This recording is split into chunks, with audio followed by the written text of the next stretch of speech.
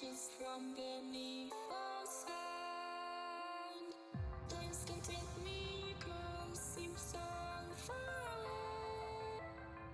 Across this universe, she lives another day. I know the reason she stays. I know the reason she's so far away. I know the reason she stays. I know the reason she's so far away.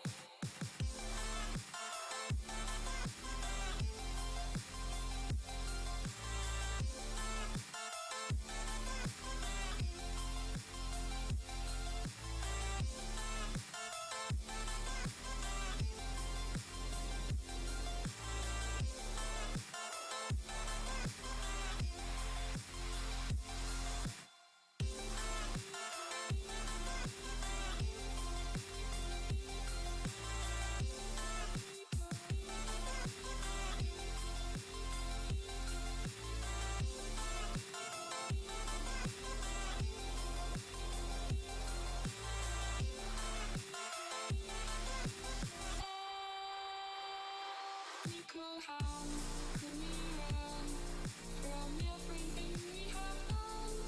It only takes us one more step to fall. Nico, how could we run from everything we have done? It only takes us one more step. Nico, how the reason she stays. Nico, how the reason she's so far away. Nico, how the reason she stays.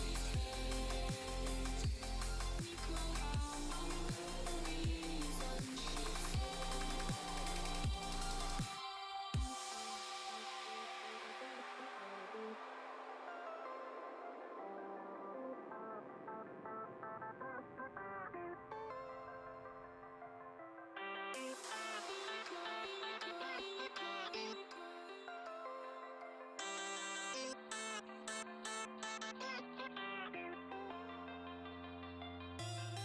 the reason she I know the reason she stays.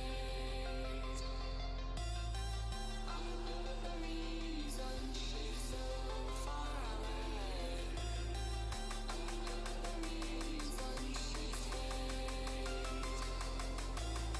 I know the reason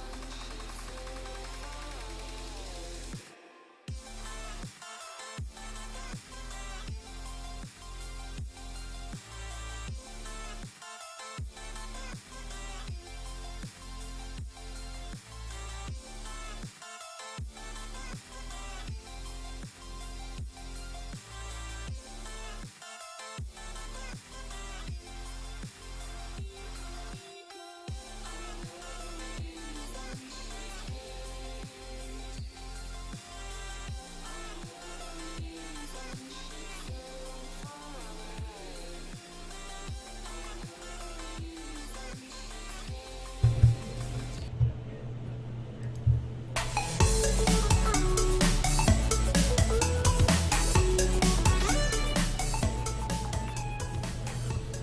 Hello, all, and thank you for joining. My name's TJ. My name's Joe. And we're streaming from Geek Fortress in Snohomish, Washington. Would you look at that MTG bot knowing exactly when we were about to go up? The timing was absolutely sublime. Yeah. Hello, looks like Tim got to do a draft today. Congratulations, I'm glad you're doing nice. well. Hello to Agro, to Hoon, to Fooms, to Seraphir, and to all others. Ooh, I see Tevin hanging out. Ooh, Tevin, what up? First, I thought Tim said they went 30 in their draft. I was like, that is a very long draft, but good job. 3-0, still fantastic. Feels like you still need to draft another 15. Yeah. No. 30-0. Wow. That's even better than like Yeah. I mean, Humph and Kenji were doing like a 48-hour stream, and they were only like 16 and 3 or something like that. Too many rounds. David, it is great to see you. Tim, I'm doing well. How about you? I'm doing pretty good. I'm looking forward to the weekend. I've got a 3-day weekend. Oh, nice. Also, as a quick note, this is basically the last F&M that I get to mention. Next Friday, I won't be here, Ooh. which means that I'm going to be looking for an FNM to do down in California. Ooh, there you go. I'm looking forward to it. It's going to be sweet, and yeah, it's going to be awesome. Yeah. So I'm stuff. hoping to find one around there. Hopefully something in the modern realm, and if I can find some people. I got to meet J-Tron today. Yeah. That was pretty fantastic. J-Tron, who's been here since like month one. Yeah. Like Doro remembers J-Tron, I'm guessing. That's like, awesome. Like those two probably were like one of the first people who were like trying to just one of the first people just making fun of us in the chat. Nice. And he's gonna be playing some Legacy today. And he is going to be playing some Legacy today. I am pretty thrilled. I'm hipped. I'm hopped. I'm hyped. And I am ready for, I don't know, do we know how many people for Legacy that we have? Last head count, I think it was 7 or 8, so it looks like it might just be 3 rounds tonight, but Alright. still, solid tournament. Seriously. It's going to be good, and I think part of it is what is today? You weren't ready for this question. No, Today is the it's release Eldritch day of Moon. Eldritch Yeah. Moon. It's like, it's Friday, the 22nd. Yeah. We're gonna go on stream me and Dylan. Okay. You and, Falk? wonderful. I'm gonna be against the wall. You just put yourself on stream because of that deck. No. Which play? Oh, that's right. No, I know what he's Yeah, yeah. playing. Do we know what he's playing? I'll go. Dylan, do we know what you're playing? Dylan, your hair looks awesome today. Now all of the stream knows. Thank you. Captain, it's great to see you. I look forward to having you joining us. I need a haircut. I'm looking at myself on stream right now. Haircut incoming. It's going to be a great day, though. It's looking like about 3 rounds. We're going to have Dylan Falk going up against Donovan. And Donovan is on something, I don't want to say it's spicy, because it's definitely cool. Ice cool. So I'll say Dylan's on some pretty spicy today. Really? He's playing Standstill. No. Yeah. Why did they pick this as our first? Both players are like, man, my opponent doesn't know what's going to hit him. Yeah. I think Donovan picked this match because he wants to be on camera. But And I'm pretty sure Dylan picked this matchup because he wants to be on camera. yeah, oh man. I mean, I don't even want to like say what it's gonna be, and I just want to let the title know what Donovan's gonna be playing. Yeah. Oh man. Aggro, it's great to see you. As far as awesome hair day, hopefully. It's always an awesome hair day in here. Ooh, Hoon, I look forward to having you join us again in the future. It was super cool meeting you. Nice. Thank you again for the pizza. Yeah, that was fantastic. It was absolutely incredible. Hopefully we didn't tip too much, because you told us to tip reasonably, and I tried to tip reasonably. Tebin, congratulations. You're in the brew hype. I've actually been working on the brew recently. nice. Why the firefighter hat? Because I am one now, as of today. Yep. TJ's the fire chief. For I got Snowish. it. I got this today, and it's very exciting for me, and it's also for Muckle to you.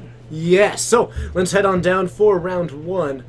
I mean, it's gonna be a standstill up against, and I'm not gonna say it, but we'll say it as soon as it's available to you.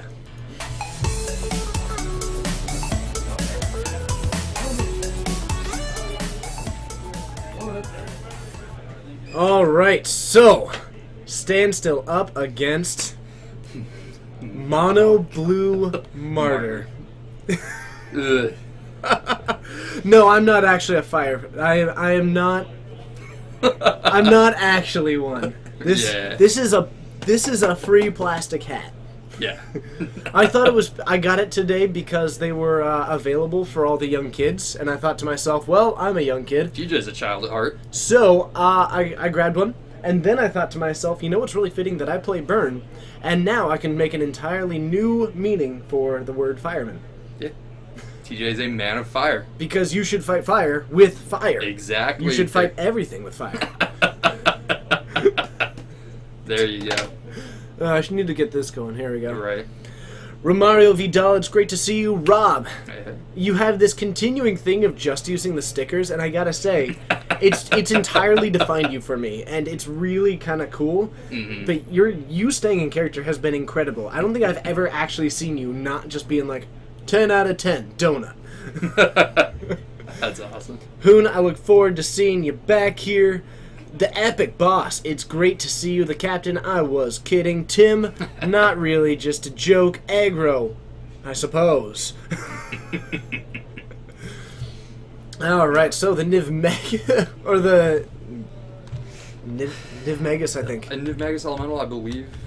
for Donovan. Yeah. So this is gonna basically talking to him. It's gonna be looking to basically exile but tons of copies of Flusterstorms and eventually go for a beatdown game plan. Yep. Ugh. The nonsense. I shouldn't wear the hat. I should present my opponent the hat before a run and say, "Here, you'll need this." Oh, it that's got my mouth. fantastic. So we have got a Swords to Plowshares on the And just daze it right away. Niv Magus Elemental. Rob, you are? Nice. Nice job. Oh. We don't have a list for the Martyr, but a Judge is familiar. The strictly better Curse Catcher coming down, Yeah, the Curse Donovan Catcher with wings. trying to play down a second land and getting stopped by Dylan, and going for a swing for 1. Dylan at 18 after going for a fetch to try and go for the Swords, which was quickly dazed by Donovan. All right, so if you are in the chat, don't worry. We are always looking to be active. Comments, questions, feedback, anything like that, always welcome. But we will focus significantly more on them between games, between rounds, and whatnot. Yep. Whew! There we go. Yeah. You excited? Oh, I'm always excited for more Legacy. Seriously. So tell me a little bit about this Standstill deck. So the idea behind the Standstill deck is that you're using Manlands and Wastelands for a bit of mana denial on your opponent. And then you drop down a Standstill 2-cost enchantment, 1 in a blue. Whenever a player casts a spell, sacrifice Standstill. If you do, each of that player's opponents draws 3 cards. Mm-hmm. So the idea is you get a Standstill Manland, and your opponent has an empty board, so that every time they try to cast something, you draw into a counterspell, drop another Standstill, and just keep the beatdown going. Because playing your lands doesn't trigger the Standstill, so you just have the better board presence. Mm-hmm. Now Donovan deciding if he wants to actually go for this here. Personally, I'm okay with keeping the Judges familiar. You're still going to be a little bit faster, and I think an important part about this Standstill deck is that once it drops that down, it's going to be looking to not cast any spells. So if you can Exactly. establish a better board than them leading into that, because what kind of things is Dylan going to be looking to do to really prevent that from Donovan? So- Like, he needs a board before he drops down the Standstill. Exactly. Key pieces. Yep. So we saw the Swords to Plowshares, so he's trying to remove your opponent's creatures before they can really get going. Mm-hmm. I'm not sure if he's playing any kind of board wipes, but then he's also got a fair amount of counter magic to try and keep his opponent off of their game. So the really aggressive start here from Donovan, not necessarily what Dylan wants to be seeing. Yes. The dude, it is great to see you. Thank you so much for joining us. So the Brainstorm resolves, and just a pass back to Donovan, who has a Wasteland available to him. Likely, I could very easily see him just play this down, take out the land. The only problem here is that after Dylan just went for that Brainstorm, and he was aware of the Wasteland because of Yep. Donovan last turn, kind of revealing it. Exactly. Yeah. Decade Zerg, it's great to see you. Thank you so much for joining, and hello to everybody for some sweet legacy. It's great having you. If you are brand new, always be sure to hit that follow button. Yep. And one thing, the Standstill deck being what it is very rarely going to be super low for mana, just because it is trying to play out lands once it's resolved to Standstill, and then draw into counter magic off the Standstill. Trying to waste it out of the game isn't going to be the most efficient, especially when the lands he really cares about are his man lands, his factories, and possibly Mutavaults. I'm not sure if it's more than just the place at a factory. Okay. I mean, factory usually the first thing you go for, and I don't see a Mutavault in there. So it could possibly just be that playset. Yeah.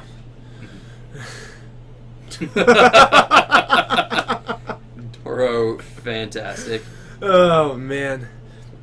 Hey, Joe, do you have a deck list online for your Esper Vile deck? I believe I have one online. I need to make sure it's updated, and it's going to be going through a couple revisions in the near future as I start messing around with Spell Queller. You saucy man. Oh yeah. So, we do have another Spell Queller with Swords. bounce effects. A Swords coming down after the fetch from Dylan, who goes down to 13. I mean, if you're done and you just let this resolve, personally, if I have the counter magic, I'd be okay with fighting over this. Dylan hasn't dropped his second land, or his third land yet, Wasteland, Right. but he might be holding one back in hand. Dylan also does have the Wasteland to get through the Judge's Familiar.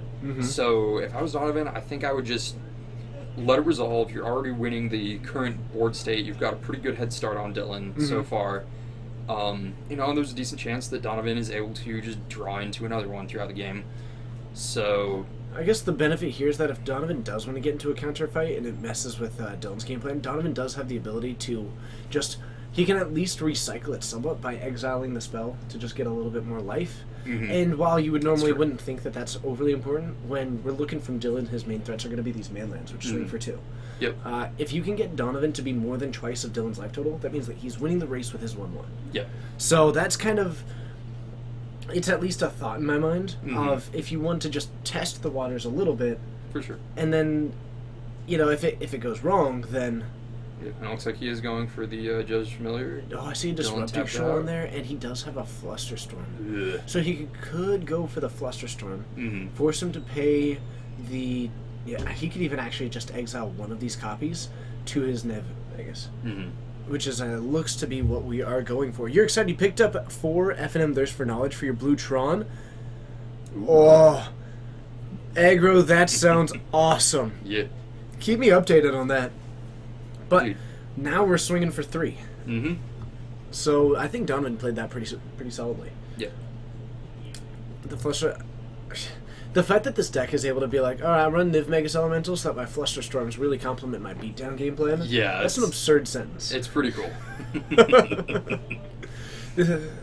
Also, I do love hybrid mana like through this Judge's Familiar. It reminds me a lot of... By the way, shouldn't Dylan be at 10?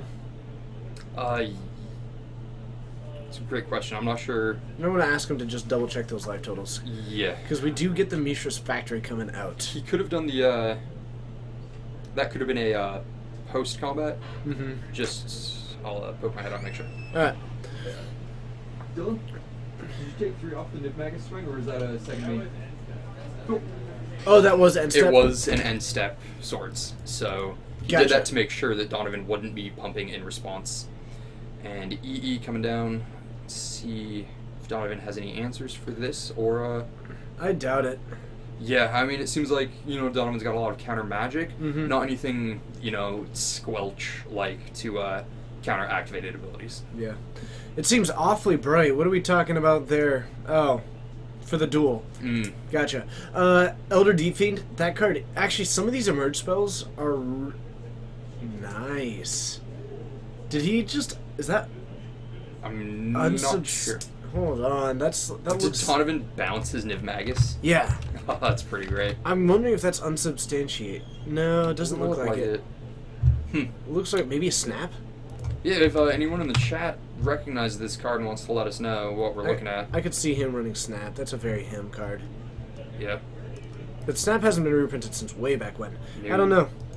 I don't know. And we didn't see him do the untap for it either. Lash Curve, interestingly, you're the second person in the chat to ever ask that question. Tragic Weather. And What a oddly phenomenal enough, I name. think I missed the first time. Yeah, I do listen to him a bit. No, not today. This happened like weeks ago. Someone asked us that same thing. Right, but I think I missed the first time he asked. Snap back. Okay. Yeah. Thank you very much. Also, Tragic Weather, thank you so much for joining us. It's awesome having you. I don't fully recognize your name. I apologize if that is because I am just forgetful, but welcome if you are brand new. Otherwise, welcome back. So, Yep. the Niv Magus comes back down for Donovan, who is at 18, looking down Dylan's 13, but the Mishras are online Yep. with 2 of them. Yeah, so that's, until Donovan starts pumping up his elemental, Dylan's got the much bigger threat. However, it wouldn't be too surprising to see. Ooh, and Dylan is going for the force pitching Spell Pierce to try and just keep his Niv Magus elemental off the board, and it's going to resolve. Dylan now with the much stronger board presence, significantly more mana, 2 man lands for total 4 power, swing every turn, and Donovan just at 2 basic islands. I'd even be okay with just keeping 1 mana up and attacking for 3. The 4 is nice. It's kind of this Yeah. weird thing of to where the 4 means that you have a 5-turn clock. Yep. The 3 would mean that you have a 5-turn clock. The 4 would mean that you have a 5-turn clock, sorry. Yeah. 5-turn as opposed to a 6-turn clock. Mhm. So going for that now is definitely not a bad call. And it looks like Donovan thinking about this Scab Ruinator in hand, which certainly not a bad card here. Definitely Mm-hmm. does, accelerate his clock. And the turn it comes down, leave it up as a block for these factories. and does pull him ahead in that race. Yep. What up, Sean? Or Sean? Either way, it's awesome having you. Yep. Lash Curve, I'm sorry that you can't stand the lands. I don't know, mismatched basics has never once bothered me. I don't know No, quite what it is. And I do know there are some people who do that on purpose for the stream. Mhm. Like Bradbury, I believe, has his one special forest in his deck. Alright. How does Landstill beat True Name Nemesis? Not well. Yeah. Uh, Counter it. Don't let it come into play. I guess draw 3 cards after they cast it, and then Yeah. it's pretty rough. I mean, counter it basically. Yeah, I or- think it's like. Race it. Uh-huh. If it's just a True Name Nemesis, beats for 3 isn't the biggest thing in the world. Plus, Landstill also does tend to run, what's it called? Sun Titan, which, all things considered, when you're swinging, either you get to swing Sun Titan through, and they're eating your man lands, or they're letting you connect with Sun Titan every turn. In Tragic Weather, we are thrilled to have you here. So let me know if it is your first time joining us. I apologize if it's not, but I'm not fully recognizing. Same to What Up Sean, I'm not fully recognizing that name, but both of you, welcome, either welcome or welcome back. Let me know if it is at least maybe an early stream or potentially I've just missed it in the past. Let me know. It's great having you. Yep. So the Martyr comes down. We do still have 2 manlands in the way, which means that Donovan is not in an ideal spot right now. Yep. Because he's got this deck that is really good at grinding out counter battles by saying that you're not going to resolve anything. Yeah. But that doesn't work very well against the lands. Not sure why he was going for the swing there. Dylan just going for an animate and block. No, I'm really thrown off by that. Mm-hmm. So I'm not entirely sure what we had there. Ah! I clicked a button. So you did. So I did. So I did. Never click buttons. Nope. Alright. So it looks like Dylan's going for an animate and considering what he's doing for the rest of the turn. And looks That's like it's good. not going well. Alright. Tragic Weather. Awesome. Okay. Maybe that's where I recognize it, because I feel like I have seen something weather related in like the store. Oh, no, I'm pretty sure. I'm fairly certain that I made some stupid joke about tragic weather and like lightning. Okay. I'm fairly... Oh, when they followed? Yeah, I feel Oh, like I would have gotcha, had to have made that joke. Yeah, I feel like you couldn't have let yourself not make that joke. No, it's too open up there. Mm-hmm. So, but yeah, it's awesome, and thank you for following Minifer. Hey, thank you very much for hitting that follow button. Thank you so much for hitting that follow button. It's awesome having you, and yeah, I look forward to interacting with you in the future. That's really cool, and also it's just kind of a fun name. Say it again with me. Minifer. Again. Minifer. Oh, I love it. I absolutely love it. Very cool. So, heading into a game 2, now Donovan's going to be on the play. Now, we gotta take a look here as far as how we're going to approach this from Donovan's side of the field. Right. Because he's going up against a deck that is loaded. He's got a deck that is armed to the teeth with counterspells. I Counter think, spells and removal. right. Going up against a deck that is really based around not really worrying about casting spells because they want to just counter yours. Exactly. So I think the problem here is that there's almost this fight between Donovan's engine in this Skylight Legionnaire. Is that it's the forecast one? Sky Hussar. Sky Hussar. I'm sorry. I totally he plays it so much that One of I the only should've cards I remembered. actually know the name of for this deck. So Sky Hussar. Mm-hmm. It's basically the card advantage against this one. If he can consistently start grinding this one out, as opposed to Dylan with his standstills, I think that's going to be where this main fight and card advantage comes from. For sure. Well, and one of the nice advantages with Sky Hussar, assuming Donovan's able to resolve enough creatures against Dylan's deck, is that the forecast ability isn't going to trigger standstill. So Donovan's going to sit here and draw more cards than Dylan is, potentially, but that is assuming he's able to then actually stick a threat through Dylan's standstill, Right. which hopefully the Sky Hussar is going to allow him to draw his own counter magic and get out from under Dylan's lock. Yes, he does have one Ruinator as it's a 1 of in there. I think it's 2 or 3 actually. Oh, is I there saw more? some of his proxy sheets before Well, the event. then. And I believe I saw 3 Ruinators. I'm not sure how many are in the main, how many are in the side, but we did see at least 1 in Donovan's hand during game 1. Mm-hmm. So yeah, to answer that, yes, he is running at least 1 Ruinator. Yes.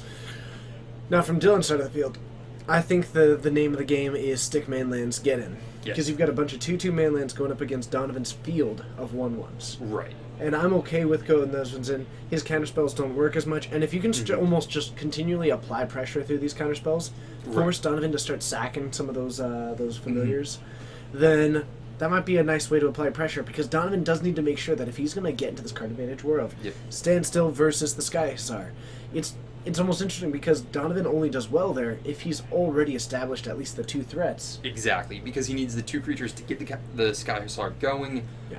But also, even though his Hussar isn't going to shoot at the standstill, he can draw more cards than Dylan.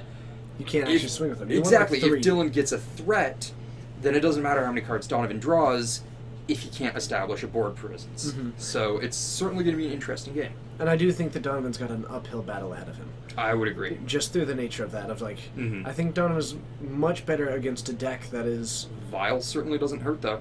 And Double Wasteland. Solid. It's interesting. Judge is familiar. We've got the Sky Hussar in the hand. So we're looking at, Sky Hussar, Curse Catcher, Double Wasteland, Are Vile. we missing a blue source? Ooh, I think we were missing a non-Wasteland mana. I might have kept that, though, just for the Vile. The Vial would be good. Because, unless Dylan is able to immediately drop his engineered explosives to deal with it, then Donovan's certainly got a very strong board presence. The resilient, getting his creatures in through counter magic. I think that might have been worth it. Triggered. Seraph here. Yep. Cavil Trey, it's great to see you. Thank you so much for joining us again. And now seems like a great time to just say to Romario Vidal, Cavil Trey, Twindom, Sarah Fear, Pagsham Hoon, Tragic Weather, Andy Prime, The Dude, Aggro, David, What Up Schwan. Basically everybody, Doro, you're in there as well. Like to everybody, thank you so much for joining us. We look forward. It's going to be a great night of Legacy. It's going to be an awesome time. And remember to join us, but just over a week from now on that Sunday, for the preliminary Pro Tour qualifier. And as always, if you happen to live in like the Fullerton, Orange County area, I want to do an F&M down there this coming Friday because I won't be here. By the way, did I tell you? You're not going to be here? Yeah. Oh, you told me a few minutes ago on the stream. Cool. So Judges familiar coming down for Donovan, but I'm gonna be looking to do an F&M down in California. So we have got a Judges familiar coming down for Donovan, looking down Dylan's fetch land, putting himself down to 19.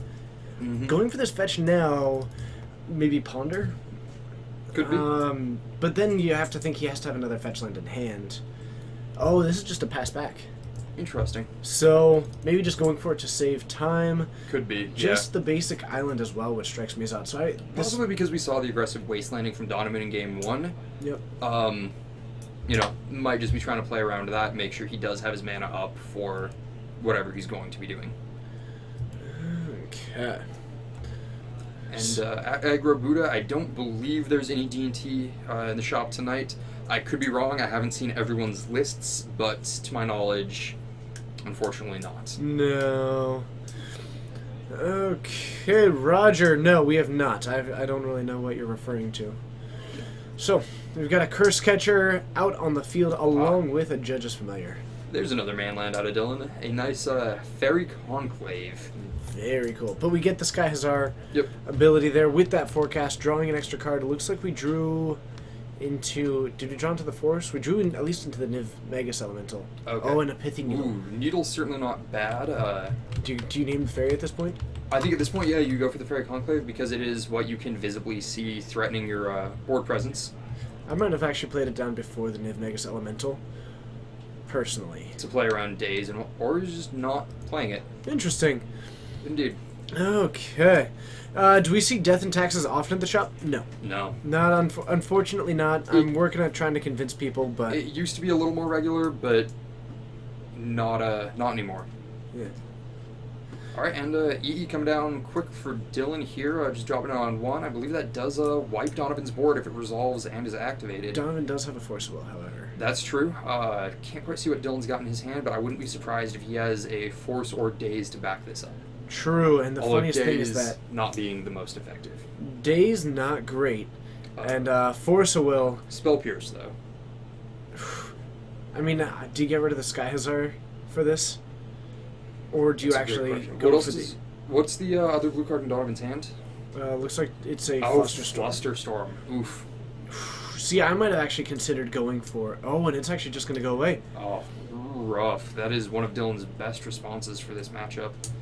It's like wear tear in his hand. Not quite sure what that's for. Perhaps if he assumes Pithing Donovan's needle? bringing in needles. Yeah, maybe just one of those preliminary sideboard techniques Mm-hmm. of, you see Affinity bring in Thought Seizes in Modern. You see decks just Actually, prepare for the one card that answers them. I can't say I'm 100% familiar with wear tear. Which side is the destroy artifact? Red and the colorless. So that means Dylan is running a either 3-mana deck, or he's preparing to Where fight artifact or enchantments from Donovan's side. I might expect Aether Vials against this deck. That might have been what he brought it in for. But that's true. Running that one does really tell me that he's running something that can splash. Yeah, either he's worried about enchantments or has that splash red. Which, when people were talking earlier, what does he do about True Name Nemesis? That means he can just EE for 3 drops. Mm-hmm. Gives him another out there. So, a Wasteland taking down the Conclave. Now, why do you pitch Fluster? I think because in this matchup, what we're talking about is that Donovan might end up having to just outcard advantage his opponent. Mm-hmm. And And that's going to be a really key part. Now, like this, the Pithy Needle probably running it out because thinking that it's safe when Dylan last turn was unable to fight that counter battle. Right. Plus, now he's probably going to Wasteland the Fairy Conclave. I'm going to poke my head out, and I'm assuming that is a Pithing Needle on Factory. Let's find out. Alright.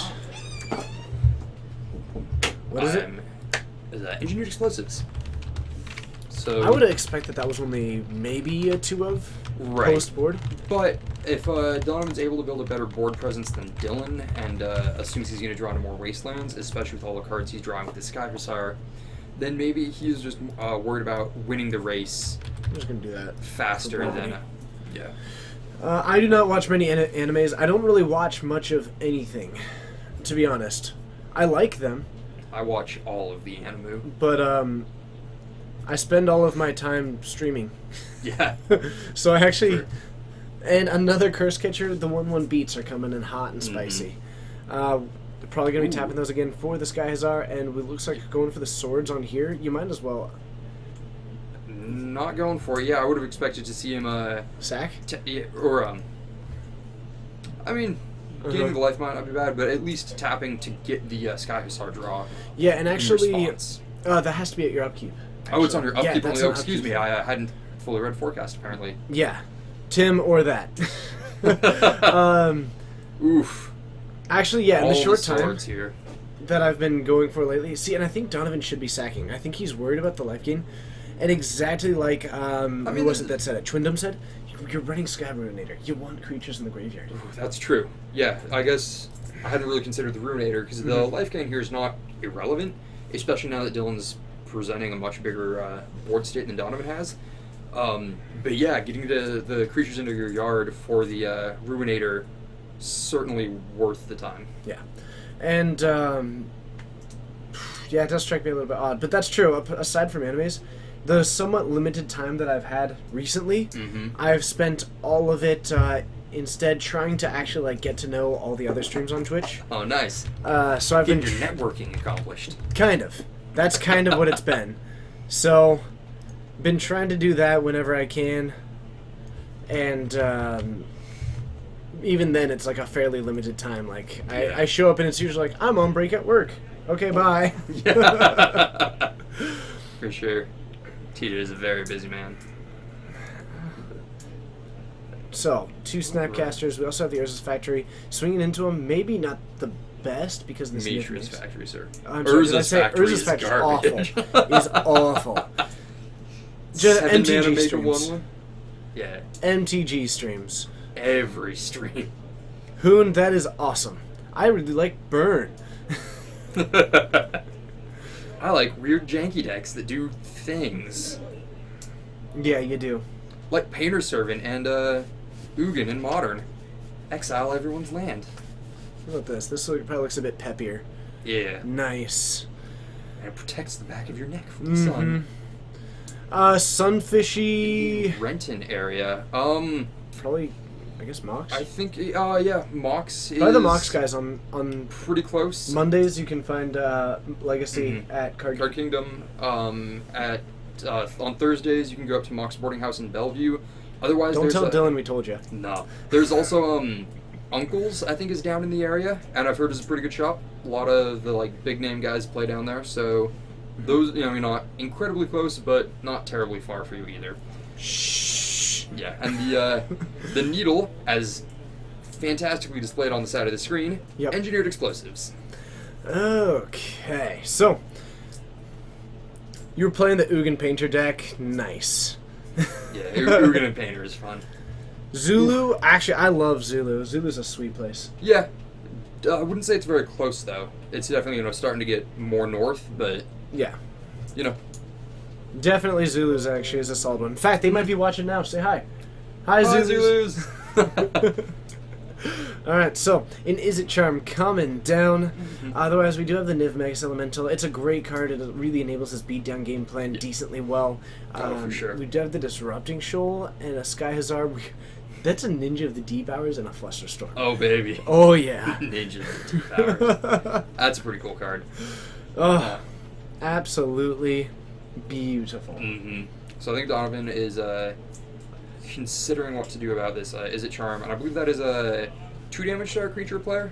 Mm-hmm. Chase, if he's watching, is gonna hate me for not actually knowing what this card does. But potentially Donovan could just pitch a Flusterstorm and eat copies with the Niv Magus just to buff it up, which is kind of what he's going for in the end, and gets it large enough to dodge the Is It Charm that currently is on the stack. Is It Charm's a pretty good card. Yeah, got a lot of modes on it, a lot of text. A lot of things and stuff.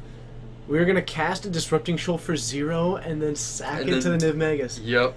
So I believe he's casting it, holding priority, eating it with the Niv Magus, buff it up, and dodge this Is It I Charm. love this. Seems pretty good. That's beautiful. That's super clever. Nice job, Mhm. Donovan, there. So Donovan, yep.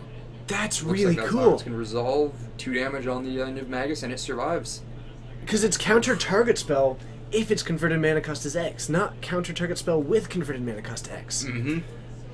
That's so cool. Yeah, similar to the, I think it's Pyroblast as opposed to Red Elemental Blast. It gets you the counter target spell or destroy target permanent if it's blue. Yes. Can be always diverted to Spellskite and fizzled. Yep, and you get to, the other nice part is that the reason why you do run it is so that you can actually just fire it off if, for no reason, for it to either pump up a Young Pyromancer, Yep. or to potentially even get a, I've done it actually to get the second card for Grim Lavamancer. Oh, nice. Yeah. Yeah, there's a lot of things like that, you know. Get your Lava Man, Pyromancer, Swift Spear, Storm if you're feeling really spicy. You're right, the shoal should be exiled. Because you exile it with Niv Yep. Magus. Alright. So a Alright. lightning bolt coming down, taking down the Curse Catcher, and we are going to go for a swing for 6, if you do want to Dylan mention going it. for the race. Yeah, I'll poke my head out. Hey, Don, the Disrupt Control can be exiled when you fed it to the Niv Magus. Alright. So, Dylan knocks Donovan down to 7. Oh, is that just the spell on... Hold on, I need to look at Niv Magus. It's back here somewhere. I believe when you're talking about a spell on the stack being exiled, That is the card. it is the in card, most because the instances. card is the spell on the stack. I believe. I'm ready to be proven wrong. Mm-hmm. But, Okay. Yeah, I'm fairly, Yeah. Yeah, it is the card. Okay. Yeah, the card is going away. It's referred to as a spell while it's on the stack, not a card, but it is the card that's being exiled. So what does Donovan do here? Because he's got... I don't know. I honestly don't know what he ends up doing here. Yeah, because I don't believe he's got a ton of removal to deal with the creatures Dylan's presenting him right now. Another land, he can drop down a 4/3 and just have a 3/4 and a 4/3 kind of guarding the way. Yeah, I mean, potentially he holds up the Niv Magus just to block these creatures one at a time. Takes 4, takes 2, eats the last one, survives at 1 life, assuming Dylan isn't presenting any other removal, like another bolt, another anything. However, I think... So this is Ninja the Deep Hours coming in instead of the Niv Magus. Draws him a card when it comes in. Dropping the Niv Magus, potentially holding up it as a blocker. Can pitch a spell to buff it and actually eat a creature, but I think Dylan's got this game just because of how low Donovan's life is and just the number of creatures Dylan's presenting. But Ninja the Deep Hours is so cool. It's very cool, but I think Dylan's got the race under lock. Far and away. I mean, Yeah. Donovan would have to exile a spell right now to Which get beyond this, but otherwise he's just presenting a could do. trade. Take 4. Or... I'm really thrown off by that. yeah, I'm gonna What just poke happened? my head out and see what's going on there. Oh, What just happened? Don't worry about it. We'll figure it out. yeah. Okay. He instead of okay. dumping the elemental and snap, Dylan just picked up 2 of his creatures. Okay. Board state corrected. Now back to where it needs to be. What just happened? Oh my goodness, Donovan just went for the block to remove all the spells. And bang for the fluster counters, and looks like that is that. Yep. So, Rough. Dylan taking the win in 2. Dr. Derp, it's great having ya. What a great name. It's awesome having you. You can either vial up to 5 or 6. Yeah. Interestingly enough, I've seen it happen, but I- rarely ever for serious reasons. I had someone actually seriously in Modern attempt to violin a Grave Titan against me. My That's response beautiful. to which was to counter their trigger of putting the 6th counter on their vial. Fun stuff. Beautiful. So, let's head on up to the booth. We'll try and get another match. Joe, are you feeling like you're able to do that? I think I can. Let's rock and roll. Let's make it happen.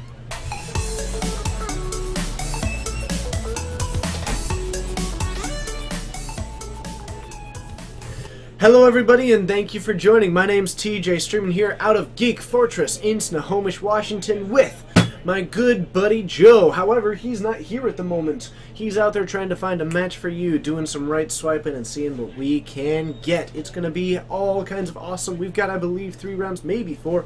Not entirely sure if we had more people show up just at the last moment, but we are going to have all kinds of fun, and it's going to be a good time. Now, here's a quick reminder, is that on July 31st, that's a Sunday, the Sunday after this coming one, it's going to be awesome, it's going to be sweet, it's going to be amazing, because you can join us at noon Pacific time. It's currently 8:12 here, so jump about 8 hours and 12 minutes ago, but about a week and 2 days in the future. Check it out, it's going to be sweet, and we're going to be streaming basically 5 to 6 of a Modern preliminary Pro Tour qualifier leading into a top 8, which we'll also be streaming. It's going to be awesome. It's going to be basically 8 to 9. It's going to be a lot of time spent streaming. I'm very excited about it overall, and oh, I dropped something. I'm back! Hi, everybody. Also, if you are going to GP Portland, always remember, because on the Friday before, you can come and have some pizza with us. I got to meet some people today who are in there drafting who might be coming down for pizza with us, which is very exciting.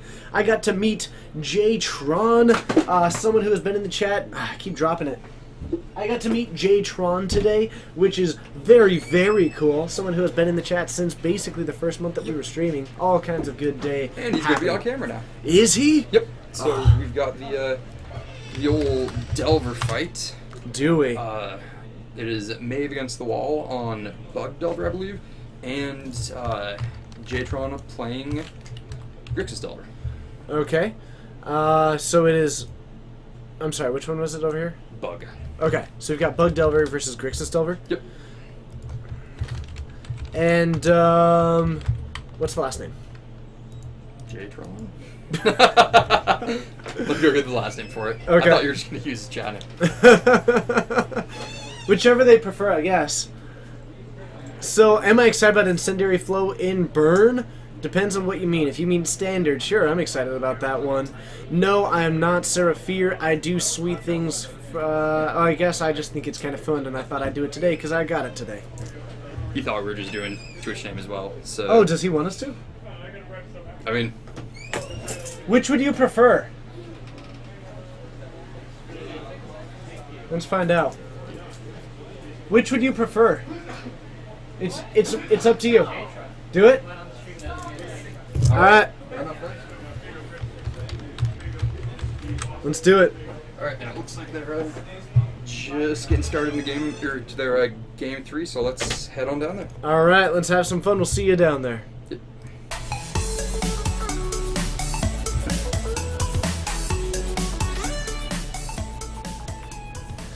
Alright, so we have got a turn 1 Delver and a turn 1 Deathrite Shaman. Pretty iconic turn 1s for this deck. Now, Grixis Delver, basically utilizing this Deathrite Shaman probably a little bit better than Bug Delver, and that's one of the reasons why Grixis Delver is probably the better deck. Also, the red out of Grixis, the Young Pyromancers and bolts and whatnot, gives it a huge aggressive edge. And I shouldn't say that it uses it better, because May actually has both colors of Deathrite Shaman, but Right. I think Grixis Well, just makes a better use of it. Grixis does too. At this point in the game, It's a four-color calling it Delver. Grixis Delver is a little bit of a misnomer. I mean, it is primarily Grixis, but it does run that splash green for Deathrite Shaman activations when they need the life gain. Yes, absolutely true. So, the Young Pyromancer coming down now, and that is going to be incredible in this matchup because both of them very good at kind of doing this.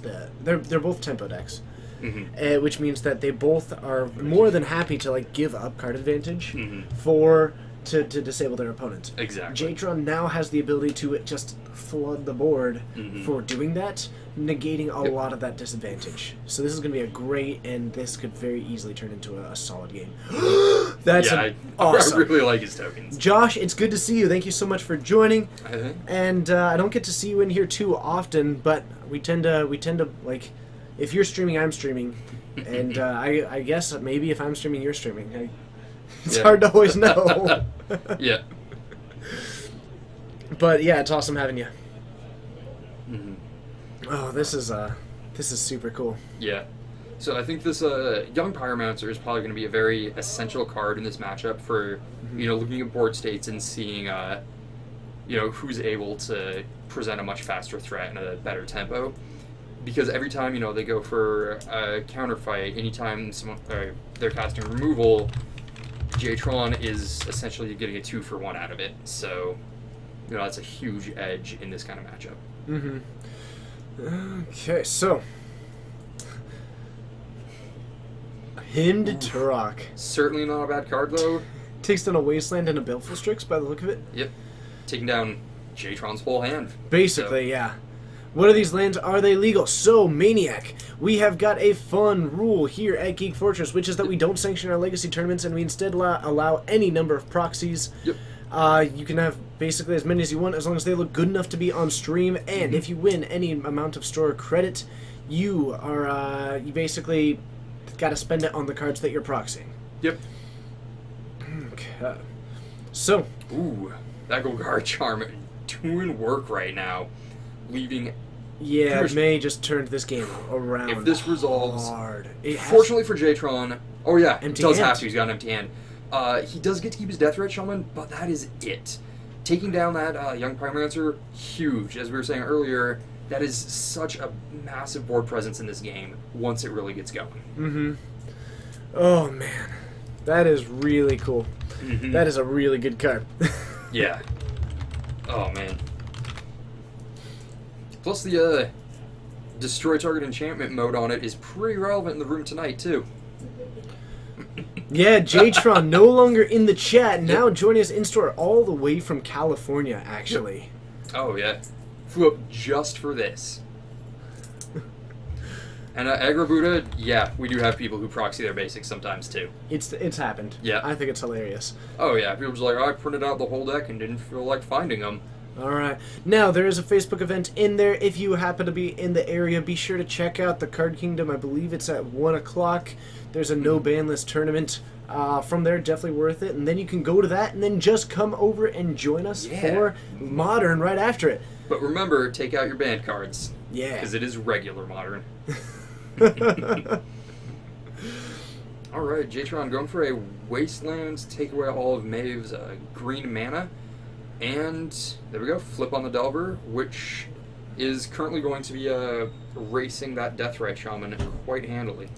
Yeah, and I think it becomes this kind of matter. If you're able to swing for 3, knock Jtron down to 16, and you're going to be winning this race. The big problem here is that he basically needs to use this Ponder, and suddenly the piece that you're looking for isn't a continuation of your board game, your game plan. It's to try and hit this in the Dark Confidant. So this might turn this race around. It is very interesting because the Confidant's going to be dealing Maeve damage, but also the amount of card advantage it gives her could very well offset that and give her the edge she needs. What if we flip like a Forceful, though?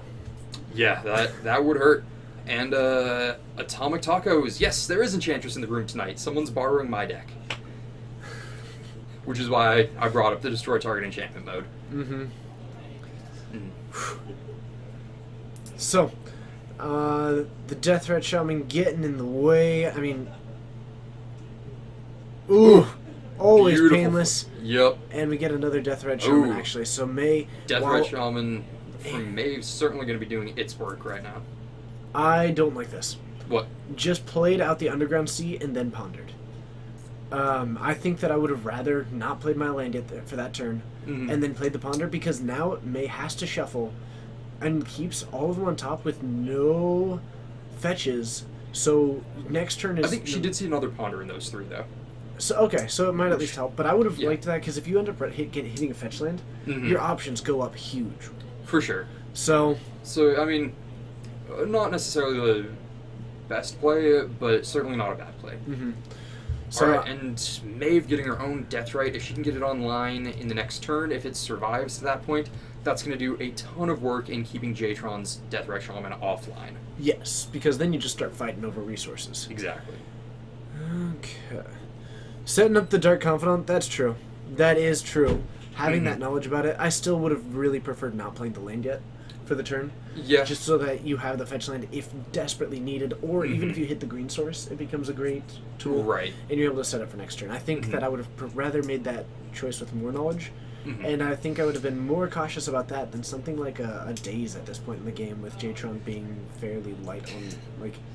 I'm pretty sure Jtron is in top deck mode, so I'm not really worried about anything. You For know? sure. Ooh. Wasteland is going to be awesome here. Take away Jtron's only black mana source, and his Deathrite Shamans are actually really hurting at that point, because he's going to have to use one to activate the other. Oof. It becomes a pretty hilarious cycle. Yep. Alright. Maybe going for another Ponder, setting up another Deathrite Shaman. Ooh. With a Disfigure on top. Beautiful. So that...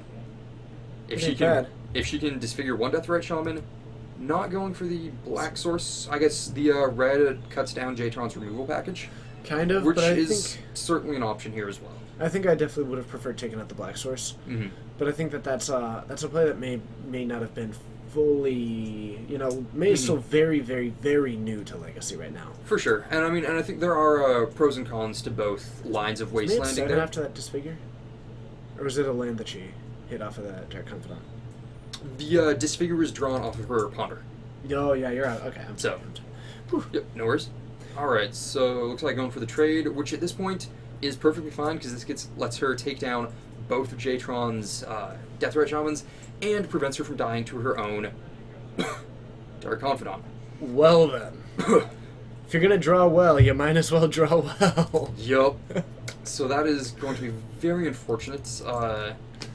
Josh, no, that is Mason who plays Top Cat. Jtron is actually a viewer from the stream from California. And this is, I believe, his first time in the store? This He's from California. Yes. Well, this this is is his first well, time. I wasn't sure because it's not his first time in the area. No.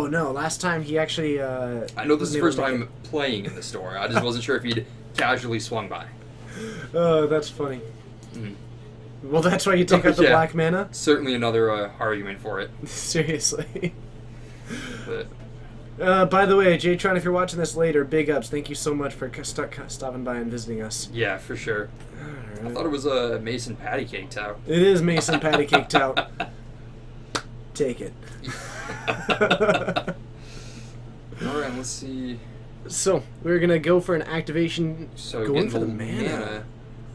All right, another Dark Confidant, which Risky. I just going for the blocks here probably. Risky. Or I well, like this it. also is a It's a blocker. swing. Get Jatron down to 7. If she takes going to 3, and Jatron isn't able to get the red mana, or actually at this point either he draws a red mana source or bolt non-lethal. But if he swings with this Gurmag Angler, then Maeve is able to swing back for lethal on the next turn That's true. with the Death Rat activation and swing for 5 off of both of her creatures, forcing Jay to leave up Gurmag Angler as a chump blocker, or just going for it. And Based on what we saw drawn there, I think that... hopefully he has a no chump block. All right, No, but there's got maybe a Brainstorm. Something like that. could be. I think I would have liked to see Maeve just take the damage there and Go for the crackback. crack back for lethal. However, she still is in a very good position right now. There's still a win next turn available. And going 3 Never mana with the Death Rat mind. activation. For a click. All right, Let's see it. what do you got, Jatron? Oh, I'm excited to see what we have got Yeah. here. I mean, I have like if it's the a fact that he's Brainstorm, gets a higher considering card, he's playing Brainstorm. I'm pretty sure it's Brainstorm. Yep.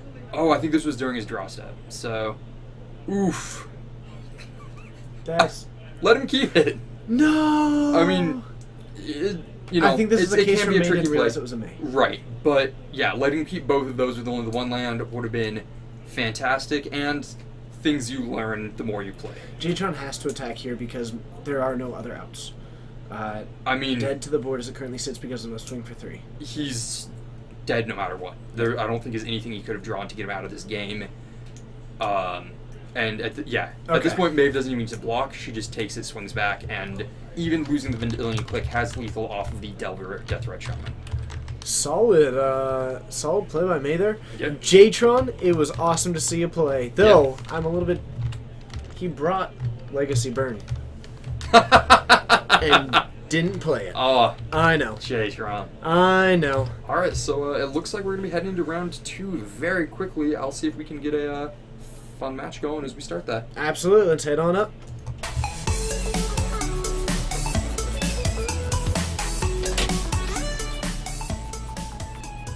Hello. I hit the wrong button. Hi there, everybody. I hit the wrong button, and my name's TJ, sometimes called the Tej, sometimes called the Red Baron NTG. You can follow me on Twitter or find me on Reddit and do all kinds of other stuff. Or you can see my co-host Joe, who's not here right now. He's out there trying to find a sweet, sweet match for round 2, and it's going to be all kinds of awesome. I'm very excited that you could all join me tonight. It's going to be a blast, a hootenanny, a hollerin' good time. Is there such a thing as budget legacy that isn't Burn? It's called Manaless Dredge. It's all kinds of fun. You should check it out, though it's basically an alternative Magic experience as opposed to anything that's actually like interacting. Nope, you can't see Joe, but he's out there. He's here. He's around. He's hanging out with us, and he's having the time of his life. It's going to be sweet. LT Jarino. Ooh, if you're not a fan of the whole brevity thing, that is certainly an option.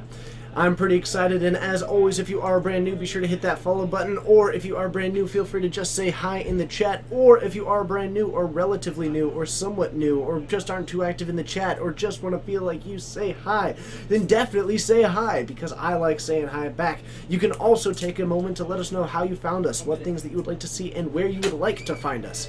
By that, I mean, should we advertise on Reddit? Should we advertise on, I don't know, we can do Twitter, maybe Facebook, maybe other things. Let us know how we can do it.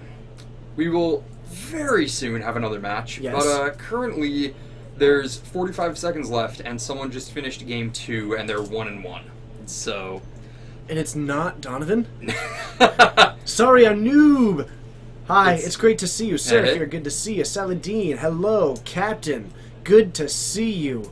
Tom Hanks' ghost is watching from the kitchen. I'm pretty sure that's a huh. Yeah, Sure. by all means. It's Jatron Hello, everybody. from California. I super overextended into that. That was good timing. Yeah, Golgari charm. Oh my god. That was a Here particularly he good is. Whoa. I did not expect Golgari charm and a Delver deck, much No. less a Delver deck that runs Bob. No, It's you got kind of, blown out. Kind of a non-bow, so I didn't expect it at all, and then I got completely pooped on. Yeah. Yeah, It was that good was times. that was good. But yeah, Captain's out here. Everybody wants to say hi. Actually, you happened to show up when they said you should get Drachon and you just That's say awesome. hi. I felt that people were going to ask. So, Yeah. Indeed, they did. bye, everyone. Thanks for playing, Blue. I'm sure we'll have you on there again. Yeah. Oh man. But yeah, it's super cool. Honor Jatron. Yeah. So. Slowly crashing, grace them in the chat nonetheless. I think the last match is gonna be wrapping up very quickly. There's negative 45 seconds on the clock, and I think they're still in shuffle mode. Might have gotten the store owner to agree they're on turn 0 as the game starts. We'll see him draw and start up the next round pretty quickly. Very So- cool. Who is Jatron? Jatron is someone who has been in the chat for probably since last November, Yeah. October kind of thing. I like that. That's one of the mods asking. Hey, Steven. How's that who that is? Man, are there any mud players? Ryan, aren't you our mud player? Yeah, Ryan. Ryan. Yeah, he's in the kitchen right now. But no, but Did you there's catch any Lance. There's lanes out there? What do you think's going to time right now, TJ? I should have seen that coming. I think it's Lands v Shardless. So, Who's on lands? oh shit, I really should know his name. I think it's one of the guys who's always hanging around but never actually plays. Making applesauce. Oh, bringing some down, right? But, no. What? Yes. Either way, hello everybody for joining us. And remember, if you and you should be going to GP Portland, it is in August. It's going to be 13 and 14, the 13th and Chris. the 14th of August. It's going to be awesome. It's going to be sweet. It's going to be a slam dunk of a time. Yep. It's going to be great. Yep. And Tom Hanks knows better than me. It's Chris Young. there we go. If you are going to GP Portland, remember on the Friday before, you can come hang out with us in a place called Pizza Schmitza about 3 blocks away from the venue on the main street. It's going to be great. It's going to be a blast. It's called Pizza Schmitza. It's pizza. It's going to be awesome. Anybody going to GP Montreal? I'm not. However, I didn't plan well this year. Basically, I because I got the job that I currently got, now that has enabled me to basically do a lot of travel and dedicate Nice. time to this and dedicate some resources to this. That's fantastic. Which means that next year I will be, Josh, you should come have some pizza with us. Yeah. And if you're not into pizza, have some schmitza with them. Oh, man. So, that's going to be extra exciting, and I do think I'm looking at going to maybe 5 to 6 GPs next year. Ooh, that'll be fun. Yeah, it's going to be a blast. I am open to the idea of international traveling. Absolutely. Oh, there's still time to hit up I don't remember what city it's in, but GP in Japan this year. Go play some Sweet Legacy. Actually, you know what happened with this hat is that they said, do you want to be a fireman? And I thought to myself, yeah, I make fire. Turns out that may have been a misleading proposition and job title. Yep. So, either way, I got a hat out of the deal, and Yeah. I'm pretty excited about that one. Free hats are always nice. Free hats. Wait, that just reminded me of a South Park episode. Oh, man. You're an international traveler. I'm open to it. I know that a lot of the people aren't. Heidegger, 10. When's the next match going to be? Probably in the next, 2 minutes Very or so. soon. Basically, there are on turns of the last match, which should be moving over It looks very like they're shortly. actually just packing it up now. So, Excellent. Should be coming up quite, but not quietly, shortly.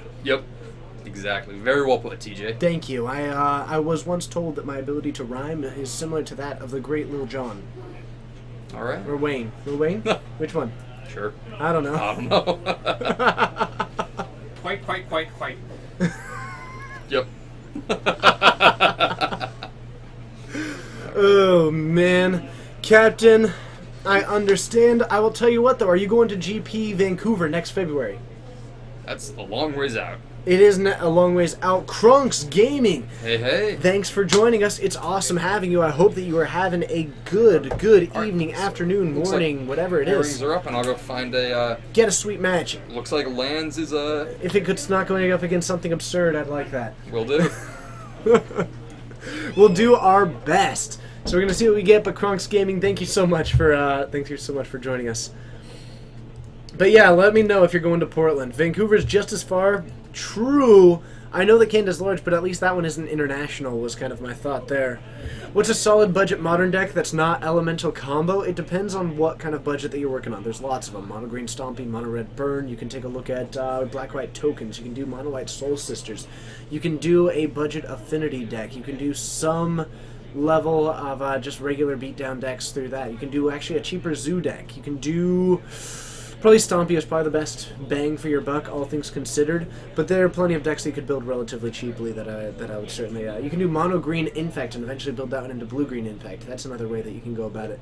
Plenty of options, all kinds of cool stuff. Well, Stream should be happy about this one. Tell me more. We're gonna have Chris Young on Lands up against the wall, fighting Jtron again. So, I dig it. I'm thinking I'm searching right through that luggage. That's not copyright, right? I don't know. I mean, if it's the same rules as YouTube, you get 5 seconds of it. Or something. This does get uploaded to YouTube, That's so true. we just came in under the wire. Yep. Alright, so, Lands versus Grixis Delver. They were actually just talking about this before they sat down, and agreed it is about 80-20 favoring Lands. And I'm guessing that a lot of that comes down to Tabernacle. Tabernacle, the very vulnerable mana base that Delver decks tend to run. Yeah, unless a Delver can just overwhelm him too quickly, which Punishing Fire makes that a little tricksy. Trixie. So, yeah. But the flying 3/2 can really go toe-to-toe with a flying 20/20, can it not? It can if it's got Pro Black. Good to And know. then all he's got to do is riding the Delu Horse's Merit Lage, and it's easy sailing.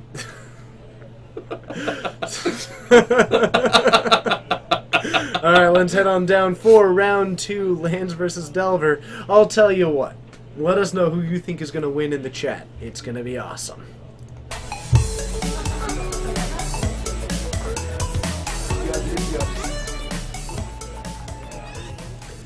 Alright, so we are getting ready here. Jtron chumming up, and I gotta feel bad. Shut up. It's in my mouth again. Shuts up.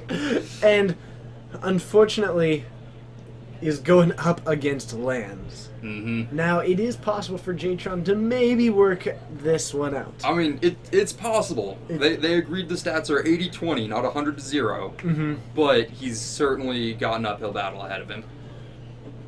So, a solid 6 from Chris. And, I don't know. I mean, Yeah. Jtron can probably start off with something. I guess if Jtron is on the play, which I don't think he is actually. I'm not sure if that was an even odd or high roll or what was going on Something there. like a turn 1 Delver into a turn 2 Wasteland with a lot of Wastelands and then a really good threat. being able to keep Chris's Tabernacle out of play, so Wasteland, Deathrite Shaman to prevent him from getting it back would certainly be helpful. But, you know, if both players draw, you know, equally powered hands, I think Lands is really going to take this one away. You know what I want to do one day? What's that? I want to have a YouTube channel where we just do things. Just letting you know. All right. Just talking out loud. Sounds good. I'm into channels that do things. Yeah, just like we do stuff. Yeah. You know, maybe one time we'll talk about one thing, and then maybe another time we'll make a short little film, and then one time we'll, I don't know, do like show what everyone's favorite dance move is. Or, There we go. I don't know. Yeah, sounds like fun. Ooh, Chris got a Spicy starting hand with the Dark Depths and an Exploration to get himself going quickly. Kudos. I don't know. Do you know? I don't think believe Chris he does. I'm I- pretty sure he does. Does he? I'm fairly certain based on conversations that I've had. Okay, before. well, it's possible he enjoys Vintage as a format. In terms of like a non-proxy Vintage, I don't he think does. so. I don't think so, because he just bought lands. Like, actually just bought like 75% of the deck. I feel like anybody who can do that probably has a vintage deck. Yeah, I think that's something he was recently able to do. Okay, so. okay. So possibly not. Maybe just does proxy vintage. Yeah, proxy Vintage, he has a... Well, I know he doesn't have paper Vintage because he has a proxied Vintage Cube. That's cool. His power in the Vintage Cube is proxied, but I know he does Vintage Cube. I'm not sure about a traditional constructed Vintage, however. Okay, very cool. Yep. So we have got a force coming down for Chris right off the bat here. Going, I believe, for that Exploration. Oof. The aggressive Force of Will. Not bad, though, because that Exploration giving Chris so much more utility out of his deck. And Jatron knows exactly what he like. The Yeah. Gitaxian Probe not phenomenal against lands. Yeah, for sure. Do we ever have anybody play Doomsday? Nah. We used to have someone who would. Who was that? Zeagle? Okay, yeah, I was gonna say, I know Zach had it built once upon a time, but I almost never actually saw him play it. He was He built also it our in tiny DT player. leaders. Oh my god. He built tiny leaders. That's ridiculous. to Doomsday. Zeagle also having been our D&T player for everyone who wants to know where it went. Zach walked away with it. So a Taiga coming down to join the force, going down to 18 with these two fetches. Yep. I guess getting a Punishing Fire online would be kind of a nice way to go about this going forward, Oh, but for sure. doesn't yet have the actual Mhm. burning or the Grove of the Burn Willows. Right, I think we're just going to see him, go for the gamble here. Not sure what he's going for right now. Possibly not 100% what he's got in hand already. Could just be a Life from the Loam. That way, whatever he discards is pure value. Yeah, I like that idea a lot. And if he already has the Loam, then going for the Tabernacle seems also pretty strong. Tabernacle would be good. You could also, I think, if he has the Punishing Fire in hand, I could see a reasonable argument for going for something like Grove of the Burn Willows if he eventually digs his way into the loam. For sure. Versus lands feels bad. Yeah, no, it certainly does feel pretty bad. Yeah, I mean, playing against lands feels pretty bad, not gonna lie. it's Just anything. it's hard times. It's Mhm. hard times on the left side of the playmat. Yeah, and I know I saw someone commenting earlier that they wanted to see Enchantress versus lands. You don't. It's not actually that fun. As a quick note, hello to everybody. I'm being told by Twitch that we just got to, I think, 100, though we may have just dipped just under. Oh. But nonetheless, thank you for getting us to 100. I know there's some pretty Yep. steep competition tonight, so it's awesome Mhm. having you. Thank you for joining us at Geek Fortress, and Yep.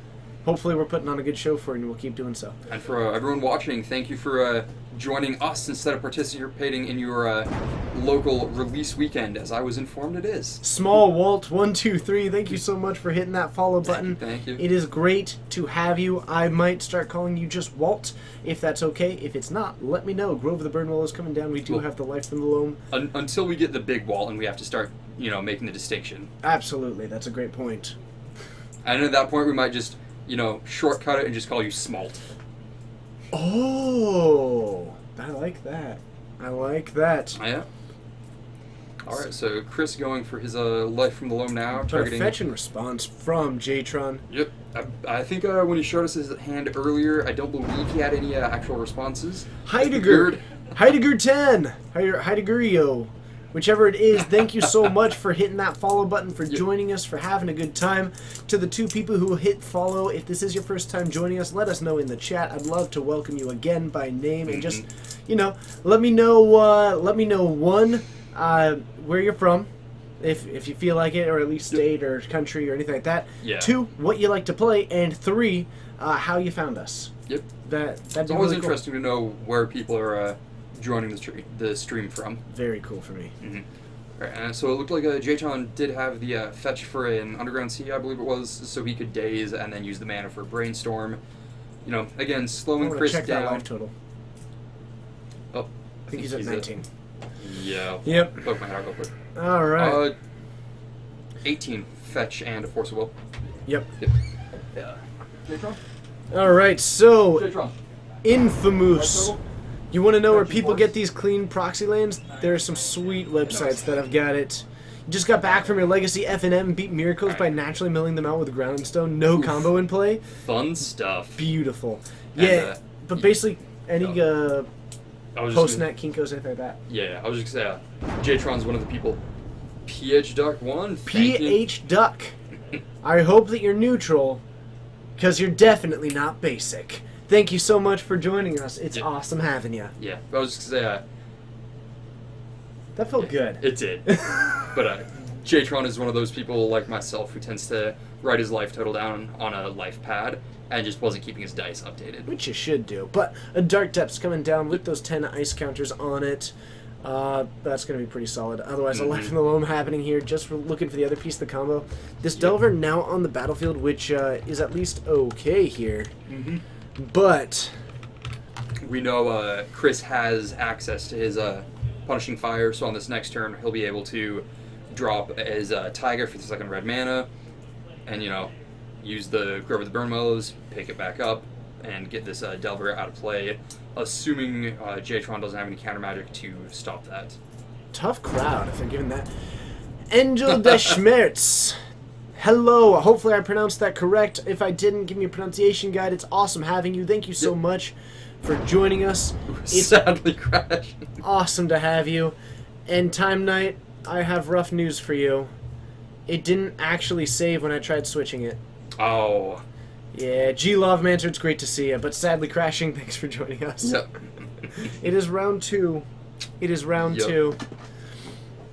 Okay. So we have got all kinds of sweet things happening. Yep. So, not a whole lot right now. Chris just going for the dredge off his Life from the Loam. Can't quite see what he got there other than the Mox Diamond. Which, certainly a fun card to get to play out of lands. Since it's one of the Moxes that doesn't exile, just discards. So you do get to loam your lands back.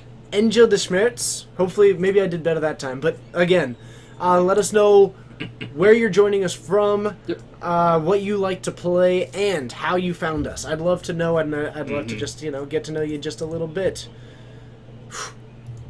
So, a Thespian stage in the graveyard is pretty good. Okay. Yay. Alright, so going for the loam instead of the Punishing Fire here. I guess not too worried about So if you're Chris, J-Tron how still. much do you enjoy just winning? a lot. I mean, does J-Tron have a single actual answer in this deck to a on the battlefield Merit Lage? I don't think so. No, I don't think he does. So from Kudos, dropping down some sweet knowledge and letting us know that basically Chris just got the win. Yep. I mean, having the Punishing Fire online is also really solid, but getting his Thespian stage with the Dark Depths up is really what he wants to be doing. Very cool. Also, I said thank you to everybody for getting us to 100. It's amazing to have you all here. And when I said that, we just got up to 120. It's so cool. Thank you so much. Yeah, thank you everyone who's following us tonight. It's wonderful to have you all here.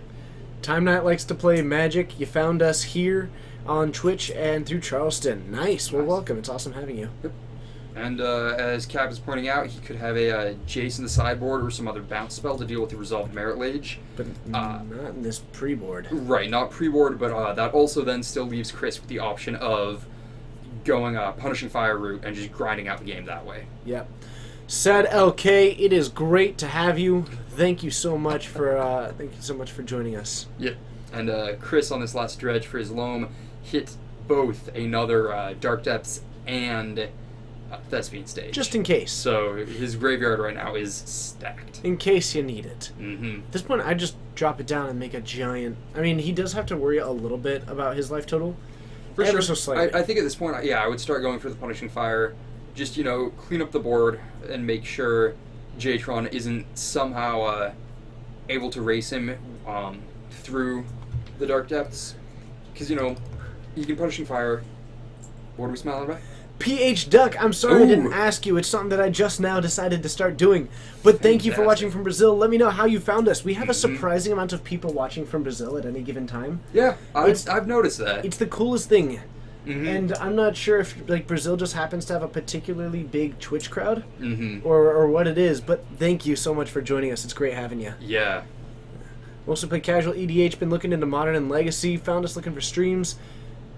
That's awesome, and thank you for loving the hat. I got it today. Pretty fancy hat. So we do have the Schadenport, we do have a... See, look at all this. Look Yeah. at it. I love It's it. fantastic. What is It is what it is. I love it. Wait. Yep. Okay, thoughts on Survival Unban. Doesn't feel needed right now. I don't Yeah. know. I don't think it'd make the format better. No. So we do have the Punishing Fire taking down the young Pyromancer. We've got a Schadenport, which is able to slow down some of that one. Proud of me for getting the hat today. Thank you, Josh Emotion. Now it's like basically Josh Emotion, because you're making me all teary with pride. Giving TJ the feels for his new hat. So, a Wasteland. Going for the Dark Depths. Preventing Yep. that game plan a little bit, but I mean... I mean, with the Life in the Loam not preventing it too much. Right. It's Yeah. not great.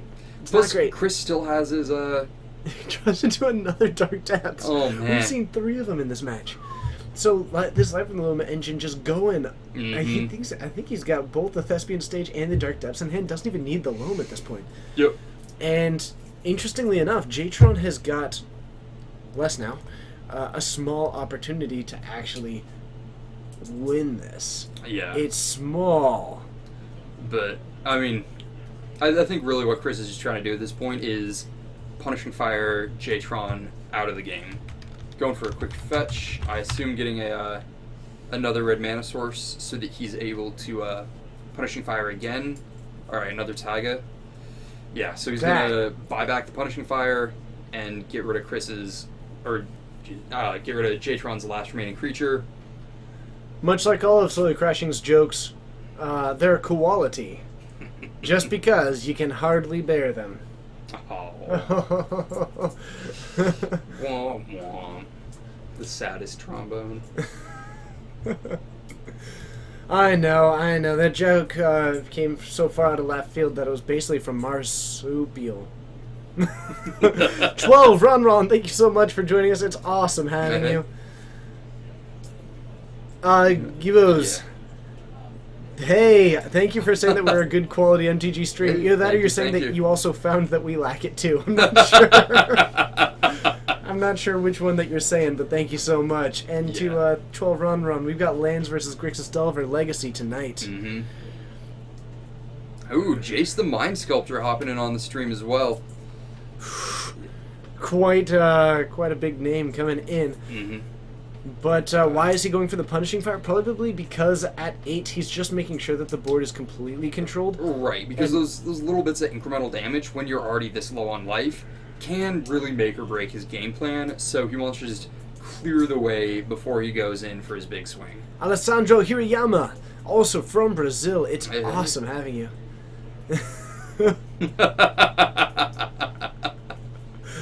Oh man, Wonderful. that's pretty good. That's pretty good. Of course, you can join the crew because you're on fire. Yeah. What do I think is the best Legacy deck if I had to pick one? Miracles, not close. I'd say it is kind of close, but Miracles is probably the strongest right now. It's not close. It's a little close. So, shouldn't the fire be exiled once flashbacked? It actually doesn't get flashback. Celtic Griffin. Let's go ahead and bring up Punishing Fire. It comes back to his So, hand. what happens is, whenever your opponent would gain life, trigger, you may pay red to return Punishing Fire to your hand. It's not a flashback, you actually pick it up and are recasting it. Yes. So there is no exile involved. And then you combine it with this Grove of the Burn Willows, which is able to give your opponent Yep. a life to tap for a red or a green. Well, it gives them the life, and you use the very red that you produced for that to buy it back to your hand. Exactly. So, So look at this Life and Loan. We got a Thespian stage. a Dark Depths and one third card that I didn't Oh. quite see. I would assume, a fetch or some such. I mean, Miracles is close to being the best deck, only in that Siege Rhino was close to being the best card in Standard, the competitor being the second Siege Rhino. And do we think Miracle or Wizards will ban anything from Miracles? They didn't. Not at least for the next 2 months and 3 weeks. Yep. So, So, Lightning Bolt happening here, knocking him down to 5, and I think this is kind of why we saw him hold off as well, going for this Punishing Fire. Even if you start taking a little bit of damage from these Young Pyromancer tokens against a deck that you know is running Lightning Bolts, you gotta be really careful. So now it's a matter of Yep. can Jatron draw the other bolt before, or any amount of damage, before Chris is able to get his engine online. so with I Rush. think he's saying this is the bolt, and it's not. It's not. But actually, He if he's tried. able to continue playing out threats, looks like it isn't at this point. But the more that he can play out these threats, Mhm. the higher opportunity that you have of actually forcing him to go for these Punishing Fire combos and Yeah. not be going for it. Right. Okay. Angel de Schmitz. The Raven sings. Thank you so much for joining us. It's awesome having you. And I think I've only been able to see you in the chat. What is it? The most recent month or so? And I'm not. But since you've joined us, you seem to always jump in at good times, and it's been awesome having you in the chat. So thanks for being a part of this. Yeah. Alright. Waste, So, yep. Wasteland taking down the red source. Seems good. Point the port at the fetch. Do it. That's always fun. Oh man. And this is certainly not here. Chris looking at a Glacial Chasm in hand. That ain't bad. Yeah, prevent all the damage he'd be dealt. It ain't bad. Or it looks like he's just going to assemble his combo quickly, which also not terrible. No, certainly not. Is Grixis the Delver deck of choice amongst most nowadays? Yes. Though it's closer to a 4-color deck than... Yeah, so Grixis is a touch of a misnomer. It does play a decent splash of green, but mostly just for Deathray Shaman activations. Otherwise, it is it. Grixis Delver is currently considered to be the strongest Delver flavor, and therefore is the most favored. I got you this Delver deck. Oh boy, what flavor? Delver flavor. Yeah, pretty much. Man, Or in this case, Lightning Bolt flavor. snack time just transformed. Yeah. I didn't approve? What didn't I approve of? TJ the Fireman, and I think that's pretty fire, man. I can totally get behind that one. You have all my approval. Yeah. Snap, empty wallet, you're doing Proxied Vintage. What deck do you play? Burn. Yeah. Alternatively, shops Probably Storm, or if it's brand new, Dredge. or shops. Or Shops. Shops is pretty good. Shops is awesome. Yeah. Miracles is fine, Top is not, however. No, top's fine. It's the players that use it improperly that are the problem. Yeah. Alright. Okay. I wouldn't have been surprised if they banned Miracles. I'm also not surprised that they didn't. And Chris making a lovely little play right here. Yeah. Jatron going for the Wasteland on the Thespian stage. Chris in response making the Thespian stage a forest, therefore making it unwastable. Which is actually kind of brilliant. I think it's really funny. It's actually genius. Yeah. Do I know any words in Portuguese? Not at all. Nope. I can attempt one, though. I don't want to, though. No. No. I'm sorry. I can look into it. Yeah. And, yep. So, I mean, Jatron's still looking at the, can he top deck into the last, All things Lightning considered, he's holding out pretty well for Game 1 against Lance. yeah. But, assuming he's gonna get ported on the upkeep, he needs the, yeah, there it is.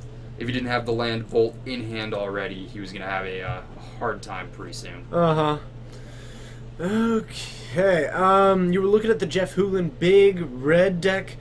It's probably not a terrible deck to play because it's fairly straightforward in its game plan.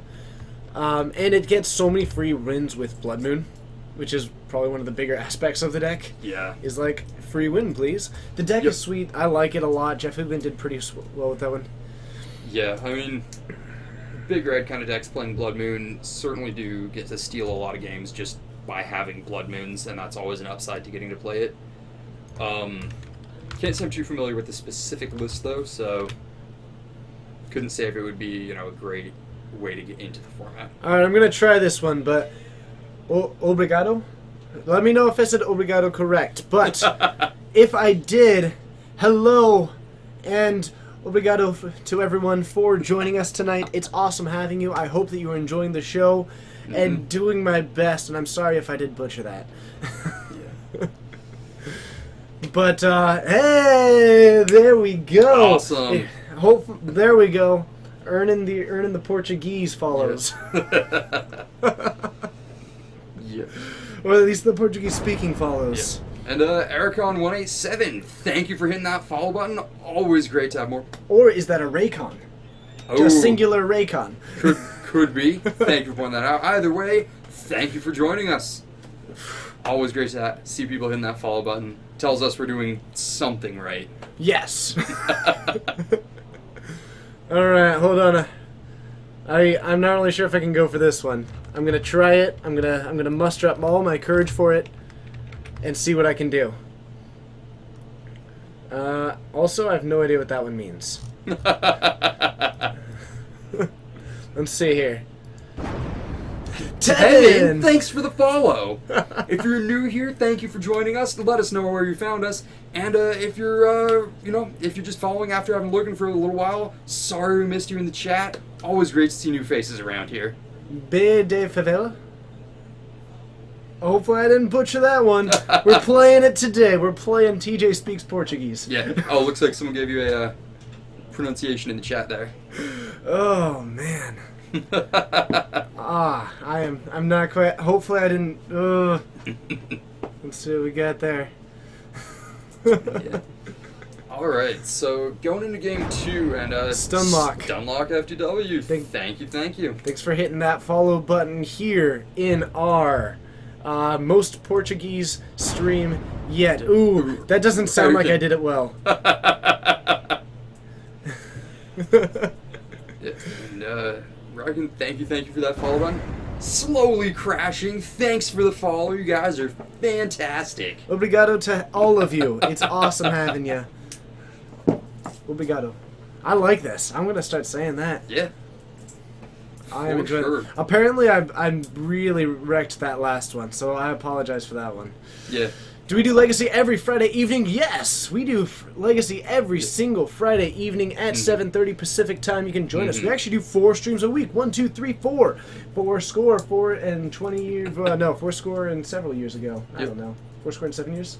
I think so. Yeah. But basically, last time I 87. did this, it was 4 score and 7 years ago, which was Abraham Lincoln, the 16th. And, Nairko, thank you. What? Thanks. Obrigado to all of you.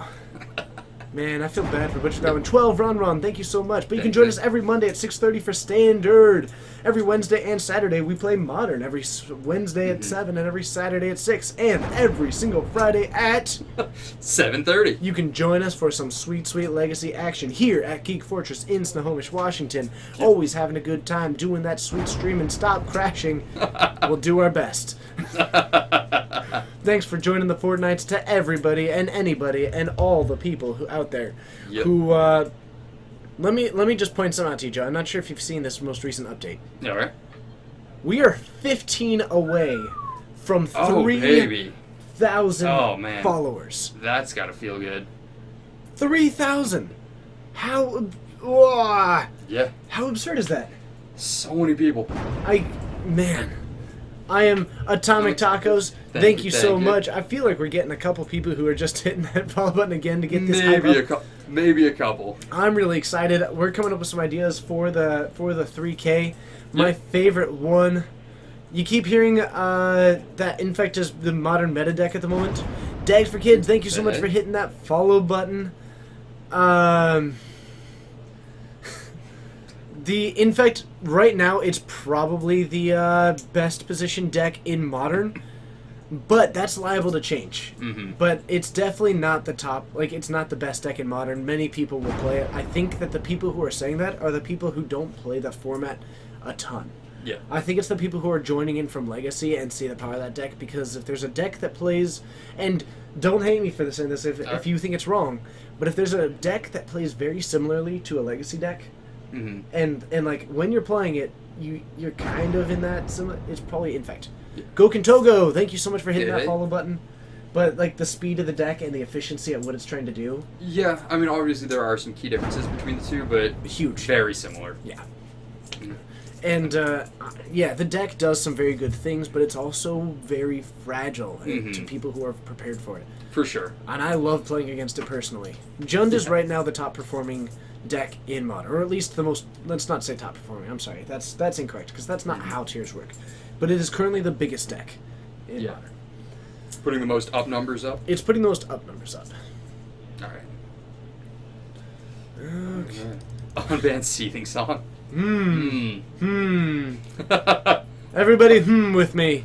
Wonder what deck you play. Also, what was that other name that we saw earlier? Madeline? Was it? Oh shoot, I do not remember. I think it was Madeline or something. You know how good I am with names. Not. Granted, I'll tell you what. I am not good with names, but I am a visual learner. Yeah. So when I see them on here, it becomes significantly easier. Oh, for sure, yeah. Definitely not Storm. Oh, Kalidas. Get her gone. Oh, that is... Grixis is not doing better at the moment. Grixis is doing well, and it's being played by some of the top pros, but as far as overall numbers, it at least hasn't unseated Jund yet. Yeah. But I think the fact that both Grixis and Jund are among the better decks in Modern right now is, I think, a solid answer to what a lot of people's disagreements with Modern is. Okay. Which, while I agree it's a faster format than Legacy, that's fine. But it is definitely moving in the right direction as far as pulling away from that really direct linearity. Yeah. Hey! Famoose! DOTTV! Looks like you are a featured viewer of the day. Thank you so much for joining us. Based on the fact that you're not following, it's either possibly your first time joining us or something. But whatever it is, I do hope that you're enjoying it. I hope you're having a good time. And thank you so much for being just a part of this stream. It's great having you. What do you think about the new Thalian Legacy? It's better in Legacy than it is in Modern. I look forward to seeing what happens with it. Certainly, like, a lot of people are talking about, oh, old Thalia versus new Thalia. It's not a competition. They each serve a very different purpose. Yeah. And Spellqueller, it will be making a Legacy appearance as soon as I get back under the camera. I'm going to be playing it in Legacy. I think it's fantastic. Lord Dots, Legacy tends to go to more turns than Modern because of Force of Will and Wasteland both being huge presences, as well as a way more motivation to actually have hand manipulation and like go into the late game and have card advantage that will last you into the late game. There's a lot more reason to actually try and extend that game, either through disabling your opponents or, you know, in Modern, because there is limited hand selection. That's just a fact about Modern.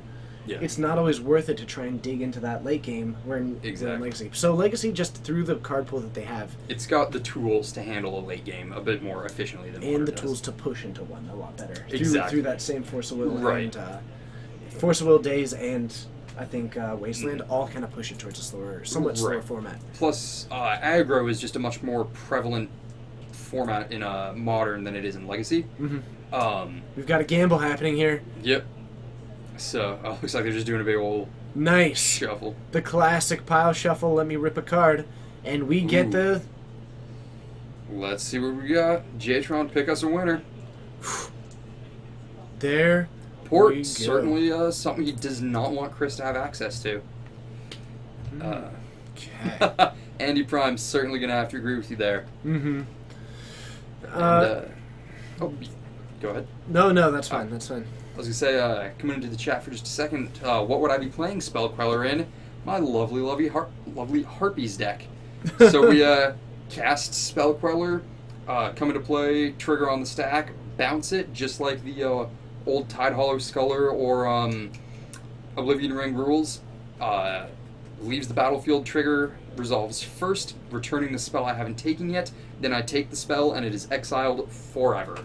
Hooray! Fun things. That's what I plan to do in Legacy. Whee! Okay. Hegra Buddha. Jatron hit the important card. Yeah. Beautiful. Beautiful. Mhm. So a young Pyromancer on the field for Jatron. It's going to help get beyond kind of the reach of this Punishing Fire. I mean, certainly he's going to need to be casting a lot of spells quickly to get that reach. Otherwise, Chris is just going to be able to Punishing Fire the Pyromancer himself and shut Jatron off. Is Queller a wizard? Dunno. I think it's just a spirit. Yeah, and Chris going for a Wasteland for Jatron. See if he's got any anything he wants to do in response. Possibly a Brainstorm or Bolt. It looks like he might not, though. And we also saw Chris with the apparently Winter Orb, but I know we saw the Chalice in hand as well. So Beautiful. oof. Absolutely beautiful. Tevin, put that back. None of that. Back now, it's great to see ya. It's awesome having you back. Haven't seen you for just a little bit. Yeah, and you guys keep accidentally putting an E on the end of that. That's not how you spell a banjo. Alright. Thank you. Yep, no problem. Alright, and so Jatron getting a do some surgical extract, looks like Wastelands, and casting another spell, or casting Daze. Oh, I think he was casting surgical, dazing his surgical just to get the I believe so. no, dazing. Oh, I see what he did. Cast surgical, dazed it, and paid for it. Yep. So that he would get his surgical resolved and get the tokens off of his young Pyromancer before he loses all of his mana. There we go. Two Dags for Kids, where are we located? In Snohomish, Washington, up in the Pacific Northwest. Back Yep. now, 4 days feels like a lot. Yep. I don't know. Golden Magikarps for tokens, that's pretty rad, Agrabuda. Alright. Okay. Oof. Chris Young got a pretty stacked hand, and that is not in fact a Winter Orb, as someone was saying. That is a lovely, lovely Sphere of Resistance, which if we see him drop on this next turn is really going to give Jatron a hard time, because as the flavor text says, a sphere pushes equally in all directions, makes all spells cost an additional 1 to cast. I love quoting the flavor text on it, it's just really fun. I like it when you quote the flavor text. Really, I like it. Yeah. There's a handful of cards I know the flavor text for, and they're all very important. Mm-hmm. Like the original printing on Time Warp, the flavor text is "Let's do it again, let's do it again," in reference to the Rocky Horror Picture Show. That was a solid one, actually. I'm really happy with that one. Okay, so we've got 4 power on the field, doing a decent job of pressuring Chris just a little bit. The Sphere of Resistance, while it could come down and would not be bad, would also not be particularly great against this field as it currently What's sits. going on with Jatron's life total there? I think it got bumped and I adjusted it. Gotcha. Okay. Yeah. I followed it and I was like, oh, that's a little bit odd. Is TJ playing Pokemon Go on stream? Actually, no, I don't Nope. even play Pokemon Go. Talking to some of the mods, actually. There we go. I see we've got the Nullrod flavor text in here. Yes. Oh, it doesn't do anything. No, it does nothing. Love it. Put that on my resume once. I don't think that's what you want to be showcasing, TJ. It wasn't. I didn't get it. Is that why you just got the kitty fire hat today? No, that was when I was applying at Comcast. Apparently they didn't appreciate the joke. Gotcha. That's a joke. I didn't actually apply Yeah, there. no, Oh, man. Flavor text on Crash of Rhinos, I don't. My That's... apologies. I'll try to memorize a few more flavor texts before the next time I'm on stream. Huh. Oof. Chris with his Tabernacle certainly suppressing Jatron's ability to make Pyromancer tokens. as when he only had 1 mana, he only gets to keep the Pyromancer. But fortunate for him, he had the 1 mana and was able to at least keep the Pyromancer. Mm-hmm. But love is like a rhino, short-sighted and hasty. If it cannot find a way, it will make a way. All right. I like Fantastic. Oh, that's awesome. it. Yeah.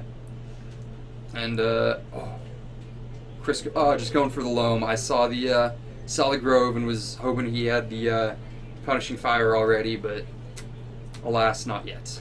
Nope. Though that Tabernacle is so good right now. Oh, Tabernacle is almost always good. True. So we're going to pay for that one with that, leaving up the red, maybe just to make sure they have access to Bolt and the blue. Black a little bit less relevant at this point. Since Also looks like if he draws into any land, he's holding a 2nd Young Pyromancer. Again, not great through this Tabernacle, but he has 2 lands. If he draws the 3rd, then that is an extra 2 power he's swinging with every turn, which is what he needs to get going in this game right now. And we do have actually a Spell Pierce and a Ooh. Force of Will in hand. Very nice. Chris milling his Riftstone Portal right now. Incredibly relevant with his Tabernacle in play, since now he can tap Tabernacle for mana. That's pretty good. That's really good. I love And Dark Depths, actually. Yeah, love Riftstone Portal in decks like this where you've got utility lands like a Maze of Ith, Tabernacle, anything that doesn't intrinsically tap for mana, but you're playing Loam, jam a Riftstone Portal, and suddenly it's now a basic forest or plains. Whatever you need. Also, hello to Xeris. Thanks so much for joining us to the 130 people Hey, here. And we've got a Spell Pierce taking that down. We are going to take the Elemental. Do you pay for it next turn? This is a very interesting question. I'm thinking you... I don't know. see a whole lot of reason not to. You've got the Force of Will in hand. if he knew he had another land coming up, he's really thinking about it. Because being able to cast the 2nd Pyromancer in hand certainly gives him a much better presence. But... Sean, it's great to see you. You actually were able to play against Jatron, interestingly enough. I was? No, Sean. Oh! Yeah. I was like, It's good to see you, Sean. I don't think I was. Okay. Alright. Yeah, Riftstone and Urborg are really fun to play together. OG Earthbound, I'm not quite sure what you're asking, but it's great to see you. Oh, the arm. No, it's not 100% Oh, black. no, it's Forearm. Yep. Mostly. Yeah. It's just above the elbow and is non-inked on his actual elbow. Yep. Bit of an interesting sleeve.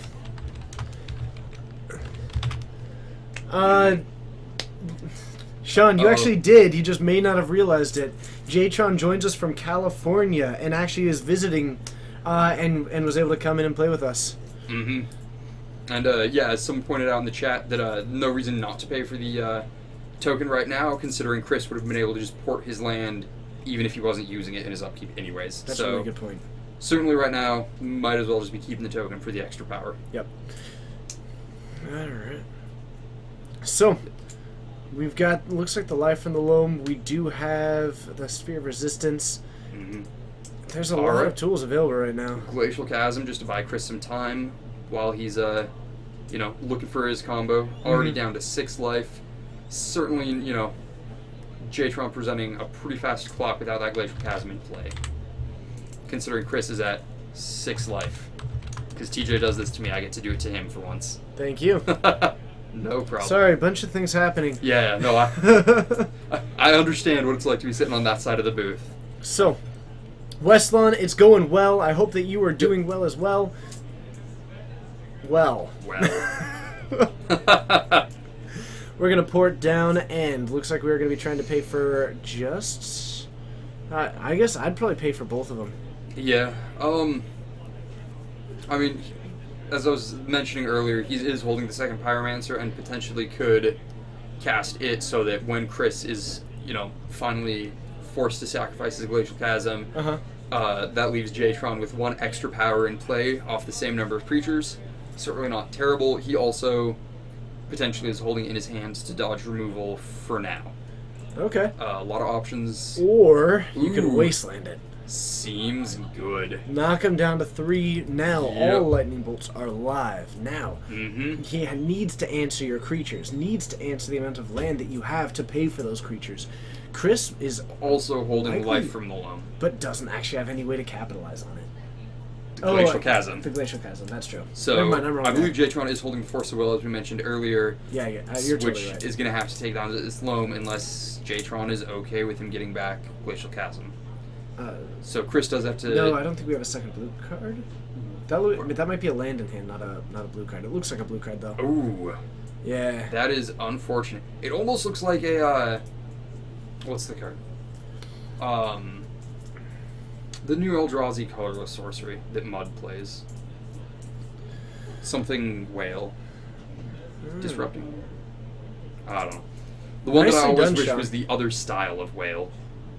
Is that not what that is? Anywho, Anyway, unfortunately, no second blue card, so Chris is able to resolve this life from the loam and get his chasm back, sustaining himself at 3 life. Oof. Warping Whale, that's the one. you need to sack a land. Did you not? Oh, it's the new Winter Orb. Yeah, Winter Orb is Yep. sweet. Oh, so the Glacial Chasm wasn't. Oh, It came. second land when it comes into play? Oh, Oh, I'll go, go. Hey, Chris? Chris. You sack a land when Glacial Chasm came into play? Tisk tisk. We're tisking you. Alright, so it looks like he's a. Do we want him to rewind or just sack it now because we haven't advanced terribly far? They can either handle it or Dylan can handle it. It's out of our hands. We passed it on to them. Yep. Well, they know something bad happened and they'll figure it out. Okay, so So I think they're rewinding to where they were at when the Glacial Chasm happened. where So are we? Where they're playing now? Whoa. Kind of. We're probably about We're- 15 feet away, so Yeah. something like that. We've got no, a door no more between than like us. 15 feet. We're in the little back room at the store, and they're playing at one of the back tables with the camera under them, so we can poke our heads out and tell them what's going on where. But otherwise, they shouldn't really be able to hear what's going on since we can frequently see their opponent's hand. Mm-hmm. Nice. Hey, we will. All right. Should we do it now or after? Well, between games. Between games? Nice. Dags for kids? That's Ooh. awesome. Interestingly enough, I heard like slightly about you when we were hanging out and just talking beforehand. Oh yeah. Yeah. Nice. So that's pretty cool. But it's awesome having you. Thank you so much for joining us. Yep. So, what do I think of this? Do I think that Splendid Reclamation with Valakut could be a thing in Modern? I'm not convinced. I think it's No. going to be kind of sweet. Mm-hmm. But I'm not sure if it's more consistent than what we already have, and at Right. least the current one is able to interact a little bit, Mm-hmm. whereas the other one really forces you to start like milling your library. Can it happen? Absolutely, and I think it'll Yeah. be tested and it'll be sweet. It'll be awesome. Yeah. And New Thalia, Back to Basics together would be pretty rad. Certainly does a number to your opponent's fetch lands. Yes, it does. Yes, it does. Let's add a price of progress too. Why not? Oh, yeah, there Why we not? go. Let's do it. So we've got a port, a Thespian Stage, and a Glacial Chasm coming back. You know, I'm kind of okay with this. I'm not that worried about the Glacial Chasm. Paying 2 life every turn is not a cost that I would be happy to pay if I'm Chris. Now, granted, he does have to continue using that life from the loam. But every time that he's doing that loam and casting out this Glacial Chasm, that's longer than I'm surviving because Chris is not going for a Merit Lage, which I would Yep. be pretty afraid of, personally. So, I think that that's going to be a pretty nice tool here, just continuing to apply that just enough that he either has to pay the 2 life and go to 1, which I would not be keen on doing. Yeah. I don't know. Okay, got your 10th 5-0. In the most exciting Aw. way. Lord of the Pit, congratulations on all the 5-0s. I haven't had a much opportunity to... Actually, I've never played MTGO, but I'm excited about it. Me neither. But I know from having seen it, you are a really excellent Miracles player. So, I believe that you did 5-0 that many times. There you go. All right. Chris looking at an interesting hand right now. And, yeah, 3-color Back to Basics price progress deck. might nombo just a touch. But, I am really interested as to how Chris can come back from this. Because yeah, that winter orb certainly going to be doing a lot, and it looks like just conceding Yep. here. so Jatron takes a game to win. Let's open it up and let him know. Yep. Dags for kids.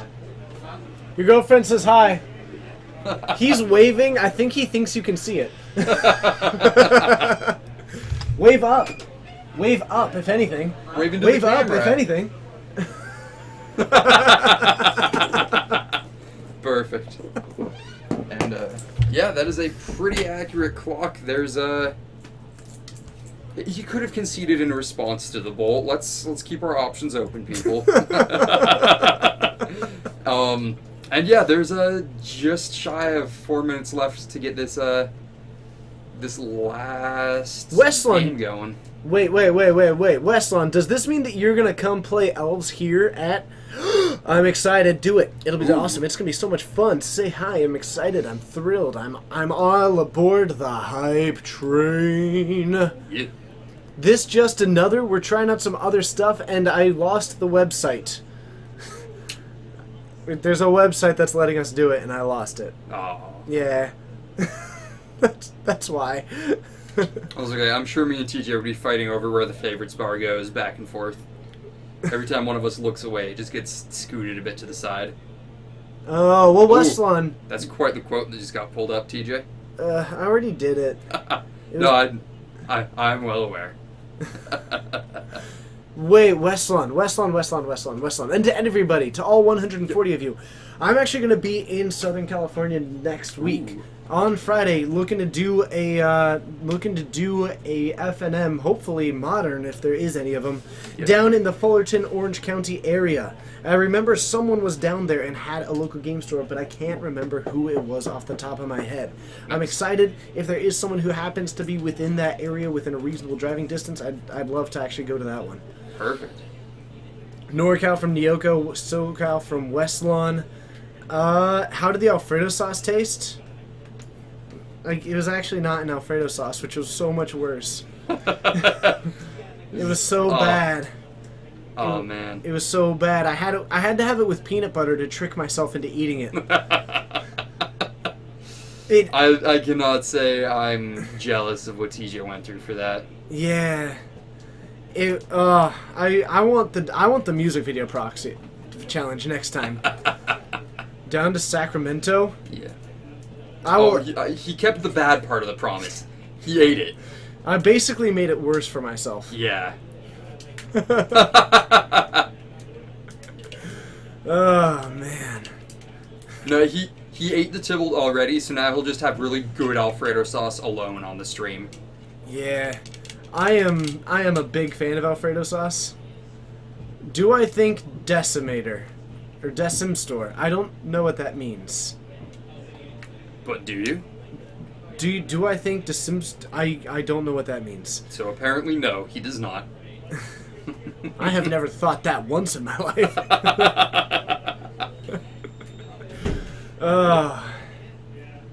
Decimator Province is a good budget crater of. Yes. I don't know what that card is. I like it as a budget one. The Lord of the Pit, thanks for letting it slide. Okay, are you looking it up right now? Yeah. Yeah. I think it's a solid one. It Seems alright. The gaining trample is probably the most key part there. I think the actually most key part here is creature type. Boar. That's important.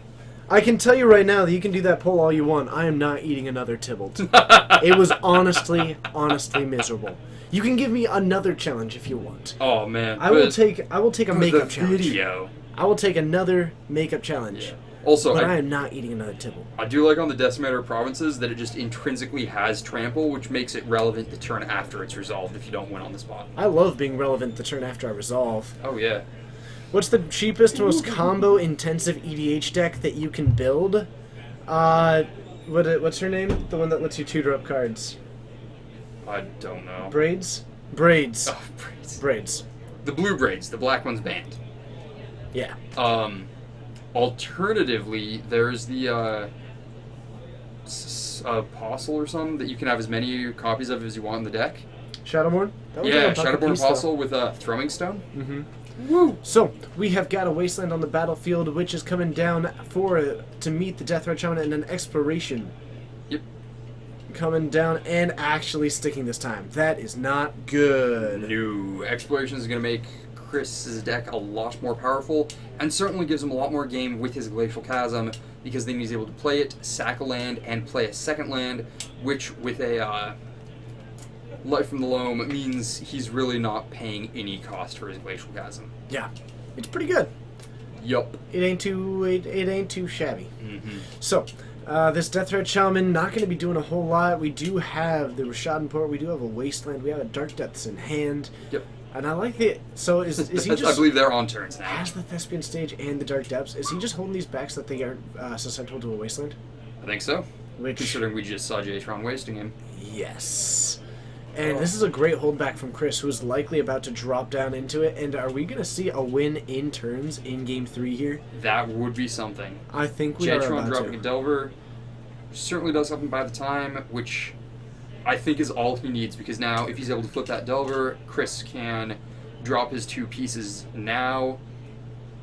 Yeah. Isn't going to be able to do anything more than that, because I believe it's 2 mana and tap the Thespian Stage, so he's going to be able to flip the Dark Depths on end of Jatron's turn, or in response to a Wasteland. See, I would actually Generate- be...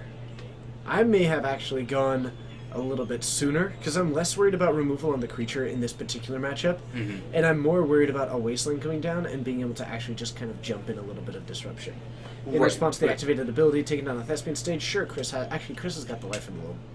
Yeah. Never mind. But I mean, the You're fact that they're fine. in turns, and we do see this Delver flipped, so now Jatron just needs to leave it up as a block. Chris is able to make his Merit Lage, swing on turn 4, get it blocked. And- Jatron not presenting lethal on turn 5, the game is a draw. So if Chris is able to draw into basically any form of removal, Yeah, if Chris is able to draw Punishing Fire. Red Source, Yep. you know, he's looking pretty good. Yeah, he doesn't have the Dark Depth dice out, but they're trying to play quickly at the end of the match. We are in time. Everyone accepts that that's not about to become a Merit Lage at a moment's notice. Also, I'm just not eating any more Magic cards. It was honestly awful.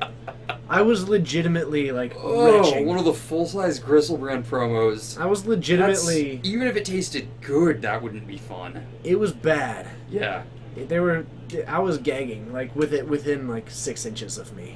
Mm-hmm. Yeah. So. Oh, there is a Forceful in Jay's hand, so actually even a Punishing Fire won't do it. Okay. Decay off the top. It is a pretty hand, but Decay off the top won't do it because you won't have the mana for it. Yep. Doesn't have the colors. So. And can't get the colors with this Life of the Loam. Yep. Not gonna be happening. Oh. So, looks like this is definitely going to be a draw. I think, even with Chris not doing anything, Is that land's going to go now going 002? yes. I don't actually know how Chris's first round ended. I know they went to time, but presumably yes, he's about to be 002, living in my dream bracket of 00X for the night. Beautiful. By the way, everybody, thank you so much for letting us compete with 2 massive streams. We're number 3 right now on the Twitch page. Wow. Which, granted, it's way behind, but the fact that we're able to at least like Mm-hmm. be on the table Yeah. with 2 Also, very well established. did you notice the streams. name of the 4th place stream who we're competing with? It's got a short stream with a dope hat. We should start advertising our hats in the stream. Should we just put ours with doper hats? Yes. Get meta on the titles. So on Merit Lage out, we get the block and pushing it back. Yep, I'm not really sure if I want to get start any bad blood with another streamer. I do. Jay holding the double volts and nothing. Alright, so quick draw, or quick, very slow draw for round 2 here. If anyone has any more requests throughout, they want to see round 3 on stream. So far we've seen some Delvers. No, it is Martyr. 8 people today, right? I believe it is 8. Okay. So we've seen a pretty healthy portion of what is available to us. And let's head back up to the booth and see what we can find for you.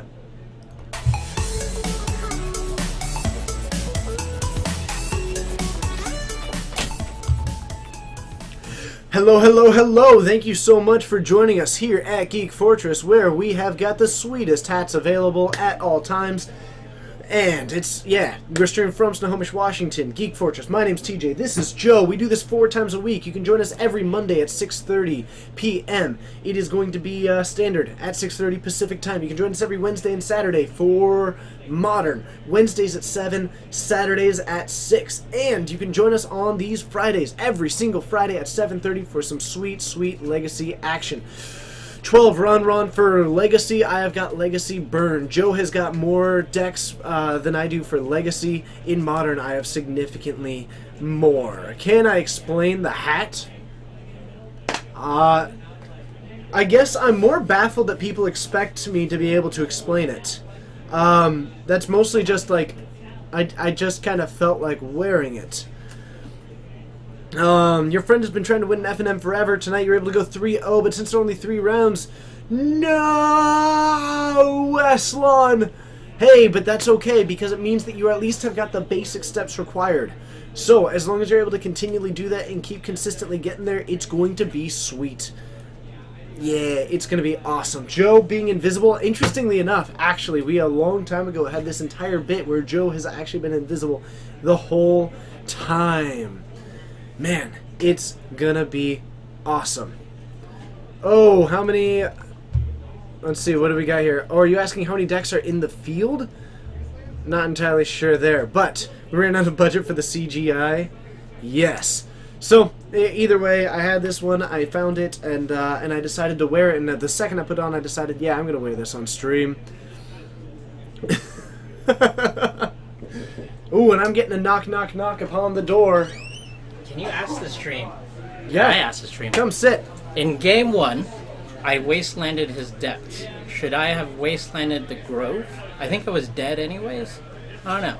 You know, I think the big problem is that he did have the life in the loam in his hands. Yeah. So I I don't was think pretty it was screwed super anyways. relevant.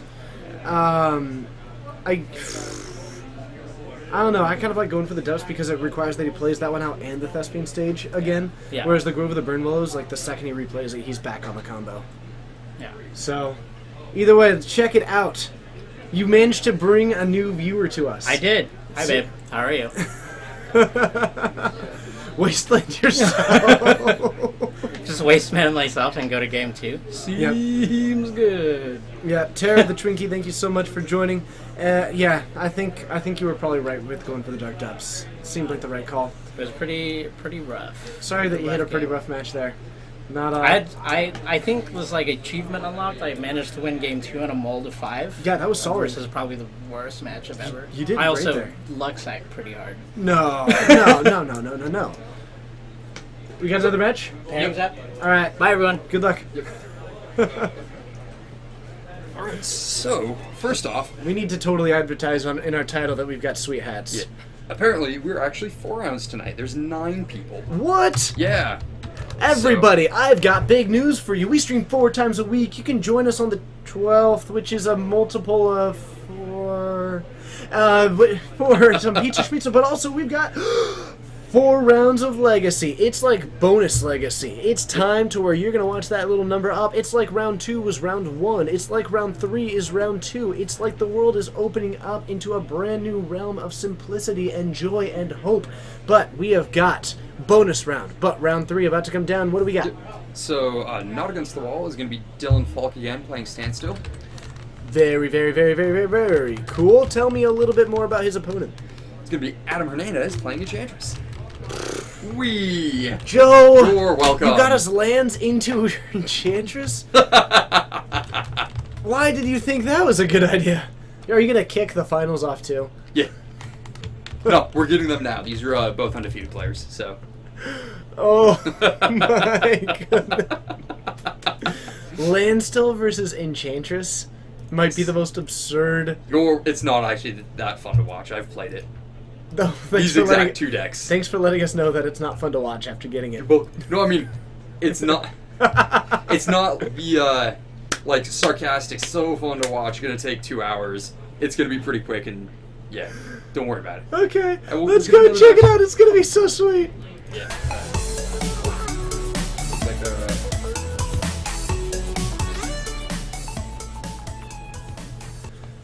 Man, they are hasty. Dylan Yeah. is in a hasty mood. So we've got Mhm. a standstill coming down. Looks like we have got, what's the name Yep. of that enchantment on the basic forest? Wild growth. Thank you. A wild growth on this forest, which is allowing him to tap for extra mana. We've got a tap for 3 here with that Caracas as well, dropping down a Yep. Stirring Grove. One green floating. Which- Adam. There we go. Okay. Really playing that one through. It. Gonna let Dylan draw 3 cards, and we'll see if a counterspell is going to come in.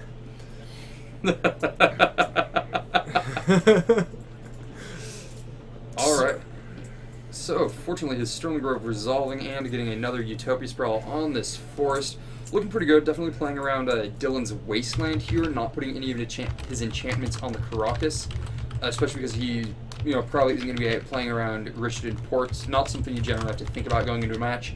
And in this game, not really something he does need to worry about. Mm-hmm. Sad LK, I highly recommend it. That actually sounds really cool.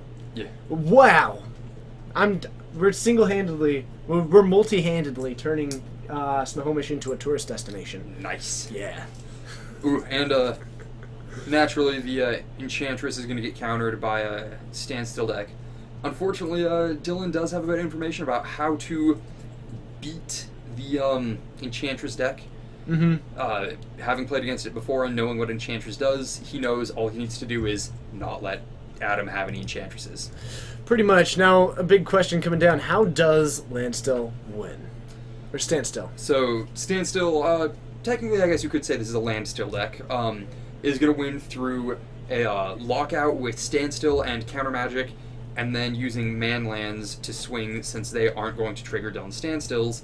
And Dylan is also able to say his opponent casts a spell, trigger the Standstill, draw his cards with his opponent's spell still on the stack, cast his Counter Magic, getting both the winning the counter fight and getting the resolution on his Standstill. Fahrenheit.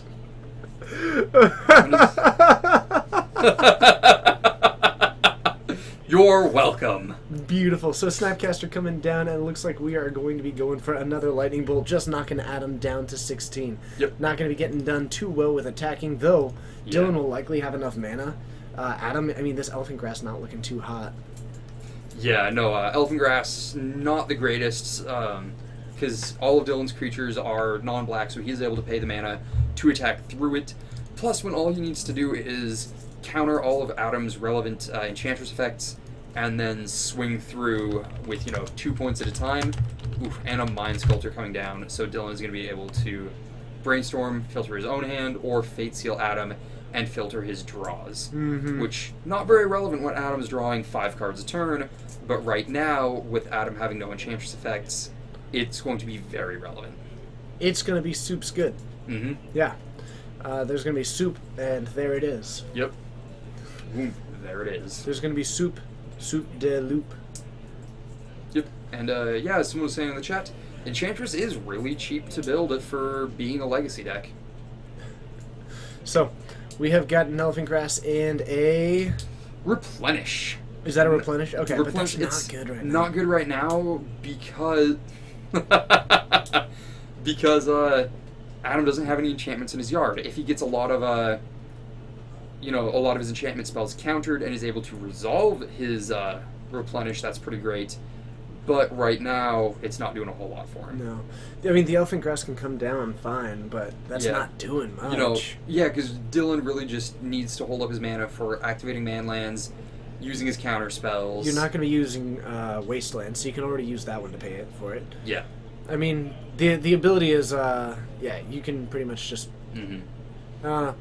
You can definitely get through this. You're just going to keep paying it, keep brainstorming, and just keep grinding out the value against Adam with no way to actually drop down with these Enchantress effects. As long as Dylan is able to keep up a hand of basic counter magic against a deck that runs no blue, Yep. you're going to be fine.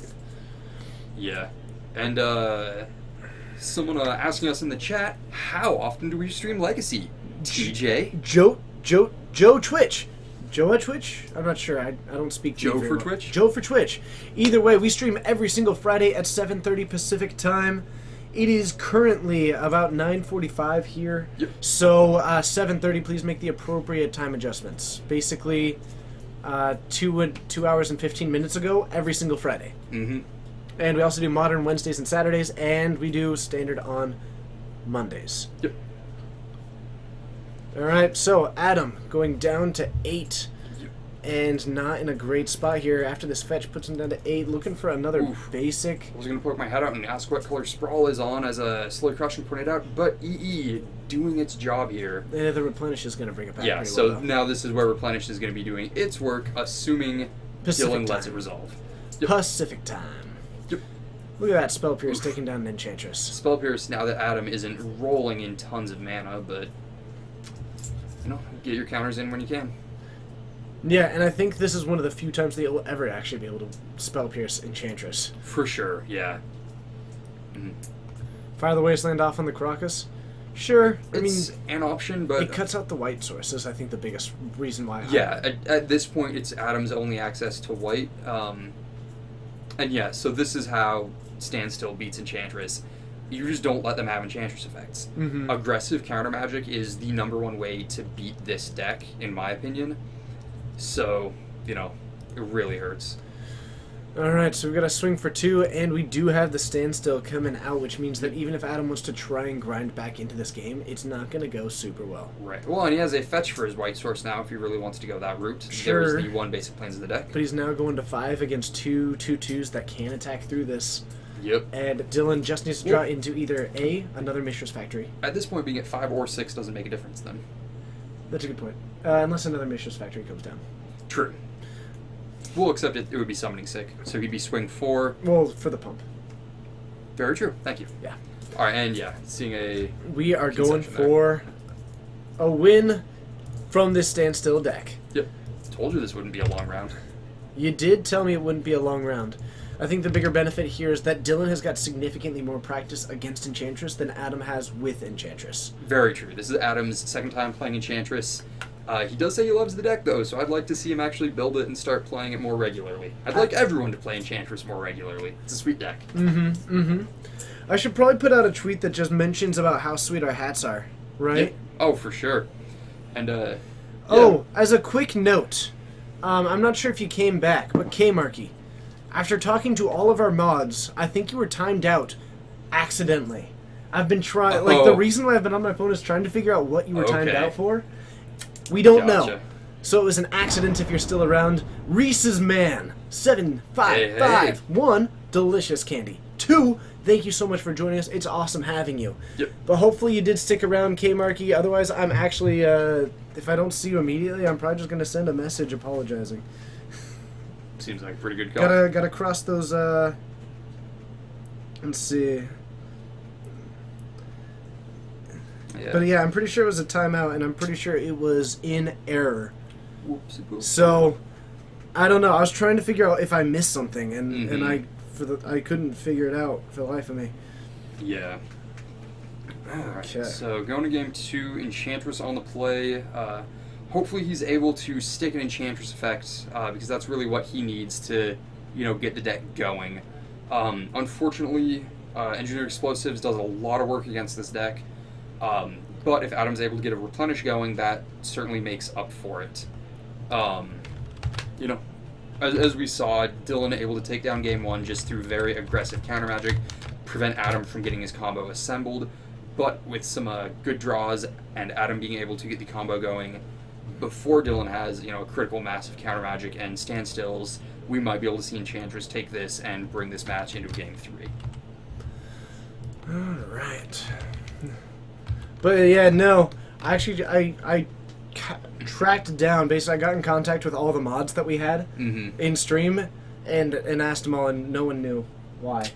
Fun stuff. Yeah, so not sure. Either way, thanks for sticking around. Yeah. Okay, so.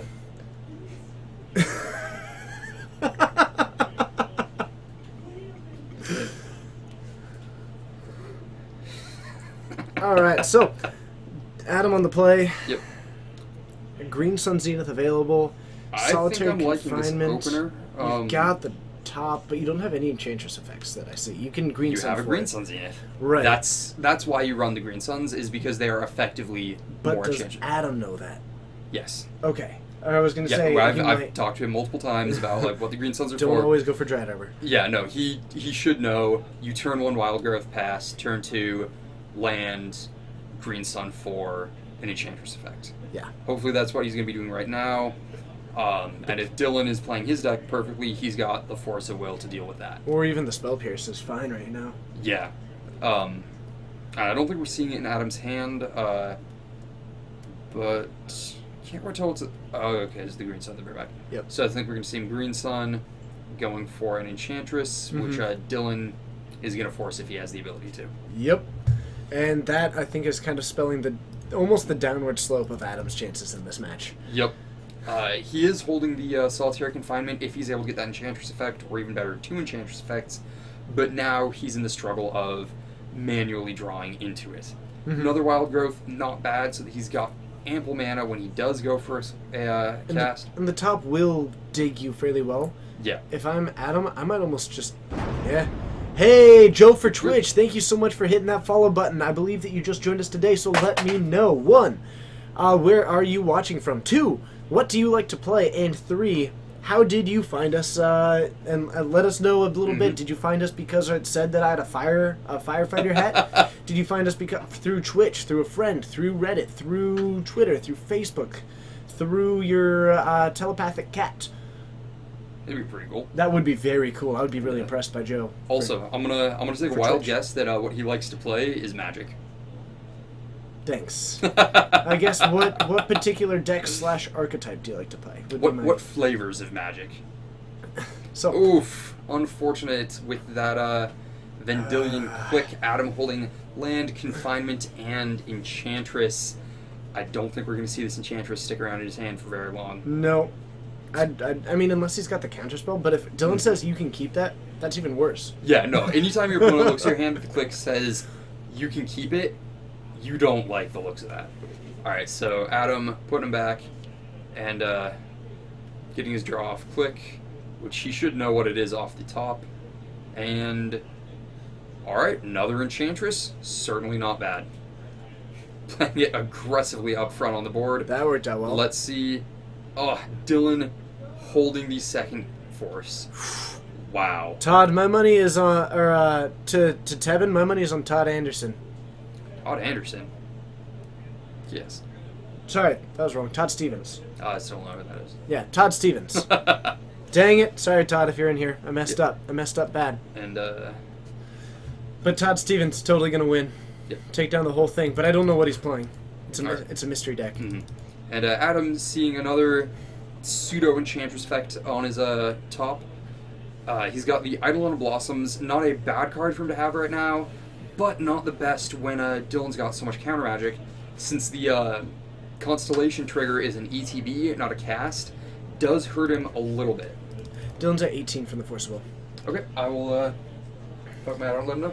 All right, and time walking. It's great to see you. Thank you so much. Tear of the Twinkie. You know, interestingly enough, Todd Stevens is another streamer and Okay. also just plays on the Star City circuit. Gotcha. And really cool. He came out hanging out with us about a bunch, and I hung out in his a bunch, and yeah, Cool. very Fun very stuff. cool person. Broken Pots, great to see you. Thanks Hey, for hey. joining us. And yeah, it's good to have you. Always great to have everyone following us. It's great to have everyone, Everyone. all of us, together here, assimilated into one stream. learning about each other. Do I have a deck for GP Portland? Not yet. Working on it.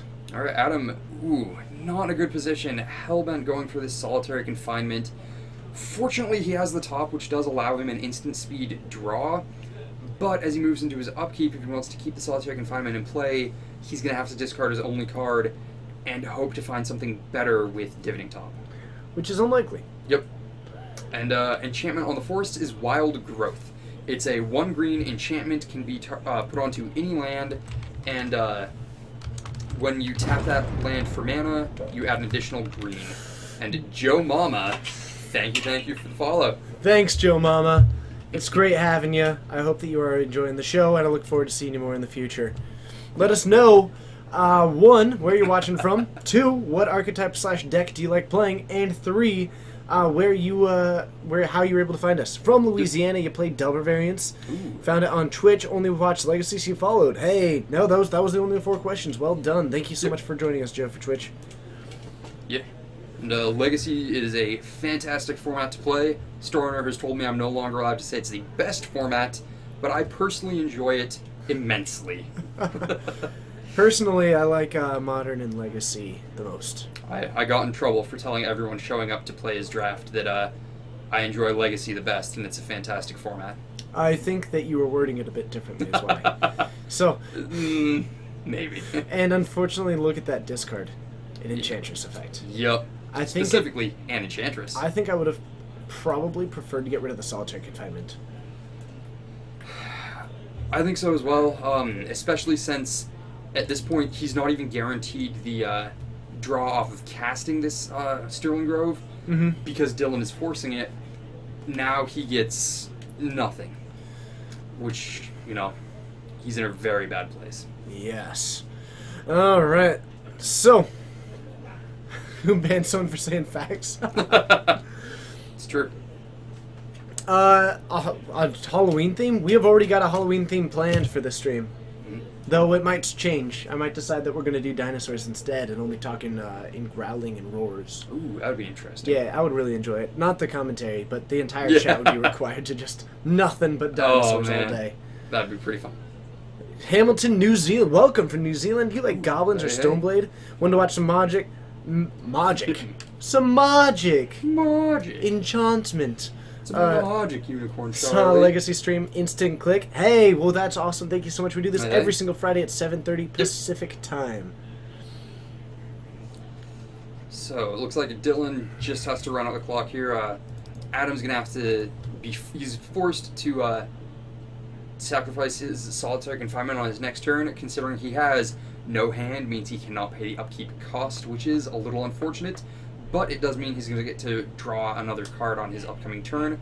Hopefully something good to get him out of here. I think an Enchantress's Presence would be his number 1 draw at this point, just as but it is the top he flipped. Forgot about that. Womp womp. You got there, Joe. Both teams played hard. Well, I mean, he could have, in theory, flip-topped with a top on the stack to hide the top in his top 3. Yes. That sounds like the top play. The top to top. Alright, going for the exploration, getting to redraw the top, casting it, and potentially filtering and going for it again. I mean, you might as well. You've got the mana. Top to top. Have a good one, Yep. Saphir. Alright, so spinning the top, looking at his top 3, and another solitary confinement and a rest in peace. Might go for the solitary confinement, but we saw how that played out for him last time. This is looking pretty rough for the Enchantress deck. Coleman. We're 11 people away from having 3,000. Nice. We need to do something for this. Coleman also pointing out Halloween's less than 3 months away. That's too soon. Too soon, man. Huh. I haven't We're gonna dressed have up to for Halloween in like 6 months. I don't know what you're doing. It has been like a week since I've worn a onesie. Actually, it's been longer than that. What are you doing, man? I don't know. More onesies. Being busy. I should bring my onesie to a GP one day. You should. Dude, Compete that's in what a you gotta do, GP Portland. compete the in onesie onesie? the whole day. Nice. So, we are going to swing in for 3 with this Vendilion click towards Adam, who is kind of entering into this weird racing position of being able to swing at this Eidolon of Blossoms. It's not a favorable one. No. In the Wasteland, taking out the Caracas, which, don't Don't do it, Adam. don't do it, Adam. Don't do it. Yeah. Okay, let it go. If anything, you float white mana to assert dominance. Just let that land be frozen.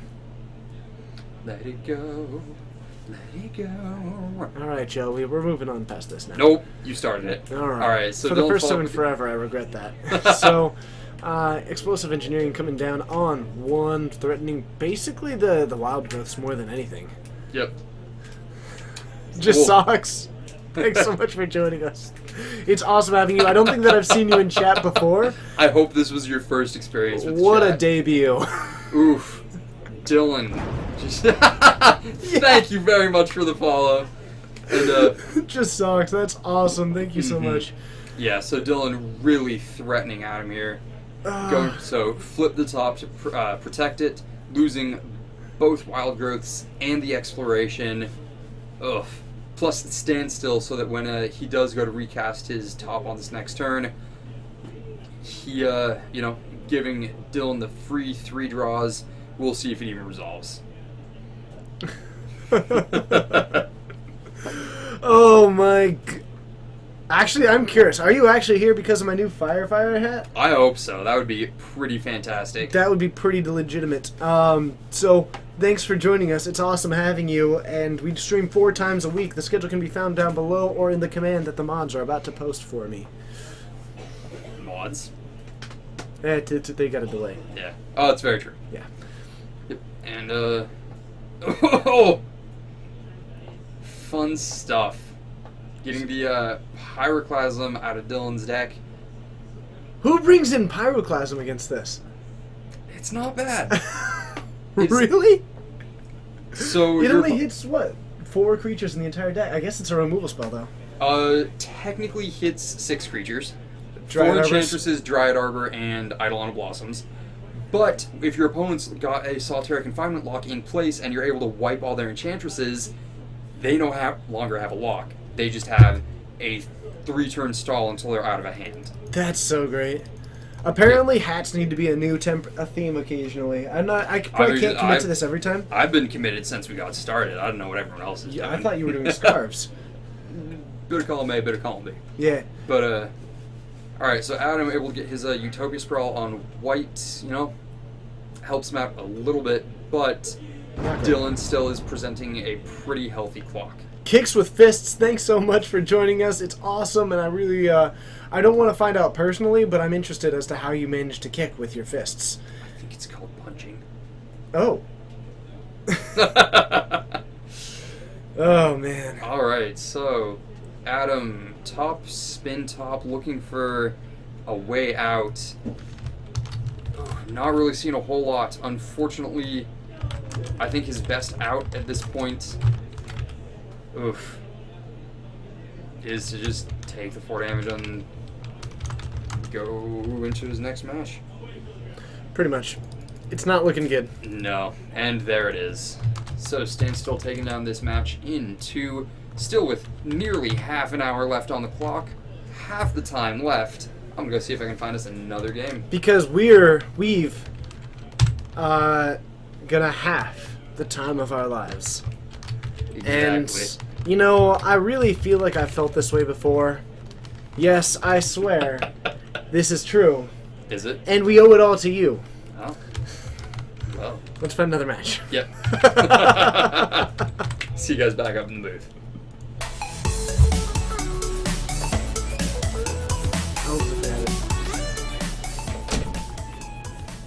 I did tell him to take a look for elves if we can get it. Better watch out or you'll kick with the fists. I love it. Thank you so much for joining. To the 2 people who most recently hit follow, let me know 1, where you're watching from, 2, what kind of decks / archetypes, things that you like to play, and 3, how did you find this stream? Welcome. I hope that you're enjoying the show. We do it 3 times a week, every Monday at 6:30 Pacific time. We've got Standard. Every Wednesday and Saturday we have got Modern. Wednesdays at 7 and Saturdays at 6. Also, we do Fridays every Legacy. Wait, no, we do Legacy every Friday here at Geek Fort. Ow. Hit the shelf with my elbow. That's a funny bone. All right, 7:30 Pacific time. Oh, I got it.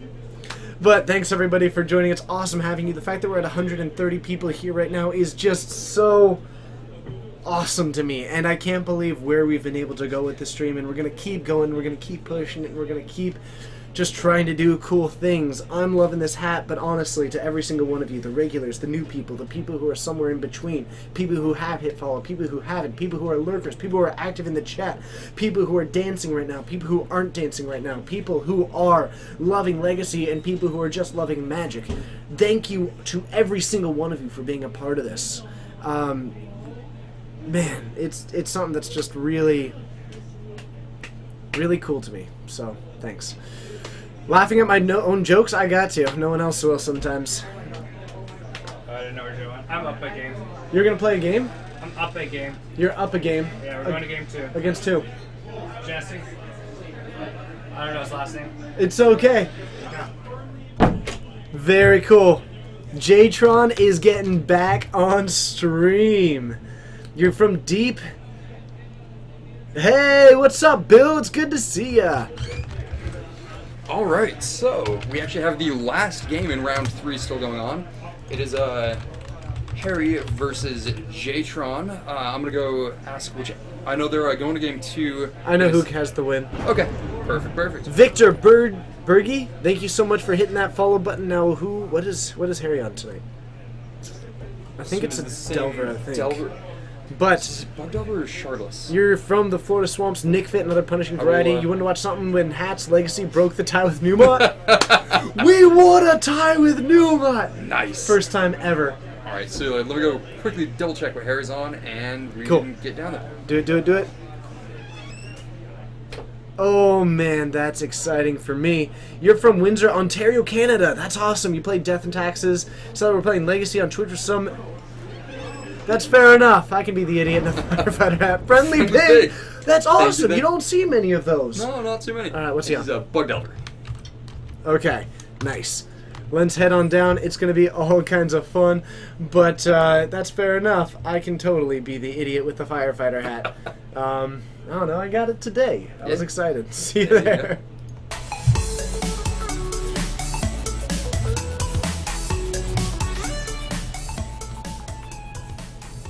And let's hit that to update the live totals. Have I ever played Magic with Ante like originally concepted? No, I have not. I only started back during Innistrad, and I have not been so bold as to do that. Yeah. Harry dropping down. Blue, white, or that's got to be black, blue. That's an Yeah. underground. The very solid plays from both sides of the board. Mm-hmm. Turn 1, a Delver from Delver decks. How appropriate. Hooray! Magic as it was meant to be played. With creatures doing things and attacking. I mean, we did see a Gitaxian Probe, however, so that's nice. Yeah. The only problem is that they keep starting early. So they do. Jtron, you should know the format. I guess that's not really something they see on the stream, though. What? Us letting them know when to go. That's true. That's true. So, a Wasteland. Nice. Taking out Harry and, I want to see Harry waste Jay on the next turn. I want to see Jay swinging lands. and a swinging with the Delvers to have them trade. Yeah. Yes. Just restart the game. Oh. Yes. Oh. Ah. Did Vans win or lose? Lands had to buy this round because we have an odd number of people, and Lands was OOX. Also, as a quick note, hello to everybody and obrigado for joining us today. It's awesome having you, and I learned a little bit of Portuguese earlier tonight. So the Delvers continue not flipping, and that's an Overgrown Tomb. Yep. I think Harry is on the non-proxy. Looks Train. like it. Victor Berge. Oh, hopefully you. Hopefully I said obrigado correctly, because I learned that earlier today, and another person from Brazil. I love this. Yeah. This is the coolest thing to me. you play mostly Modern, so do I. We do Modern Wednesdays and Saturdays. Check it out. It's all kinds of fun. And thank you for finding us. We do like being a paper Magic stream. That's super cool. Thank you for joining us. Oh, man. Fun little fact off Chaos Warp there in the chat. Seriously. The more you know. Nah, it's not a proxy Underground Sea. He's just really committed to his altars. No, I mean, that's true. That's true. So I guess maybe he's just running Overgrown Tomb because he didn't have time to prepare another proxy? Could be. Might be Death playing Death Shadow. An Abrupt Decay happening here. The board staying fairly clear. Westlon, I like it. thanks for joining us.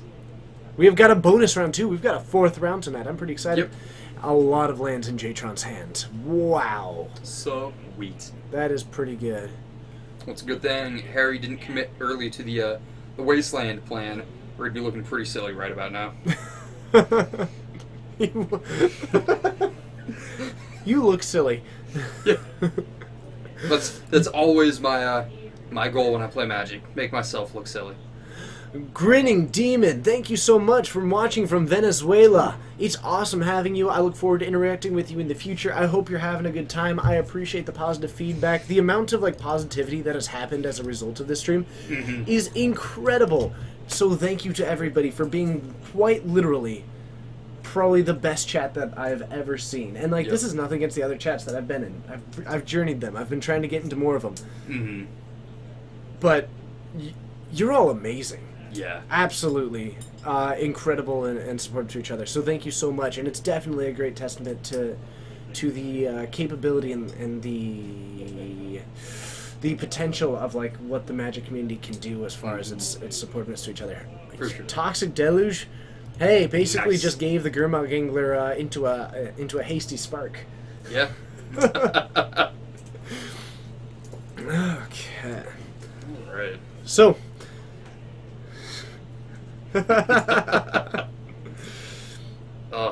Mirror Universe. I like it. 1 mana draw 7 seems pretty good. It seems not awful. Seems pretty strong. So Ponder from Jatron. Yep. Your ego won't let you get out of the door if you keep this up? Great, that means that you gotta stay here and watch this stream. Exactly. Game plan achieved. So Ponder from Jatron, I mean, knowing my history with watching Ponder happen, I'm gonna guess that we're gonna see a shuffle here. Yeah. And no. Ooh. Actually going for the key. Someone is getting a little bit outside my comfort range here. He might have just really wanted this.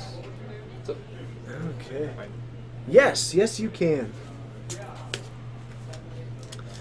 alright, so I think off that Ponder, he might have just been going to keep his Delver just so he can actually start making board presence.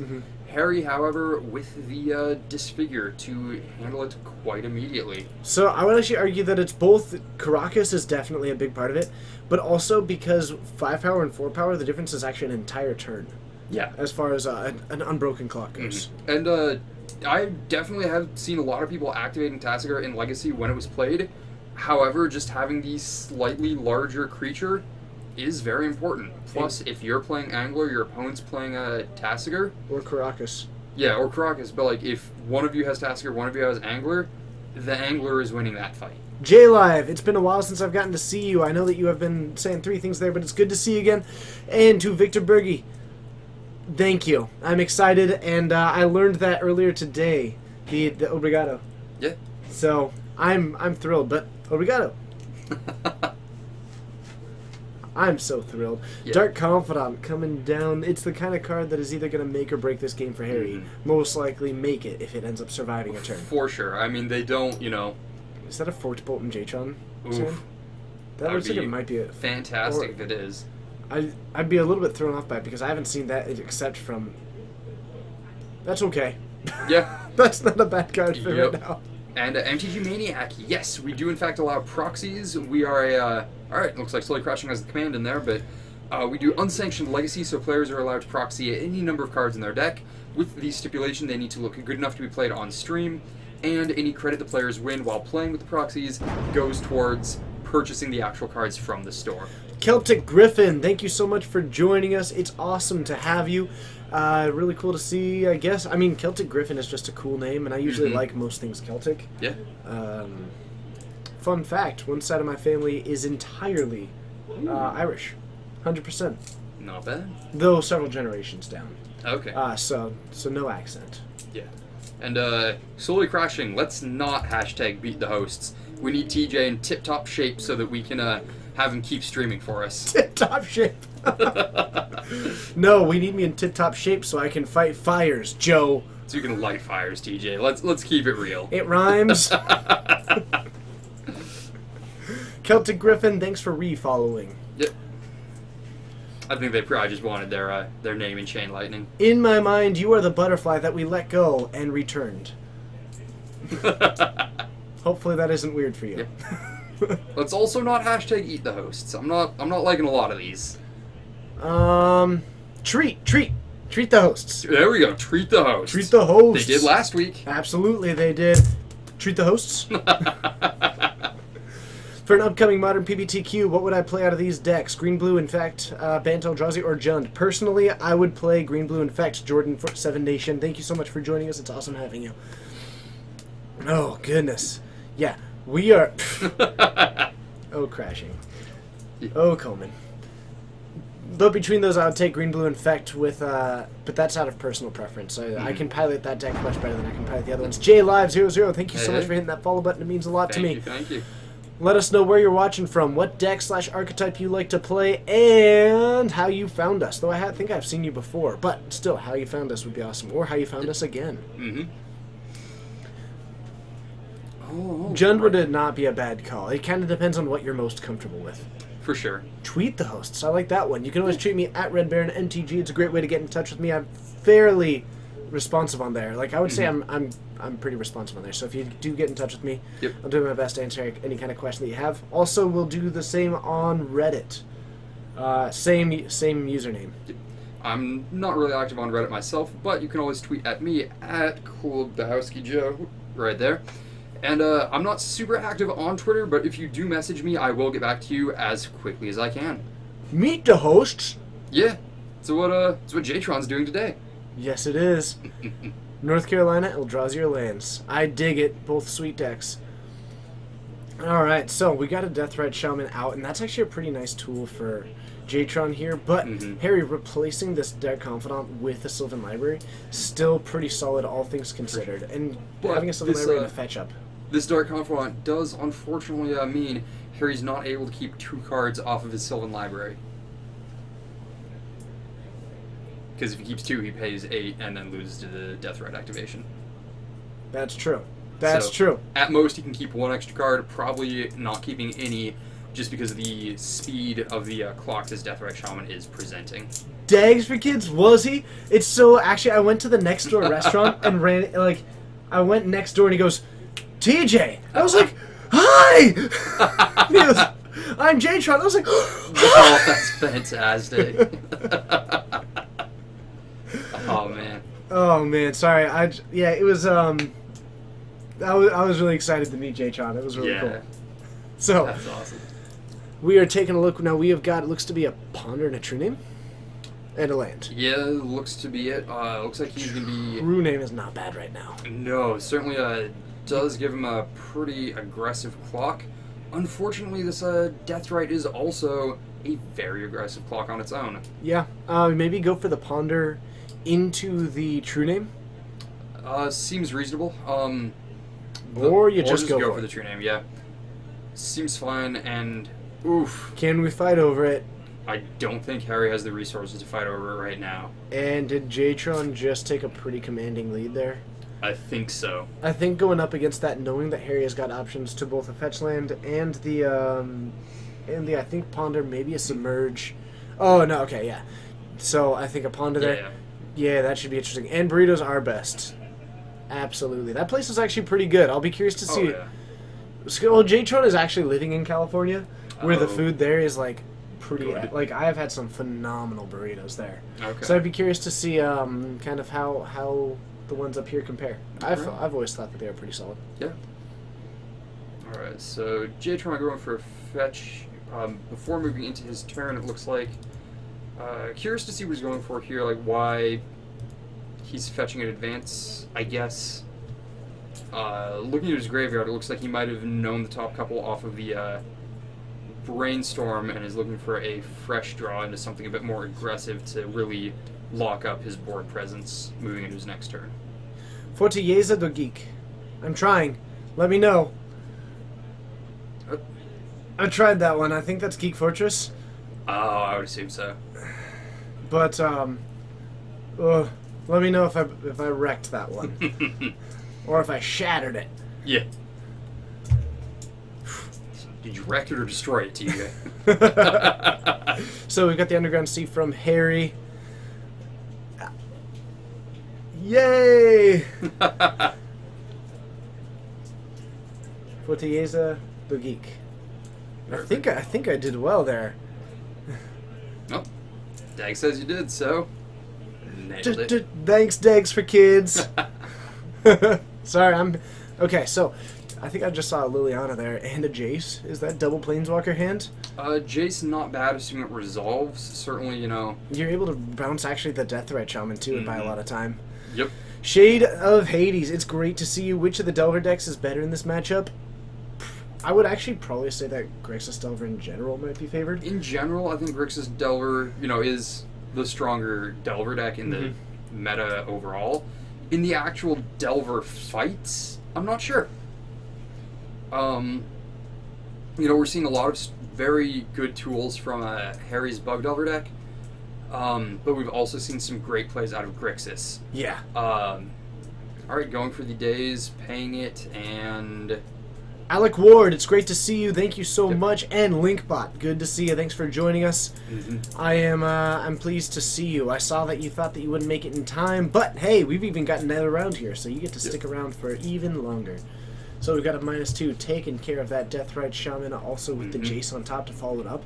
There's a pretty solid potential here for Harry to crawl back into this game. For sure, especially since any creatures that Jatron drops that Harry's too worried about. Ooh, and a Goyf on top. Wow. And Liliana main deck, I think so. Not 100% on that, though. Yeah, but either way, this is actually a post-board game with Harry having taken game 1, so... Yeah. Alright, so seeing the Golgari Charm to take down the Delver, doing nothing with Liliana, Harry keeping whatever he has in hand. Yeah, Harry's gotta like what he's got. He's got double blue, so maybe a counterspell? Seems unlikely. It could be, or if he's just hanging on to think Counterspell's the in this Mind deck. Sculptor to drop on the next turn. Oh, because he drew that this turn. Yeah, you're absolutely right, because we had the Sylvan Library. Yep. I was going to say, like, Counterspell doesn't strike me as a card, but I see double blue, and I'm not really sure if he'd be holding up an Abrupt Decay with a Lily. I think he's just trying to hold his Mind Sculptor that he didn't have mana to cast after the... With Jatron only having one card, too, you don't have to worry about Force of Will. Well, I guess technically... with only 4 mana up, you don't have to worry about it. If you have 5 untapped land, then yeah, Force is something you do need to worry about. Yeah, so I am interested to see what we've got here. Either way, hello to everybody. It's awesome to have you all. Slowly Crashing is from Seattle. Actually, most of us are kind of in the Seattle area. I will say that our food is excellent. I would say that I do really enjoy our food. California food has also been very good to me. Yeah. It'd be hard for me to pick. Alright, so Harry going for the Fate Seal on his opponent, trying to prevent him from getting anything relevant, and hiding away his top card. Jatron, not really seeing what he's drawing into there, but Young Pyro, certainly not bad. And, Drow, it's good to see you. Thank you so much for joining us. Okay, so... Oof, another Liliana. And Jatron showing he has no answer, just pitching that Pyro immediately. Wow. And we might be seeing this Mind Sculptor grinding out the game for Harry if Jatron's not able to draw something relevant soon. That is true. Our seafood is much better than California's. No offense to it, of course, but we've got good access to seafood. Yeah. Okay, so... Alright, so... A Jace with the Fate Seal, a Liliana about to be... I mean, we're about to be combining both Fate Seal and discard. Yep. What is this? Oath of a Gatewatch? Oh, man. Oh, that's beautiful. All we need is Chandra to come out now. There we go. Oh, goodness. Gideon, that neither players have the mana to support. Degs for Kids, I would love to meet you one day. Feel free to travel up along with Jtron. Yep, That'd be super cool to have you both here. for sure. All you need is a Karn on the field, and the Planeswalker, like, the three best, the trifecta would be complete. I don't know, Ugin's pretty strong himself. That's true. That's definitely true. Mm. Okay. Oh, right. Too bad both were both Jaces. No, Of the Veil is really strong. But, and yeah, of course Gideon's seen Legacy play. Layer 7B. It's important. Layer 7B is very It's an important. important part of Magic history.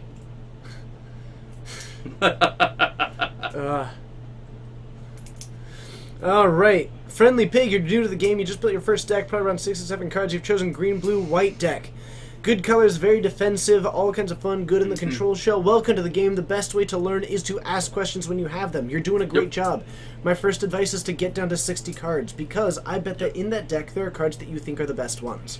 By adding more than 60 cards, more than the minimum, it is less likely, statistically, for any given draw to be the best cards that you want. Yep. So, the more that you refine that deck, the more likely you are to get exactly what you're looking for. But welcome to the game. Always feel free to join us. We do this 4 times a week, and I can't wait to interact with you more in the future. So, Broken Pots. No, he did not take up the Liliana because he was holding an Abrupt Decay that he wanted to keep in his hand in case Jtron dropped something relevant off of his top deck, which he did. Jtron drew into his Deathrite Shaman. Harry was able to Abrupt Decay in response, not taking up his Liliana on that turn. okay. Agributa, that's awesome. I couldn't tell you for certain. Okay, so a Vendilion Click, a Sylvan Library. Harry has come back into this game with a vengeance. For sure. Jtron started off extremely well, and I think what we're just seeing is a bunch of kind of this difficult situation of like running into. Now in this matchup, I think I would have been favored, but the amount of lands that Jtron ended up drawing into so naturally in this For sure. is just rough. Yeah. Yeah, I mean, the Sylvan Library has given Harry the ability to top deck phenomenally into, you know, multiple Planeswalkers to really lock up the board, plus, you know, this, Vendilion Click to give himself a second win condition through just, you know, combat in addition to Fate Seals with Mind Sculptor. He's looking like he's got a really great board presence right now. Yeah, I think this Liliana has been a really big factor here. For sure. And it's looking, you know... Did you see his overgrown too? Yeah. Yeah, the fact that he's Oh, running yeah. one? You're teasing him about it? Yeah, Yeah. no, We did- no. It's not a proxy. We did. Yeah. Real we did. overgrown. We totally know. And, Someone enter in the snark comment. yeah. And, yeah, so I think a couple people brought this up earlier. It really does feel like, you know... Bug is a control deck. Well, it's leaning into more from a Bug Delver into Bug Control, which really does, you know, help him grind out the mid-late game where the 2 Delver decks have ended up. Where's the sliding bar? I lost the website. So, Jtron coming to an unfortunate demise there. Yep.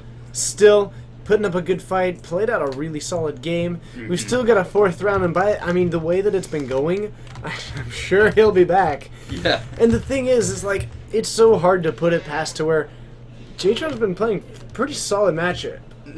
I mean, the one instant that we saw was him going for a Wasteland onto the Oh, Thespian the stage. stage. But Yeah. that, I mean, what else were you going to do in that situation? So, it's just Jtron coming up against some pretty rough situations, playing some solid Magic, and if nothing Yep. else, it's awesome seeing him play. Let's head on up.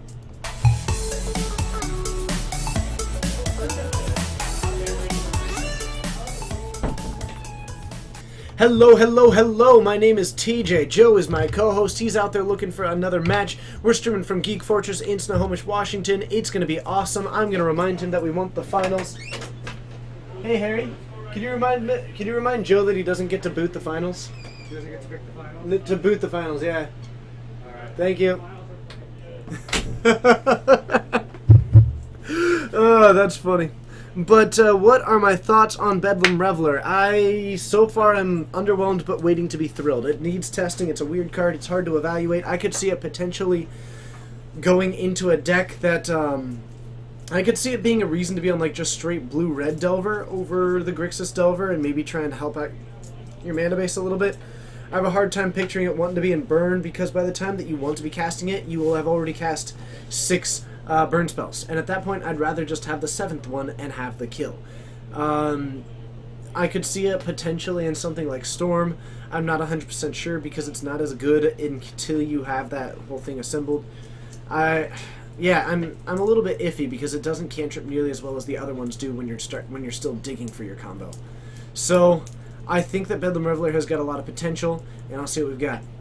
Dags for Kids, it was awesome being able to talk to you. I go down to California every now and then. If I'm ever in that particular area, I look forward to meeting you one day. Alright, so Bedlam Reveler doesn't fit with counterspells. That's also a pretty good point. Yeah, Kicks with Fists, I very much doubt that Eldritch Evolution or Bedlam Reveler will be banned. I don't think that either one is particularly broken or Joke's incredible. on you. The finals are actually interesting this week. How is that a joke on me? That is sweet. Some of you, by the way, if you haven't yet, now is the time. Go to my Twitter, look at the picture that I recently posted of possibly the most kickin' kicks I have ever seen. Because they will be under the table on the right side of the field. We have got the final match, a very sweet battle between... Do they know what each other are playing?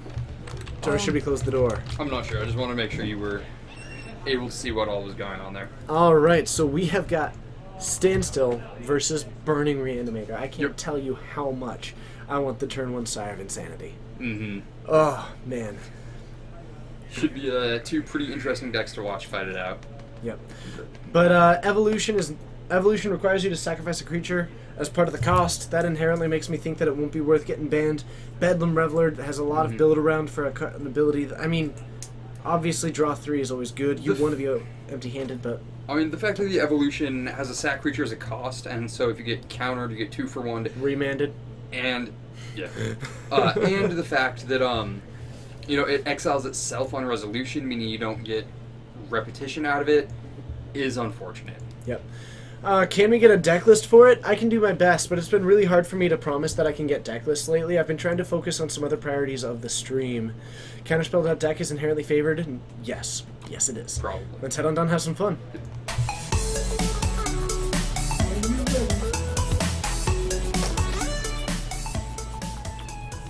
Alright, so, yeah, I do think that the deck that is basically entirely counterspells is pretty favored in this one. Yeah. But I gotta say, a meta where we saw a lot of Delver decks here, definitely some unusual stuff, a little bit less diversity than what I would normally expect to see for a Legacy. Yeah, just a lot of Delver A lot of Delver. compared to normal weeks. But still, what our finals end up being is Delver is a very popular deck, but what we end up in the finals is Standstill versus Burning Reanimator. Yep. I mean, how cool is that? It's fantastic. Unless, of course, you're lying to me and this isn't actually the finals. It is. I believe you. Okay. Also, the finals didn't just jump up on stream because I don't think we have an actual undefeated because we had an odd 9-man tournament tonight. Yeah. So, But, as always, I do have to give a quick thank you as we're getting ready for these finals. My name's TJ. my name's Joe. We're streaming from Geek Fortress in Snohomish, Washington. Be sure to hit that follow button. It's awesome having you. And, I mean, yeah, we stream 4 times a week. I highly recommend it.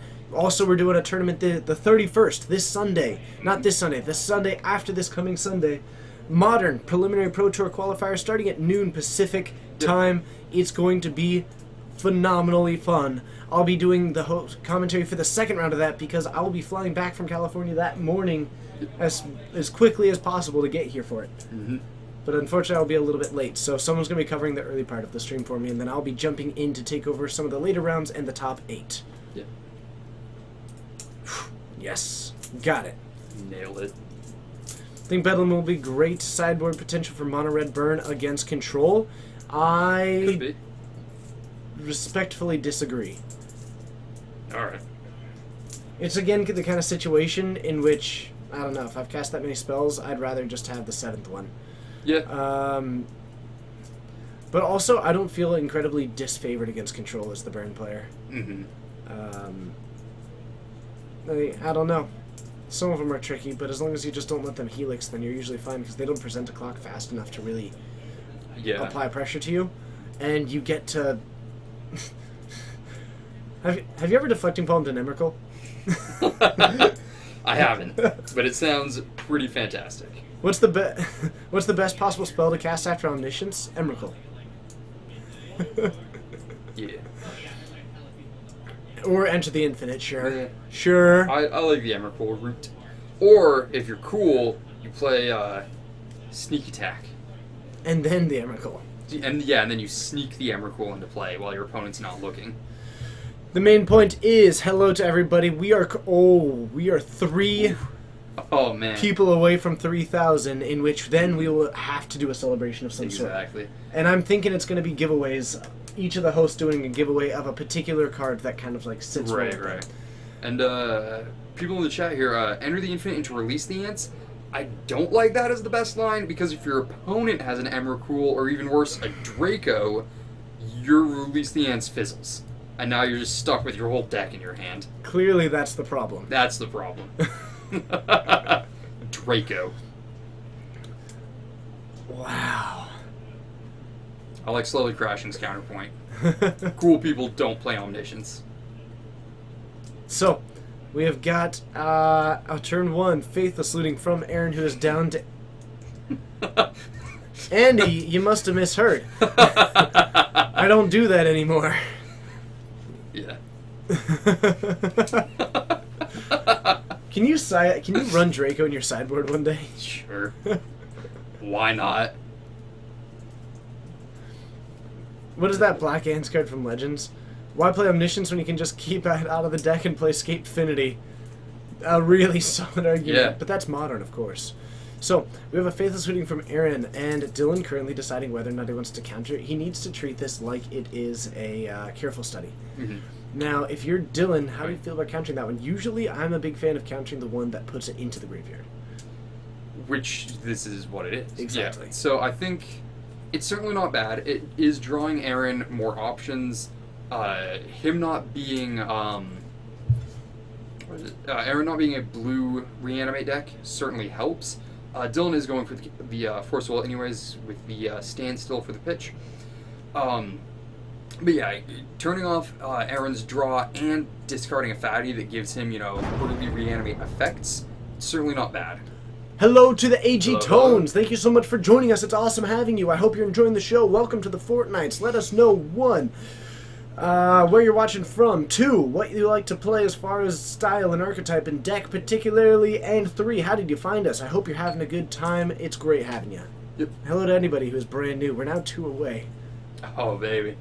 And oddly enough, in this matchup, Aaron discarding his Iona to his unmasked targeting himself. Even with this resolved, obviously the clock it presents is a huge threat, but it still doesn't stop Dylan from dropping his man lands if Dylan's able to get a clock going quickly enough without giving Aaron a reanimate effect other than the one in hand. Just resolving Iona doesn't guarantee Aaron the win in this matchup, as it frequently does. And let's see what Dylan has got. It looks like we might be seeing a counterspell here. Mm-hmm.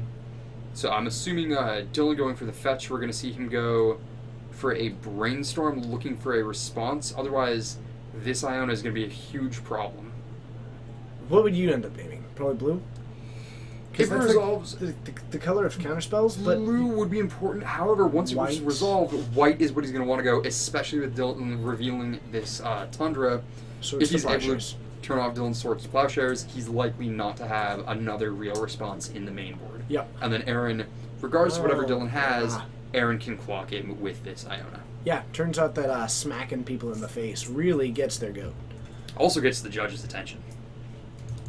I suppose that's true. And yes, presumably graveyard order matters. However, both players would be able to acknowledge to each other that they are not playing cards that do care about graveyard order and agree that it's not relevant. And that Iona on white. Yep. So, Iona on white still does allow Dylan to cast many of the spells he's got, but does not allow him to cast his removal, allowing this Iona to overtake the game. GN Whiskey, that's awesome. I got this today. Thank you so much for joining, and thanks for being a firefighter. It's important for you to clean up the messes that I make anytime I play Magic. Yep. Because TJ takes fight fire with fire very seriously. This is pretty cool, actually. Mm-hmm. Dylan going pretty quick through his motions, snapping back a brainstorm and conceding. Unfortunately, drawing into his Swords to Plowshares, but Iona on White's a real threat. So, Burning Reanimator, taking a quick game 1 against a deck that you really wouldn't have expected it to go that well. Yeah, I mean, if Aaron's got more very relevant cards as opposed to, you know, the number of counterspells Dylan's holding, that's really what matters. How many times can Aaron try to reanimate something, and will one of them eventually stick? But that's... oh man, does this helmet protect me? Nope, not at all. Protects TJ from the haters. It protects me from being a dork. Oh, fantastic. Because it's so cool. Yep. Technically, not true, Dr. Derp. Tinfins also plays a card that does care about Graveyard Order. GNX Whiskey, thank you for the follow. That's all. Thanks for hitting that follow button. Yeah, I might have to get it re-inspected.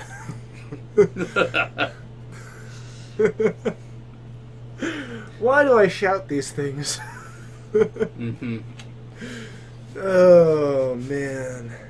Yeah, So, Legends did have a lot of flavor. Change of Mephistopheles is one of the tastiest cards. I don't need magic cards anymore. No, but Change of Mephistopheles is fantastic. Chains of Mephistopheles is a very cool card. I will give it that. Legends has all kinds of weirdness going on with it.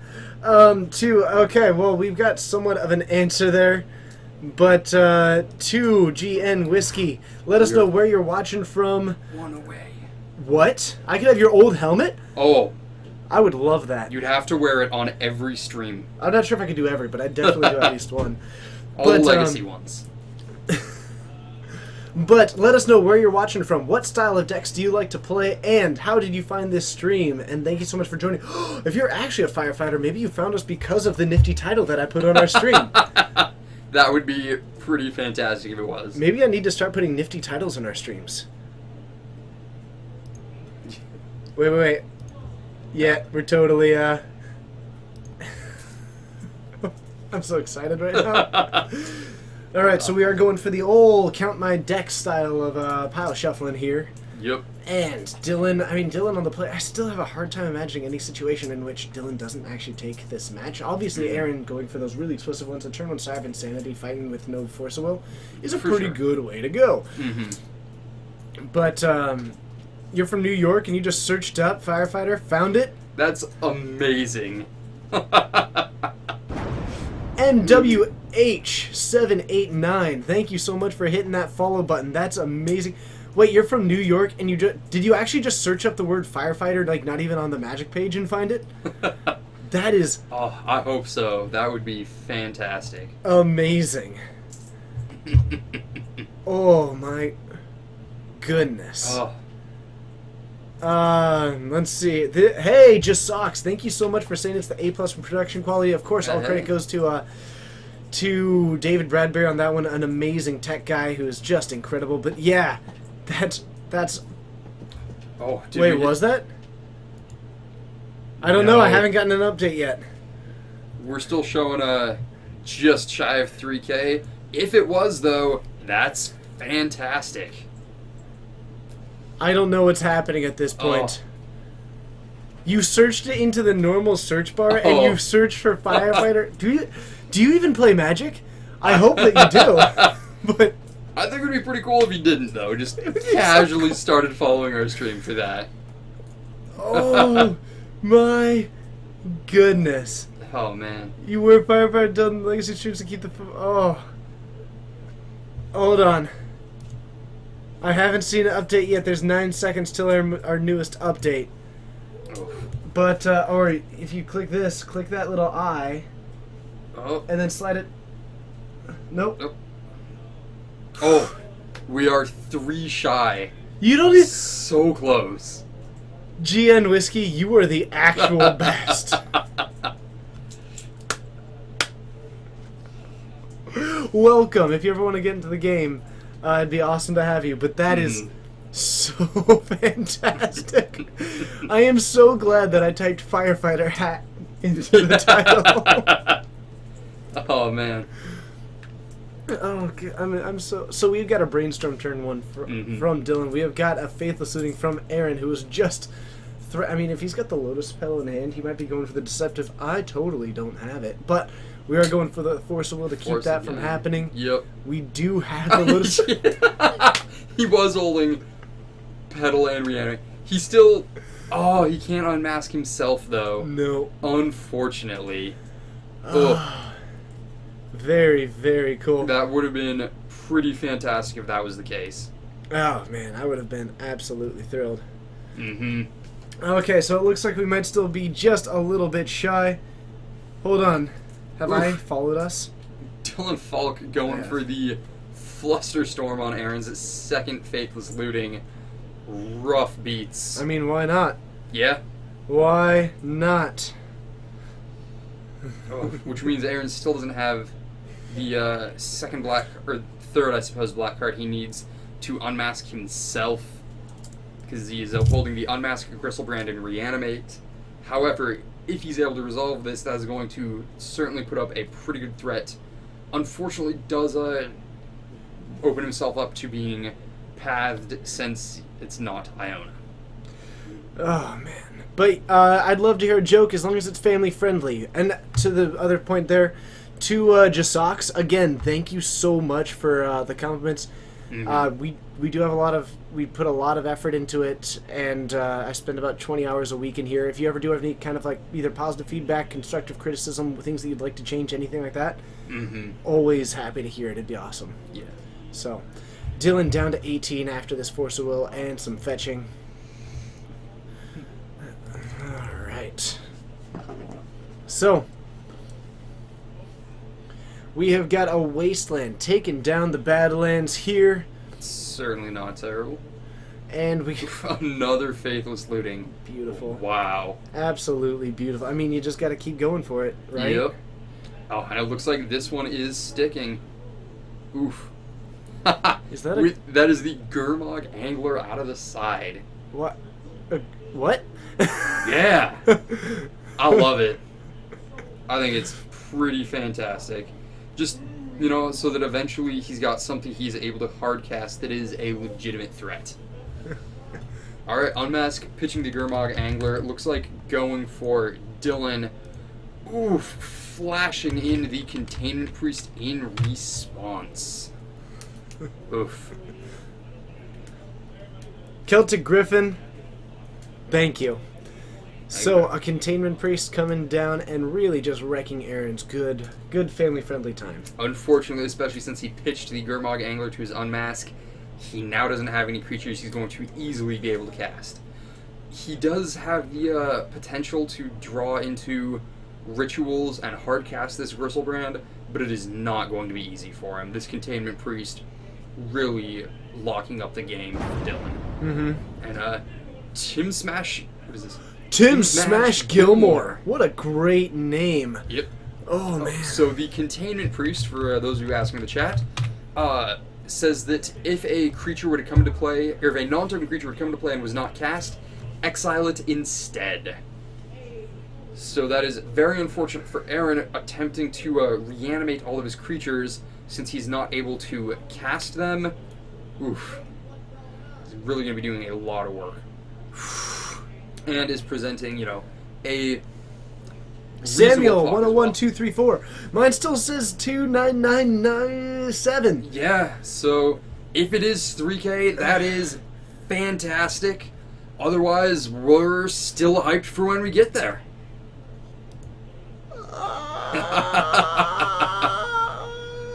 Hits for 2, and did we Aaron down to 16 from this 2-2, getting Yep. in the swings and the stuff. looking at the punching that's happening, and it's going to be hitting him down to 14. Let's see if Aaron can draw into a sweet, sweet reanimation spell. Hello, everybody. We might have 3,000 followers, and if so, wow. GN Whiskey, have a phenomenal time. Good luck in your shift, and stay safe out there. Yep. Bow! What? Are we there? I'm doing it. I'm clicking it. Do we have it? Woo! Awesome!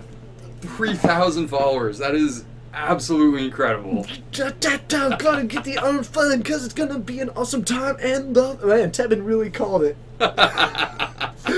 Thank you, everybody, for getting us to 3,000 followers. I can't even picture this. Like, we were getting to 1,000 like 4 months ago. Yeah, no, it's... Ah! This is incredible. Thank you to everyone following us. Let's get the hype really train made this going. happen. Everybody, what should... A harumph. Let's go get a harumph in the chat. Let's get straight out of Blazing Saddles. Can I get a harumph out of all of you? Yeah. Harumph. Harumph.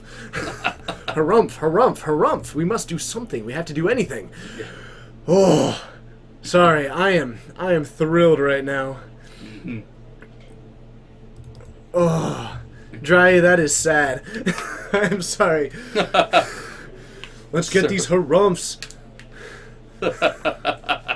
Thank you, everybody, for actually doing this. We're at... Okay. Oh, man. Keep an eye out. I think that we are going to have to do giveaways of some sort for this preliminary Pro Tour qualifier coming up on Sunday or something. We're going to basically just try and distribute some of these things. We're going to do something. I honestly don't know what, because we weren't really prepared for us to hit 3,000 this soon. Yeah. So we're going to think on it. We're going to get back to you, and we're going to definitely make something happen. Okay, Marky, thank you. Have a good night. So, a Lotus Petal out for Aaron, who's then got another 2-mana assembled. We do have an Iona in the graveyard in addition to this one, and we are cracking the pedal for the flashback of the Faithless Looting here. Trying to dig in deep, needs to be a little bit careful because he needs a really an answer to this Containment Priest before he can really go for this. Yep. Otherwise, Dylan just on this continual beatdown game plan because anything that Aaron can put down is going to be taking it down. Agra Buddha, thanks for hitting that follow button again. Harumps all around. I don't want to eat anything magic related anymore. That was a mistake. That was a bad idea. Maybe we need to make the Airband music video. Would you be in an Airband? Maybe. Let's see here. Drones. You would be bass. I could possibly do that. All right. That might mean that we have our 4. Oh man. Thanks everybody for giving a solid harumph. Yeah.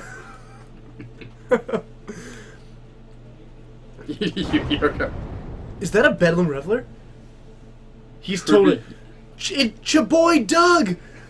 Thank you so much for hitting the follow button. Thank you for joining us, being the first person to break the seal of 3,000, pushing us into the future towards that 4,000. Thank you so much. It's awesome having you. Give away a booster box. So this seems like a really good time for me to tell you, all of you, something. We make no money doing this stream. We have no actual income from it, and we actually just spend money on this. Yep. So I'm open to the idea of doing a box. This is glorious. So yes, that is a Rogue Thar in the yard and a Bedlam Reveler getting cast. This is actually kind of brilliant because it discards your hand and it draws you into 3 new cards. Unfortunately, the Force of Will from Dylan's deck. Not terribly surprising, but very unfortunate. But very unfortunate. But I thought that was pretty sweet. Oh, I'm loving it. So, alright, so we are going to be seeing a Game 3 out of this match. But we know that Bedlam Reveler is in this deck along with a Gurmag Angler. It doesn't get any better. Yeah, so Aaron definitely does have outs to the Containment Priest. He just needs to draw into them more aggressively when Dylan isn't able to counterspell everything Aaron's doing. So, the Twitch partnership potentially happening. We are getting ready to start putting in the subscription. We've been basically trying to figure out the logistical errors, and we still have to figure out what we need to talk to David and get ready for... Oh! I found a drill. Good job, TJ. Anyway, Good so thing you got your hard hat to protect yourself. it does protect me. So, looking at it, we just need to make sure that we're also able to get the sweet emotes and things that we can have.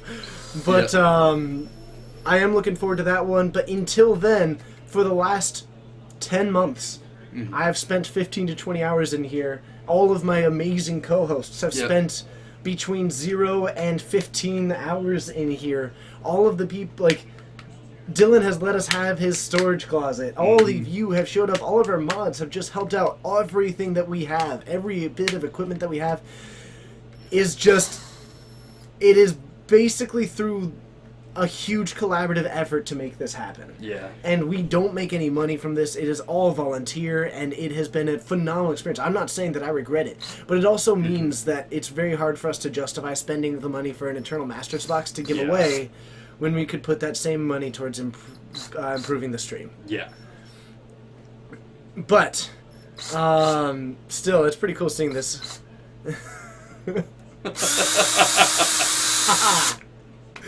Sorry, headphone users. That may have been a bad idea. The mic's far enough away. They're fine. I can't put out... Actually, he wore this happy head. By the way, who wants to note on Aaron's kickin' shoes? Oh, yeah. If anybody those wants to are attach a picture of the Aaron's kickin' kicks, sweetest shoes. they are the sweetest shoes possible. I will allow that link. My apologies to the headphone users. Yeah. I did that, and then I was like, man, I bet that's loud. Probably. So, my apologies to all of you. I put the drill down. Yeah. Before TJ hurts anyone. Yes. Yes. But note, by the way, that Joe has contributed a phenomenal... We upgraded from this mic to a new one that is really sweet. Yeah. I'm digging it. We'll ask... Sure, we can ask him to put his... Is this the last match of the night? We're going to try and find another one after this one if it ends quickly. Yep. Okay. What if we did a raffle ticket? Tickets $1 each. Then we're gaining money, but using the money to put like a game mat. I don't know. Put it down. This is not a drill. I'm not sure if we actually have like the technological capability to do that, Friendly Pig. But I actually really love that idea. Yeah. That sounds kind of fun. I'd be totally down for like maybe doing a Geek Fortress playmat or some T-shirts or something like that, and maybe doing raffles for it. I like this idea. Yeah. Friendly Pig, you are the cream of the crop. Oh, never mind. Lotteries, gambling are forbidden by Twitch. Womp womp. There we go. Shade of Hades, you are allowed to post it if it is of the sweet shoes. Or if you request permission. So, we have got an Entomb in the graveyard. We have got a Gristlebrand in the graveyard. Aaron's starting off great against Dylan's singular land at the moment. We've got a Dark Ritual happening right now. A Spell Pierce going to be taking it down, and Aaron going to be passing it back. Yup.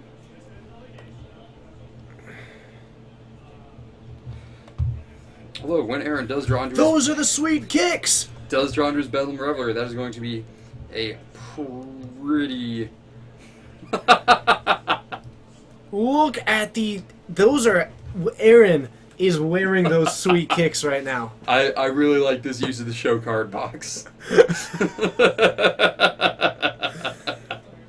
Oh, man. Oof. So, Forcible taking it down. Oh man. Dylan showing a massive hand of counter magic, but let's see if he's able to keep it up through everything Aaron's able to throw at him. Yeah, this is, if you donate to the PayPal to help with a giveaway, will we know? So, the name on that will be Dylan. That is the store owner. So, if you just let him know that is, and yeah, we can definitely make that happen, and I'd be totally down for that, for Chromatic Blast. Or Chromatic Blast. That would be actually really awesome. Thank you. Mm-hmm. So, Dylan drops down the Mishra's Factory. So many counterspells available to him so far, and Aaron just fighting to have more reanimation effects because his graveyard is filled with the ability to go off. Oh, for but sure. just can't. Man. Mm-hmm. So, this used to be a hat stream. It still is a hat stream. And now Don't we you have worry. a click at the end of the draw step. Oof. and we are going to take a look Oh, man. at a... Oh, Stronghold Gambit, unless I'm mistaken. Oh, that could have been exactly what Aaron needed. However, if Dylan takes it, it does mean he's potentially just giving Aaron another reanimate effect off this draw. So each player chooses a card from his or her hand. That player reveals the chosen card. Oh, that is so cool. Why not do giveaways of spare F&M promo? I'd have to convince Dylan. Yep. So far, we try not to have Dylan provide us with too many resources other than just his electricity and the Yeah. space. Oof. Aaron getting to keep his Stronghold Gambits. Dylan revealing the creature with a lower CMC. Unfortunate. Yep. But he does get to recast it. Oh no, that's just the one. And that didn't go well. No, taking a. Can you big tell why he swing. let him keep it? Yep. Which it is a. Oof. Aaron drawing the reanimate anyways. Every time. Oof. Dylan holding a force and no backup or nothing to pitch to it. Aaron taking a big hit off of resolving this reanimate. But blocking feels okay right now. Blocking is going to feel phenomenal as long as Dylan doesn't just top deck into a name a card, Swords to Plowshares. That's going to do a huge chunk of damage to Aaron's game plan. Alright, Aaron going for an Exhume while he can. Getting it Flusterstorm just so he doesn't have any backup after this Gristlebrand. So, we have got a pretty solid swing in here, and actually, I wouldn't be surprised if Aaron didn't draw cards for a little bit. Right. At this point, building up his life total is important, especially with the board state Dylan's got. So I think it's perfectly reasonable for him to hold off, keep his life, and we're seeing just flashback a Faithless Looting. Looks like he's got an Iona, another Gristlebrand, and another Stronghold Gambit. Will and Rock, thank you so much. I just realized, what kind of look that we've got going on here. It's a little odd. I got a firefighter hat today. And that just looks strange every day. Yeah. So, Aaron, back to 5, but another big swing coming in, and actually, is this going to be at the game 3? Look at this reversal of fortune that we have. So I'm wondering if Will and Turok saw us when we had the shoe in our show card box. We're cool. That was a really odd stream. Absolutely, it was. We can go back to that, however. Always can go back to the shoe. Will and Rock, is this your first time joining us? I'm actually really curious. So if this is your first time, I want to welcome you. I feel like I kind of recognize your name, though. So if so, welcome back. We've got a swing for 2, a swing for 4, just knocking it down, and Dylan forced into a position of keeping a blocker up. Yep. People keep saying that. I feel like sometimes I go on, I get hyped too much. Sometimes I go on, little rants. Sometimes I get completely sidetracked. But it very much feels like it's just kind of what I've got going for me. So, as always, that's actually something that I do want a lot of feedback on. Because I'm always kind of trying to walk this line between doing commentary, interacting with people, and just talking about whatever comes to mind. Yeah. And that balance is always really prevalent in my mind as trying to find it. For sure. So, And Dylan making the sweet plays of, is it charming his... I really like this on the stream because they can't see the string. They just see you make a weird face and clawing at your mouth. the string got in my mouth again. So, Dylan making the awesome play of going for the Is It Charm on his own Vendilion click so that he is able to block the Gristlebrand from dealing any damage to him, however, also preventing Aaron from gaining the life. It's pretty clever. Yeah. Actually, I like it a lot. Yeah. So, Aaron sitting on a pretty nice hand right now. That's a Chancellor of the Annex. I like it. What is happening in this list? Cool things. What is actually... Oof. And yeah, Dylan's out at that point. Probably was just going for a swords, getting the Gristlebrand off of the field and swinging back for lethal once he gets his control lock put back up. I mean, certainly a Gristlebrand isn't the easiest thing to fight through, but Burning Reanimator not having counter magic does mean Dylan does still have a fight through Resolved Reanimate. Unfortunately, that Wasteland was not his out, and we're seeing Aaron taking down this match in 3. We have some really well written, or some written evidence that I go for at every stream. Hey, cool. All right, let's head on up and have some fun. We've got some time, so we'll try and get another match for you. See you there.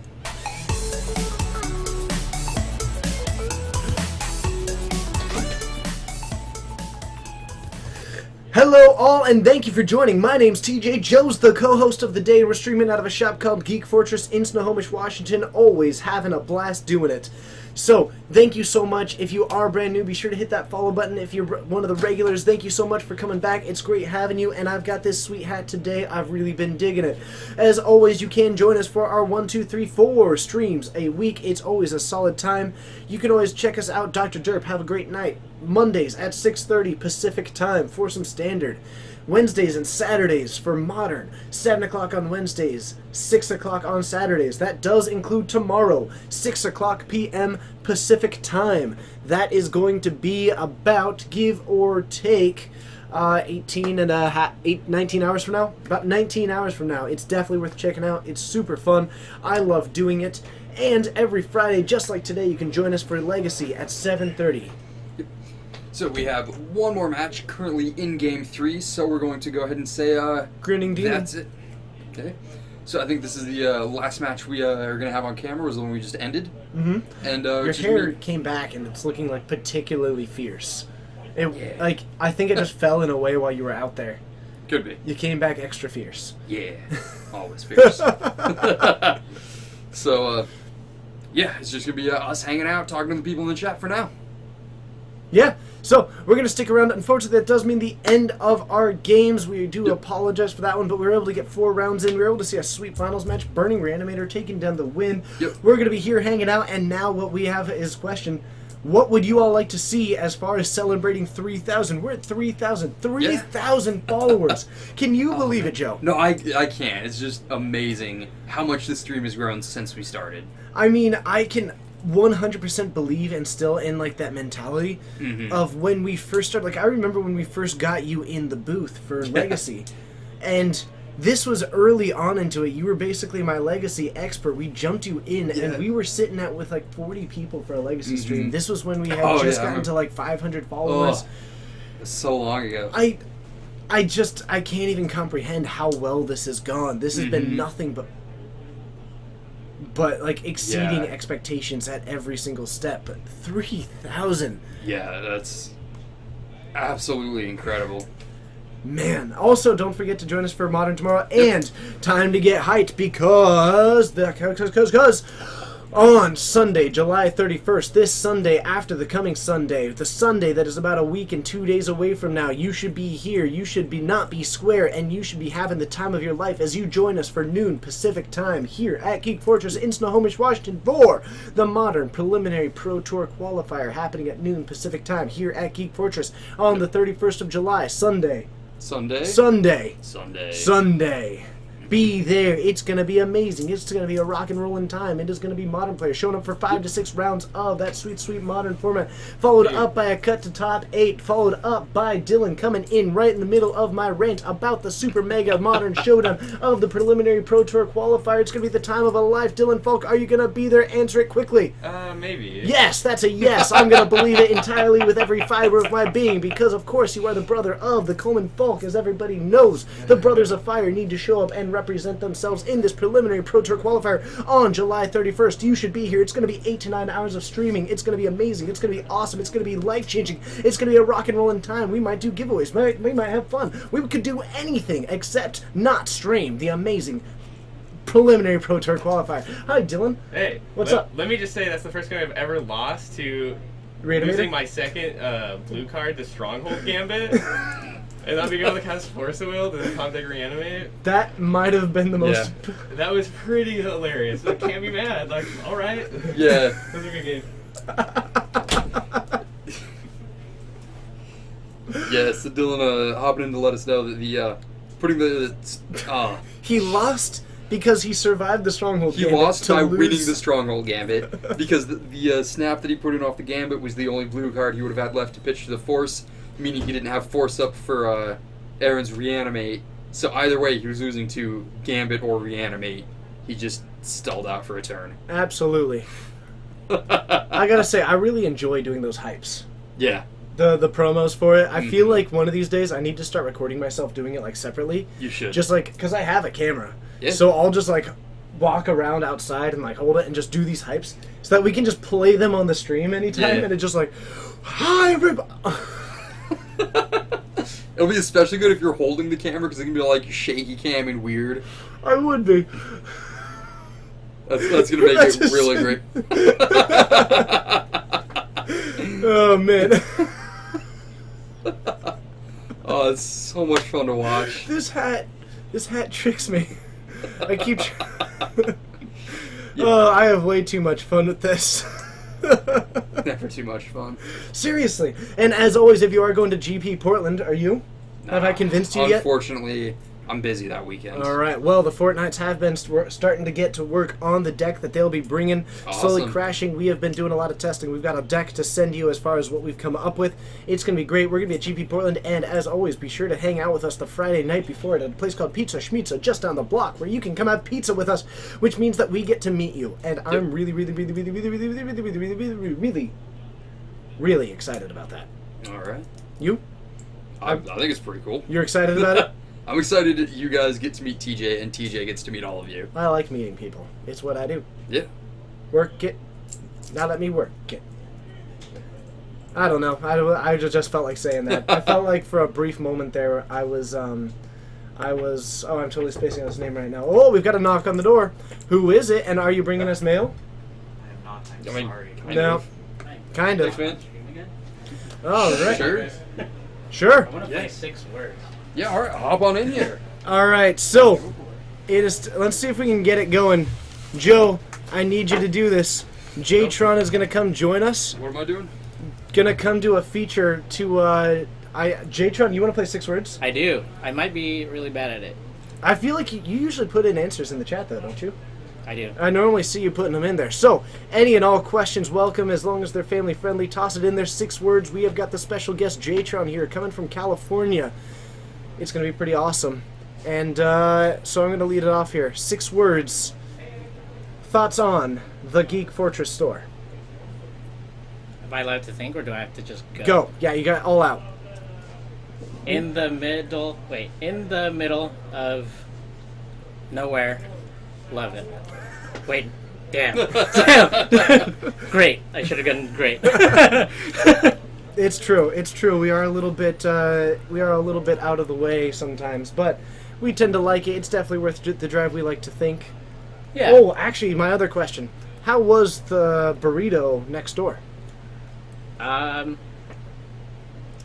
did not eat a burrito. That's true. How was the food next door? The tacos were great. Had better. That's we were talking with your girlfriend earlier about whether or not Seattle or California has better food Seattle has much better coffee and seafood. and seafood. Like the fish and chips out here is actually insane. Yeah, we're spoiled with that one. Yeah. Why do the questions have to be 6 words? Honestly, I'm just so tracked into the 6-word cycle that I can't break free of it. You can ask any kind of question that you want. Best Okay. word, 6 food. Best food, 6 words. Or best word with 6 foods.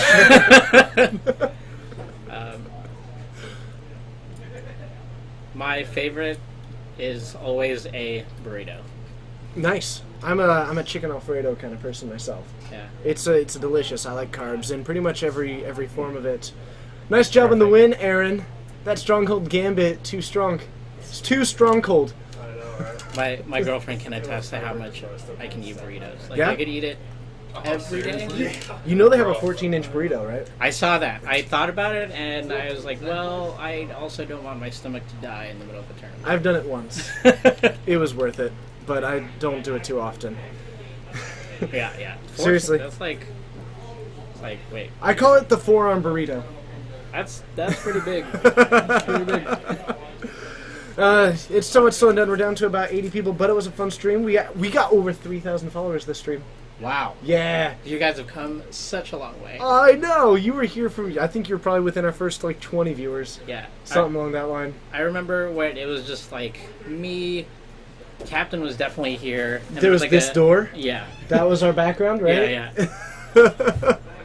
That was a fun one. I should have worn a green shirt. Just so I could be a floating head, just like. Did you ever see that April 1st one when Joe did that? Yeah. The floating Joe. First Legacy deck. What was your first Legacy deck? First Legacy deck was Grixis Delver. Nice, good choice. So, how did you get into Magic? Ooh.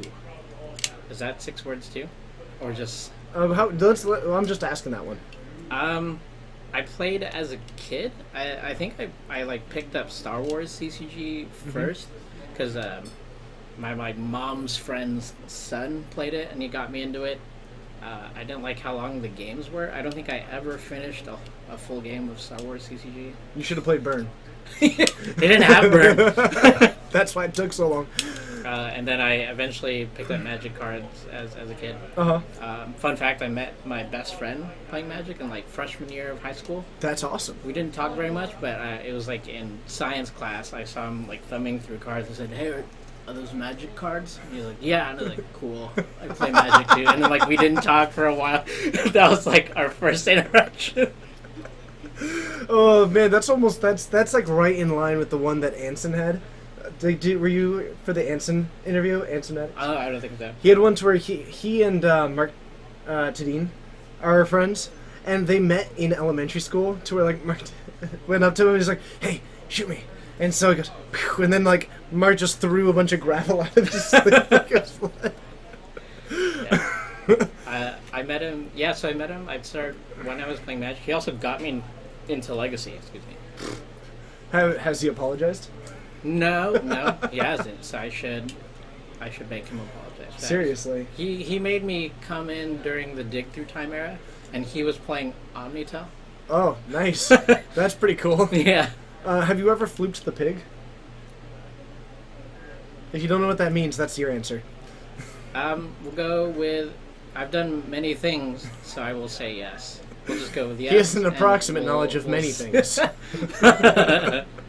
And if I have not yet, I'll put it on my list of things to do. I suck and forgot my cards at home. Cool.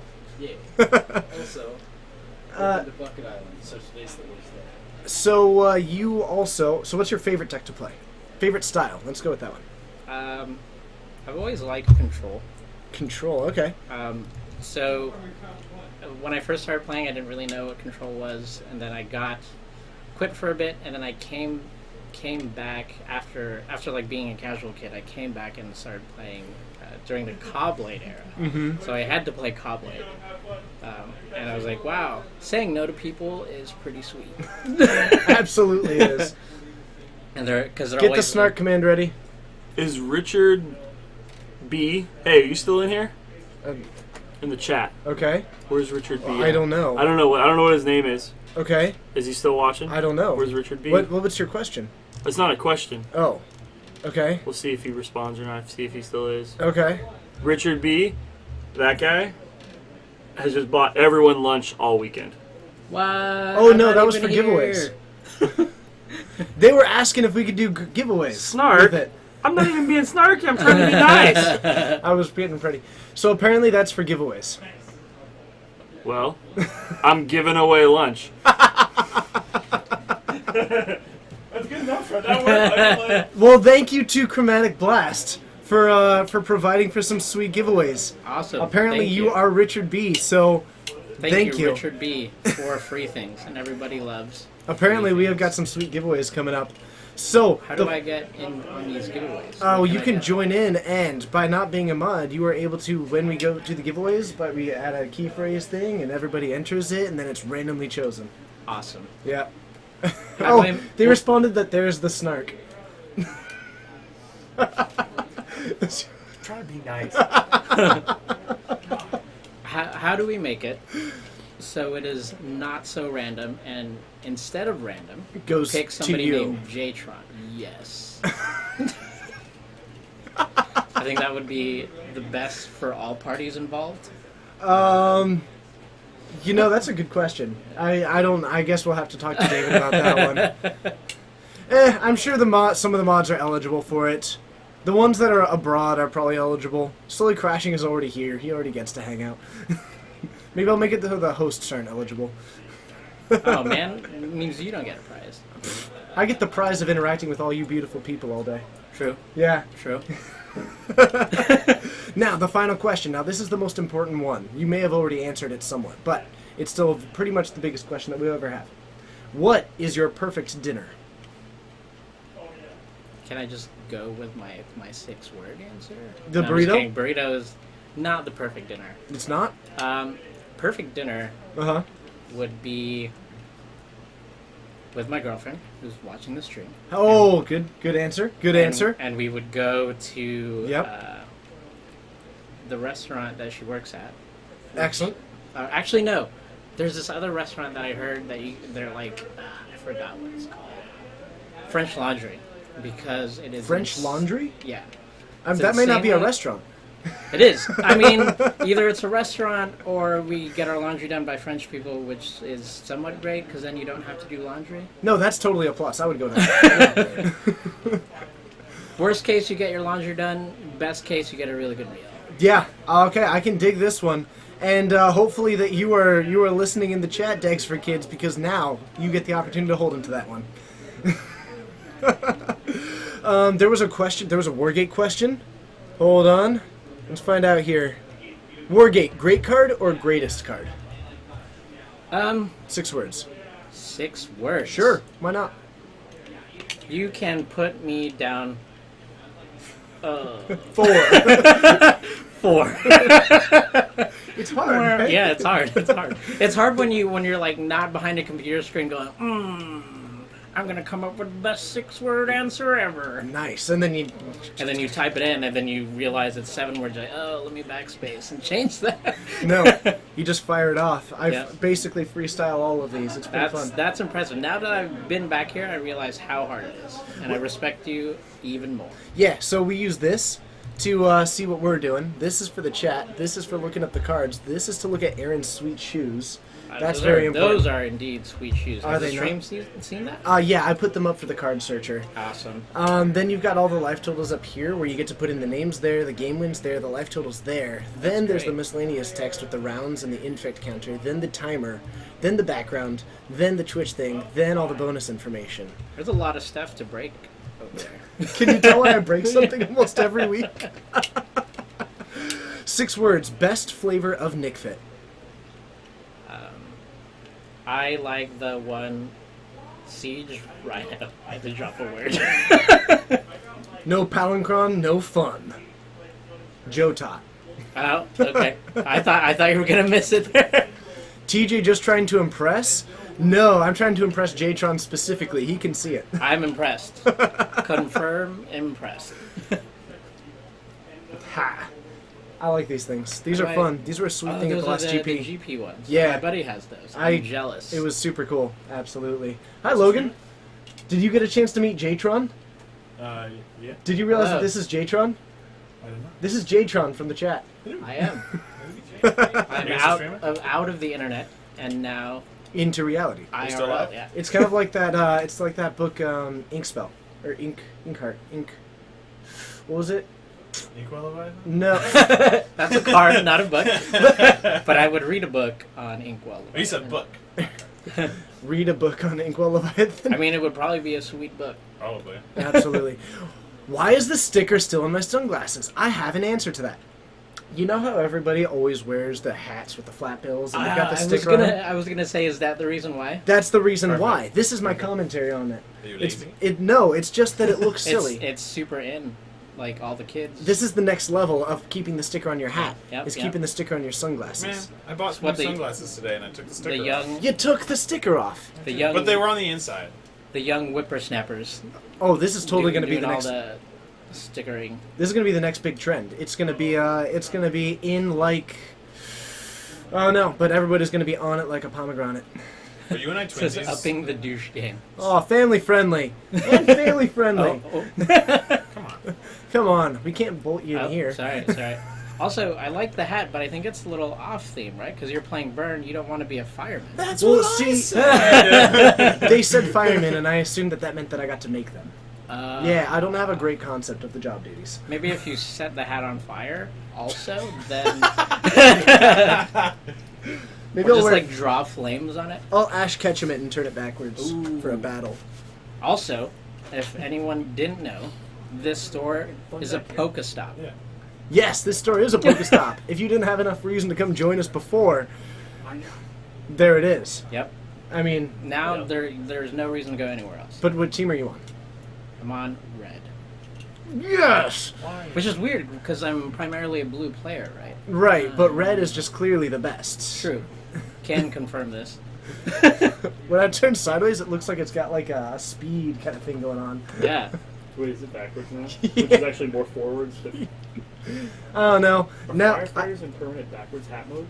firefighters are in permanent backwards hat mode because it's always game on for a firefighter. That's pretty sweet. We talked to one Yeah. today. A firefighter joined the chat because they typed into the Twitch search bar "firefighter," found us, and don't even play Magic. But That- That's That really is funny. awesome. for the title, I put "Legacy" with a firefighter hat.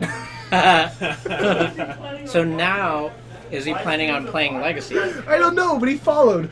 That's awesome. Nice, That's awesome. very nice. It was amazing. You should just start putting like hashtag puppies and hashtag kitties in there. Yeah, Just like get everyone just searching for random stuff. babies tripping over things. Yeah. Okay. All right, so I think it's time for us to host over to another stream and call it a night. That way I can go get some sleep, prepare for the amazing... Have they seen you and I twinsy mode when I shave? No, they have not seen us twinsy mode. They have not. Are we twinsy right now? Oh, it's okay. Are you hosting tomorrow? No. Do you want to? Not really. Oh, okay. Well, then we'll have to do it soon. I got plans tomorrow night.